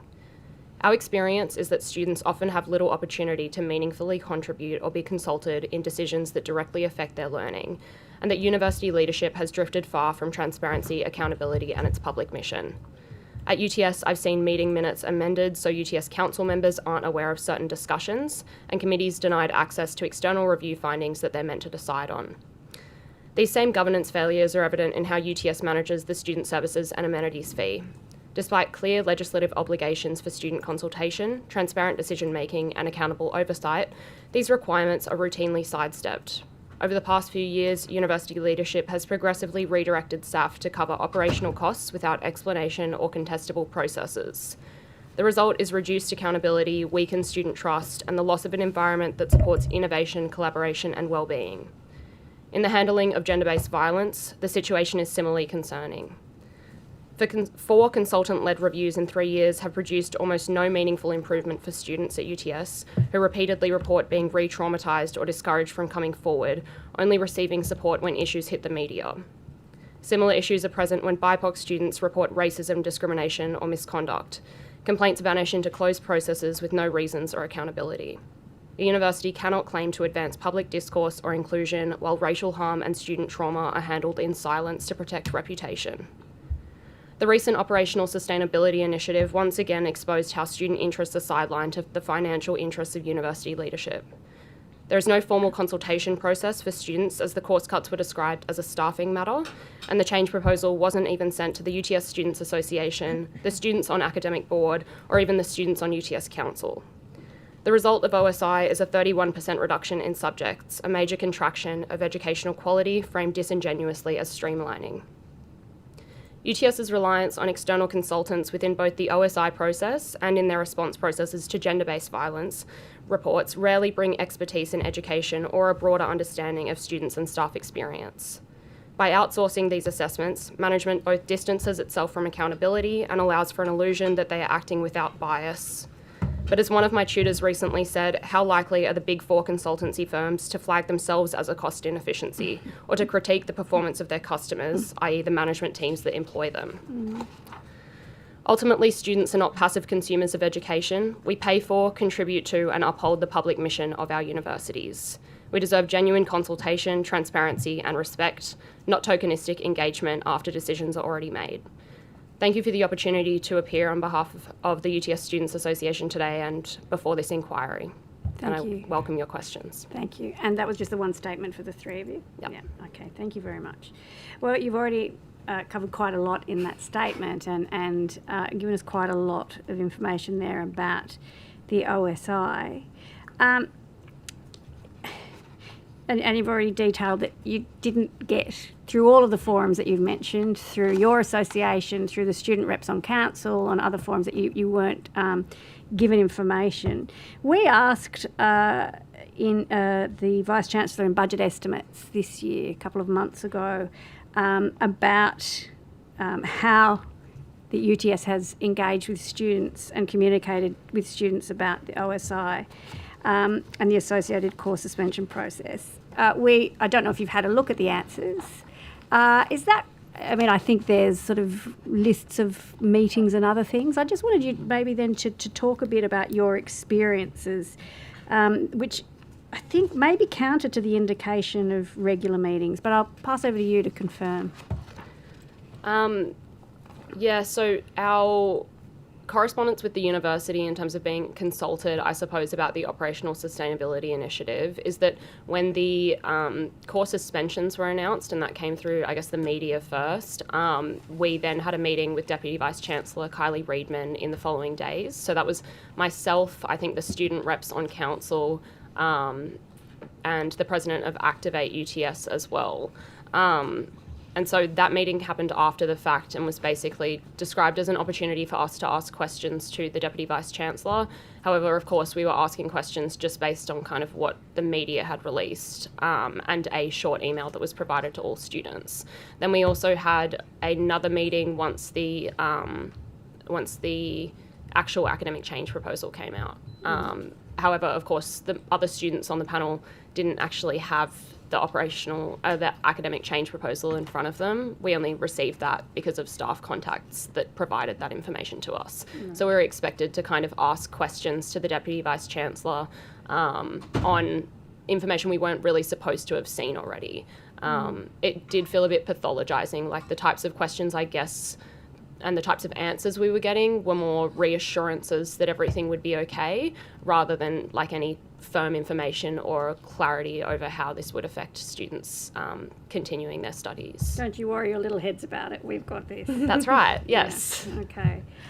Has the Vice-Chancellor interacted with students at all about this big, huge change that's going to cut a third of courses? And Yes, so the Vice-Chancellor, I've only had one meeting with him in my 2 years as president, and that was before most of the information about the change proposal had been released. The other times I've seen the Vice-Chancellor were at academic board. So every academic board meeting, the Vice-Chancellor has a report, and usually there's about one question allowed after the report in the committee of about 60 people. Oh, one question from everyone, not one question from you. Oh no, yes, one question from everyone. I mean, sometimes it's been 3 or 4. It's dependent on time, but it's a very limited discussion. The one interaction I've seen that stood out to me was that when a student asked during an academic board meeting about the process and number of staff that had been let go before the actual implementation of the operational sustainability initiative, the Vice-Chancellor effectively interrupted and shut him down in front of staff, creating a culture where critical discussions and questions are discouraged. The student felt completely embarrassed and like he'd been yelled at by the Vice-Chancellor in front of the committee. Mm-hmm. Okay. Are students concerned about the OSI beyond, obviously, you know, there's a very engaged group of students in front of us and a very engaged group on those types of committees. What generally are you getting feedback from students? Yeah, the feedback that we're getting from students is particularly centred around the fact that over a third of subjects, or about a third of subjects, are going to be cut. So I think the number is about 31%, and it's over 1,000 subjects are planning to be cut. And there are other parts in the academic change proposal that talk about things like potential larger class sizes, reduced feedback, and diminished support by tutors. And obviously this is we can see that this is going to disproportionately affect students with language or accessibility needs, and also just all students who value the education and the opportunity to have face-to-face dialogue with their tutors. So I think students are broadly extremely concerned about the effect of the subject cuts in particular, but then also the flow-on effect if you were planning to do an honours or a master's degree at UTS as well. But I think also students are anticipating and also feeling within the classroom that their tutors are already quite demoralised by the entire thing. I'm sure that's the case. If I could just jump a little bit before I see if my colleagues have some questions.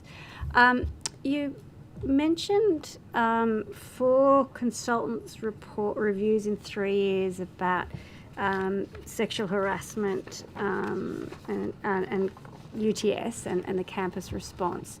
I know that's not directly the issue, but I am interested about sort of the governance aspect. We've had 4 reviews in 3 years. Has that resulted in a good outcome for students? No, it's been a completely poor outcome. I think that repeatedly describing the exact same problems to university management has been exhausting and re-traumatising for both myself and a number of other students who've been involved in those review processes.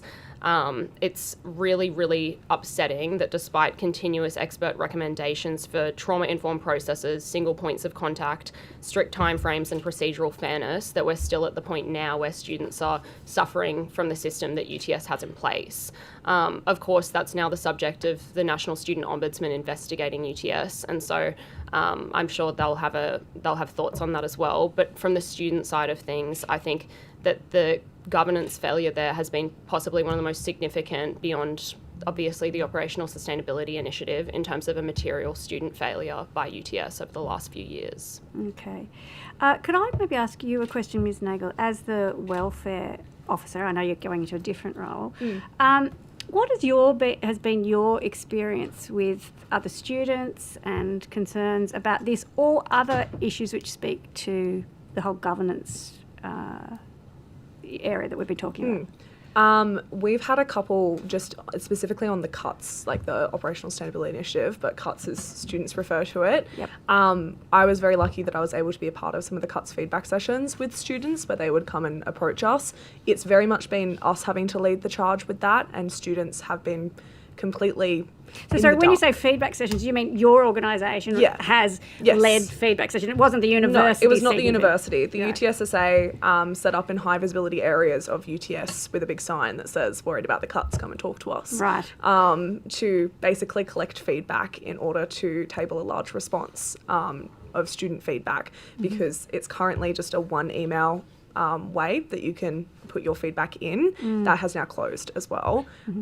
So students didn't actually know about that email either, which was a bit concerning, and they're completely in the dark about everything that's going on. They have absolutely no idea of what's happening. There's been no open feedback for regular students. I think we're very lucky and quite privileged as student leaders that we obviously get to have these dialogues with senior university management where we can ask questions that even relate directly to our degrees, but your regular student that doesn't serve on a board like we do does not get that privilege. And so you have students worried that their degrees aren't going to be accredited. You have students that aren't sure if they're going to be able to graduate or if the subjects that they've taken actually count towards their degree anymore. Questions that could be cleared up very quickly are not being answered. And so governance is failing students at the moment at this university, just on the Operational Sustainability Initiative alone, let alone based on gender-based violence and other issues around this university. Thank you. Before I go to Ms. Elma Basher for her response, I wondered if you mentioned that you do get the opportunity to meet with senior management. I wondered if are those positive experiences? You mentioned one young man who tried to ask a question. It wasn't such a great experience. What's it been like for you as student representatives when you do engage, I'm guessing one-on-one or two-on-one or in smaller meetings with senior managers? Can you give us a flavour of that? Yes, I can. I thought about this quite extensively. There's times where we get to interact with university management in a broader setting. Like, for example, I know that earlier witnesses mentioned the Student Council Liaison Group, which I also have a lot of thoughts on. In my one-on-one or smaller meetings with management, I would describe the working environment as occasionally extremely challenging. It's different depending on who in the university leadership team that you're meeting with, as it would be in any workplace. But I've had some really difficult meetings. As I mentioned, the one time that I met with the Vice-Chancellor, the one time in 2 years of being president, I found him patronising and dismissive of issues I raised that were serious, time-sensitive and devastating. I received no follow-up for over a month after I raised those issues with him. I had to follow up twice until I got a response 6 weeks after my meeting, and that was about issues related to gender-based violence response at UTS. I think that this reflects and also when I got that response, the written response was very vague and PR-like, and it didn't show any accountability or a sense of the urgency that I'd conveyed. I think this reflects a systemic culture where student voice is procedural and not substantive. On another instance, I was meeting with a member of senior management to discuss how to meaningfully involve more students in consultation for the National Code. And during that meeting, she disclosed private information about a student's sexual violence report to me. And when I raised concerns about the way she was responding, which I felt reflected the university's generally defensive and dismissive approach in these issues, she responded by disclosing her own history of sexual violence in a way that felt directed at me personally. So both of these experiences illustrate a broader pattern. The working environment for student representatives is highly stressful, and management often responds defensively, dismissively, or inappropriately rather than collaboratively, which undermines trust and effective advocacy for students. Okay, thank you. Ms. Al-Mubashir, have you got some reflections on what has been conveyed to you from students? Yes, I do. So, as the ethnocultural officer, I represent BIPOC students at UTS. I've been, this is my second term this year, and I would like to say that UTS handles the safety of BIPOC students extremely poorly. It is not accessible, and accessibility is not limited to disability and financial support, but it also includes the right to study free from racial discrimination, stereotyping, harassment, and institutional hostility.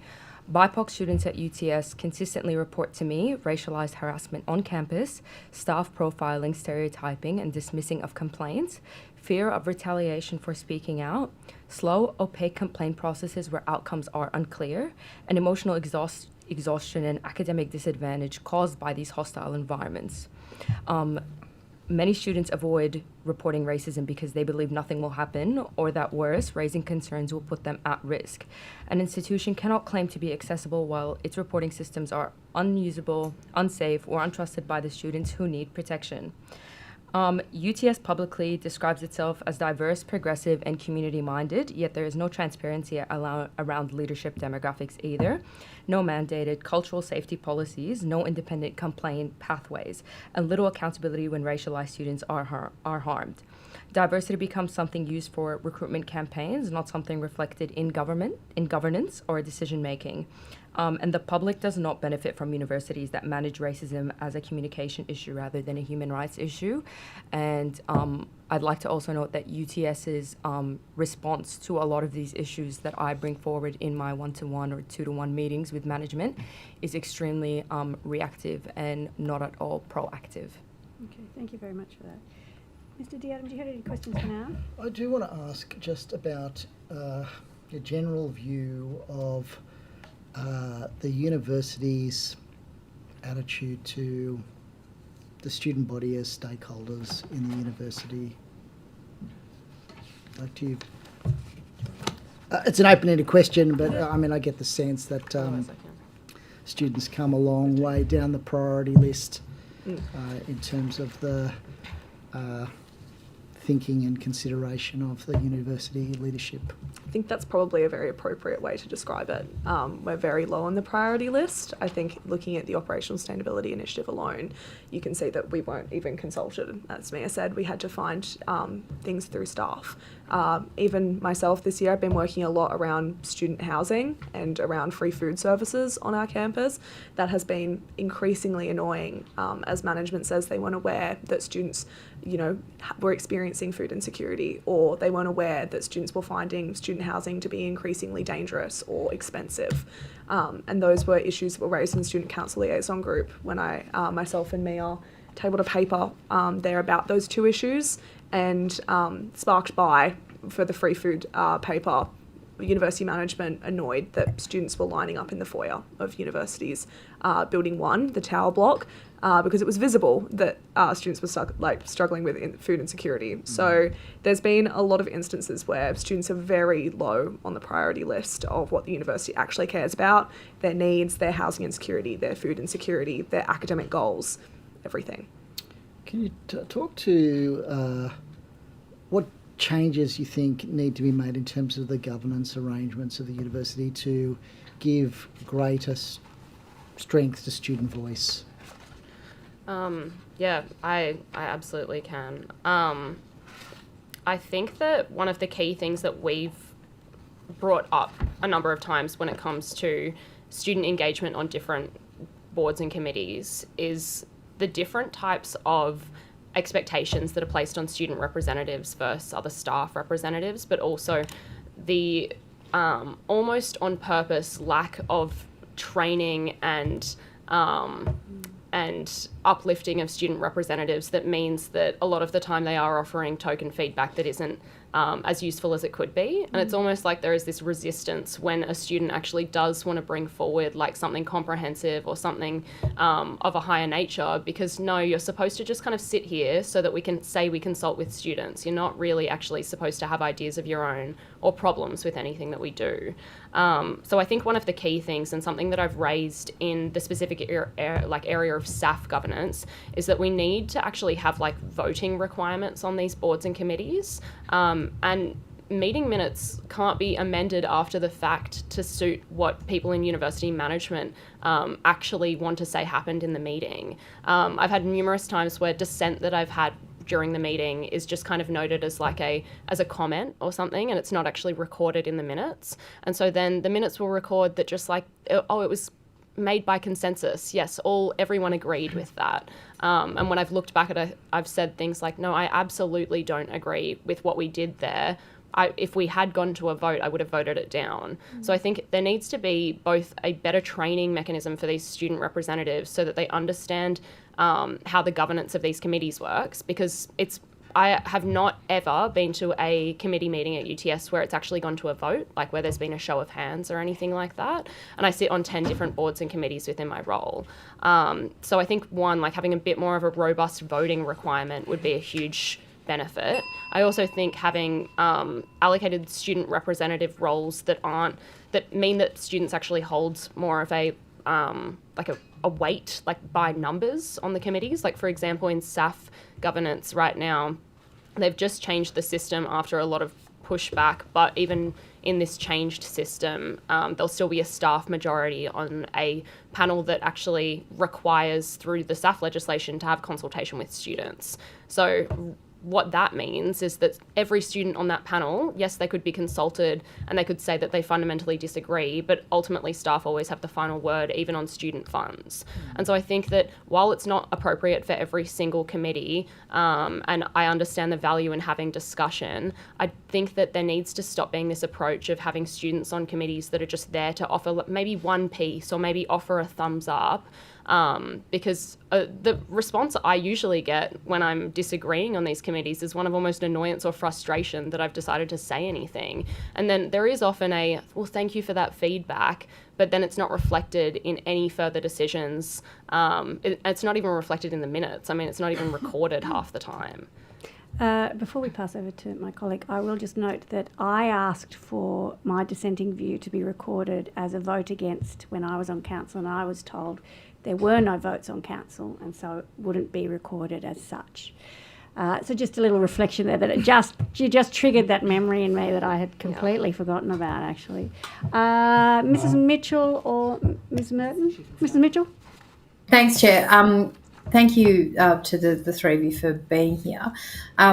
Ms. Campbell, I want to just pick up with you. You sort of talked a little bit about it then, and you mentioned it in your opening remarks as well, just about the SAF. So that's the student amenities fees. Yeah. And you said, and you kind of touched on it then too, but you were sort of saying that sometimes decisions are made about where that money goes, not necessarily to the benefit of students and more just for sort of operational costs. Can you just talk to that a little bit more for us, and I guess what you've seen in terms of how that's, I guess, managed in a governance sort of perspective? Yeah, absolutely. And I will note that they've tried to change the terms of reference of this particular committee like as recent as last week. So I am hopeful that it will get better, even though there are still parts of those amended terms of reference that I have problems with.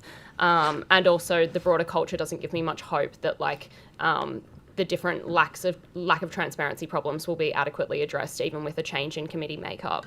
One of the problems that jumps to mind for me is that obviously when we put forward a proposal for any SAF funding, it's gone through our Student Representative Council, which has 25 elected members on it. And so all of those things that we put forward have already been heavily consulted on with students before they even reach the point of being in a SAF committee. Whereas for the university, they take the fact that there are students on the SAF committee as sufficient consultation, even though by the time it's coming to the committee, it's essentially going to be agreed upon because we don't go to a vote, and everything that gets put there just gets kind of instantly approved. So for example, earlier this year, I questioned the fact that a contested staff appointment was being made that was apparently using SAF funds. And I said, I don't remember approving this ever at a committee. And what I was told basically was that, no, we actually did approve this a year ago in this committee, and it was under this one line item that was about a sentence long, that was the justification for the university spending $1.6 million.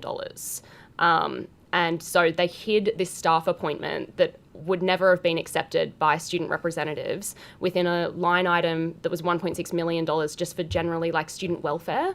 And I think that that's crazy because our total operating budget for a year is about $1.25 million. And the amount of auditing and scrutiny that goes into that, rightfully so, is just so out of proportion with how the university manages their own funds. To be able to put forward a $1.6 million line item, which I note could not have actually been for that staff role because the staff role only came up a year later due to issues that had happened during that year. It wasn't needed a year before when it was allegedly approved. But this kind of rewriting of history of meetings and an approval of funding for roles that actually aren't even needed until a year after felt very reflective of the type of transparency that the university does for its own funds and how much effort they're willing to put into funding allocation in SAF versus how much we are. And are there any examples, I guess, on the flip side of that, of where the student body, you've had things that you've wanted to do that you haven't been able to do through that SAF committee, or does it get ticked off if you put proposals forward as well? What does that process look like? So at the moment, we're on a 3-year funding agreement with the university where we get $1.25 million per year.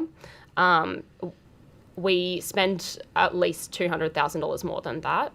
So we're dipping into our reserves every year. Which is a bit contested.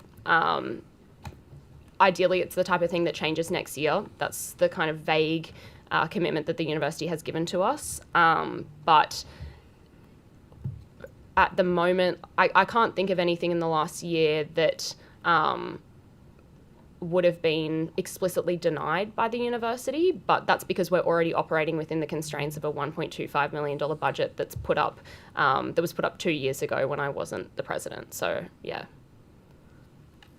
And then could I just ask one more, Chair, just to Ms. Nagel? And you talked a bit before about kind of not put words in your mouth, like the pop-up sort of stalls that you had where people could come and talk about some of the changes, and you said a lot of students didn't even know.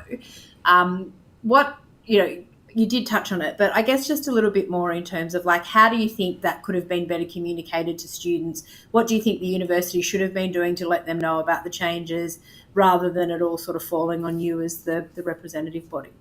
Yeah, very good question. Something I think we've discussed extensively about what should be done. I think the issues that we've raised has been with how it's been communicated, which has mostly been through emails. This is a conversation I had with Mia earlier, that all the emails also tend to look like standard UTS communications that most students don't read. I think most students I spoke to wanted an opportunity to directly speak to university management themselves in almost like an open town hall setting where things could be genuinely asked, or even just a place they could go to in UTS student services that was a person that could offer a concrete answer specifically for them that wasn't just a vague assurance of your university degree will still be a university degree, or we will make sure that you graduate at some point, and that is contingent on you studying full time in this course pattern that we have for you, and you can't deviate from that, otherwise your degree will not be offered and you'll have to do external credit transfers from the university. So there needs to be somewhere that students can go that someone can give them personalised answers to their degree and their circumstances, that is not a form on the end of an email that university management said they would answer the questions that were asked most frequently that they thought might be of interest to the university body, which is just simply not good enough, because I'm sure there's some questions they wouldn't want to answer from the university body that they might never have to, given they're at an end of a form. So they just need to have genuine conversations with students about what's happening, and I think that would help alleviate a lot of the concerns. That's great. Thank you. Thank you, Mrs. Mitchell. Thank you very much, and thank you to the three of you for your time and sharing with us. Just a couple of things, if I could pick up, just in terms of that compulsory fee for non-academic services for students, known as, what do we call it, the SSAF or SAF? SAF, yeah. I'm just wondering, just in terms of high level, what would be the breakdown as to how the Student Association would spend that allocated budget? In terms of non-academic services, what does that mean to the student given to the compulsory fee? Yeah, absolutely. So the way it's broken down is that UTS allocates about 50% of the SAF to itself. The other 50% goes 40% to activate UTS, and then the 10% to the Students Association. So Activate UTS runs our clubs and societies, but also sporting. And the Students Association runs things like campaigns, and then also we have a caseworker service. So when students are accused of things like academic misconduct, there's caseworkers that they can go to within the Students Association who can support them through the process with the university. Mm-hmm. So within our allocated 10% of the Student Services and Amenities fee, we've got, I'm not sure how much detail you want, but I can give you a rundown roughly of what that looks like. No, that you've given me a good mix for that. Okay. Just in terms of campaigns, what would be an example of a campaign that you would run using the mandatory fee from students? For example, we've been running a Stop the Cuts campaign. So alongside other student representatives from across the university, we've been running a campaign basically raising awareness about the Operational Sustainability Initiative.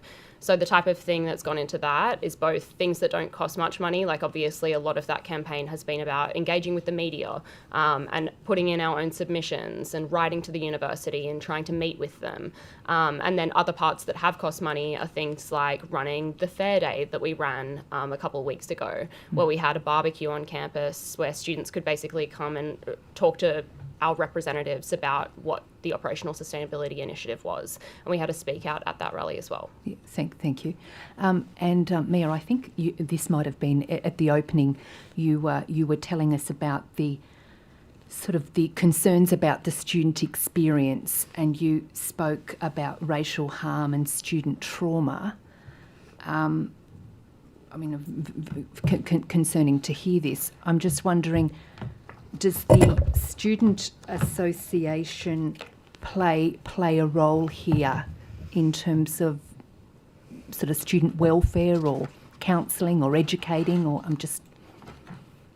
In terms of anti-racism, absolutely. I think that UTS probably has a bigger role to play in terms of ensuring that students feel safe on campus and safe from racial discrimination on campus. So, for example, when we addressed the inquiry earlier in the year about anti-racism, the things that we suggested were things like support services, so UTS counselling to provide counselling for trauma that's caused by forms of racism, but also being able to encourage interfaith dialogue within classes, student clubs and university events that actually foster empathy and understanding, and making sure that tutors are actually enabled and supported to be able to have difficult conversations within their classrooms as opposed to shutting down those types of dialogues. We also talked about creating forums that are led not just by the Students Association but more with staff involvement to be able to discuss challenging global issues without fear of censorship or reprisal. So we really are of the view that the safety from racial discrimination can come from being heard rather than suppressing difficult conversations. And is the student association sort of doing anything in that space? In the racial discrimination space?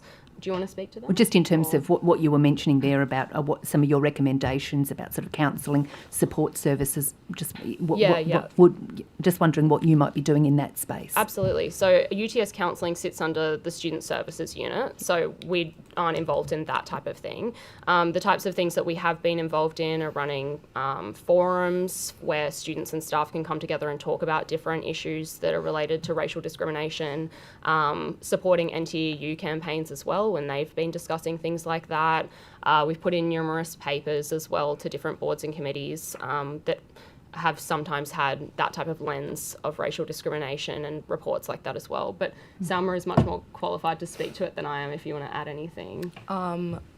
So within my role, I've worked quite closely with the Centre of Social Justice and Inclusion at UTS and lobbied quite hard to have mandatory training for staff and students on racism and the effects of racism. I go to a lot of forums, I talk to a lot of students. During elections, obviously, like, you're speaking to a lot of students that you haven't spoken to before.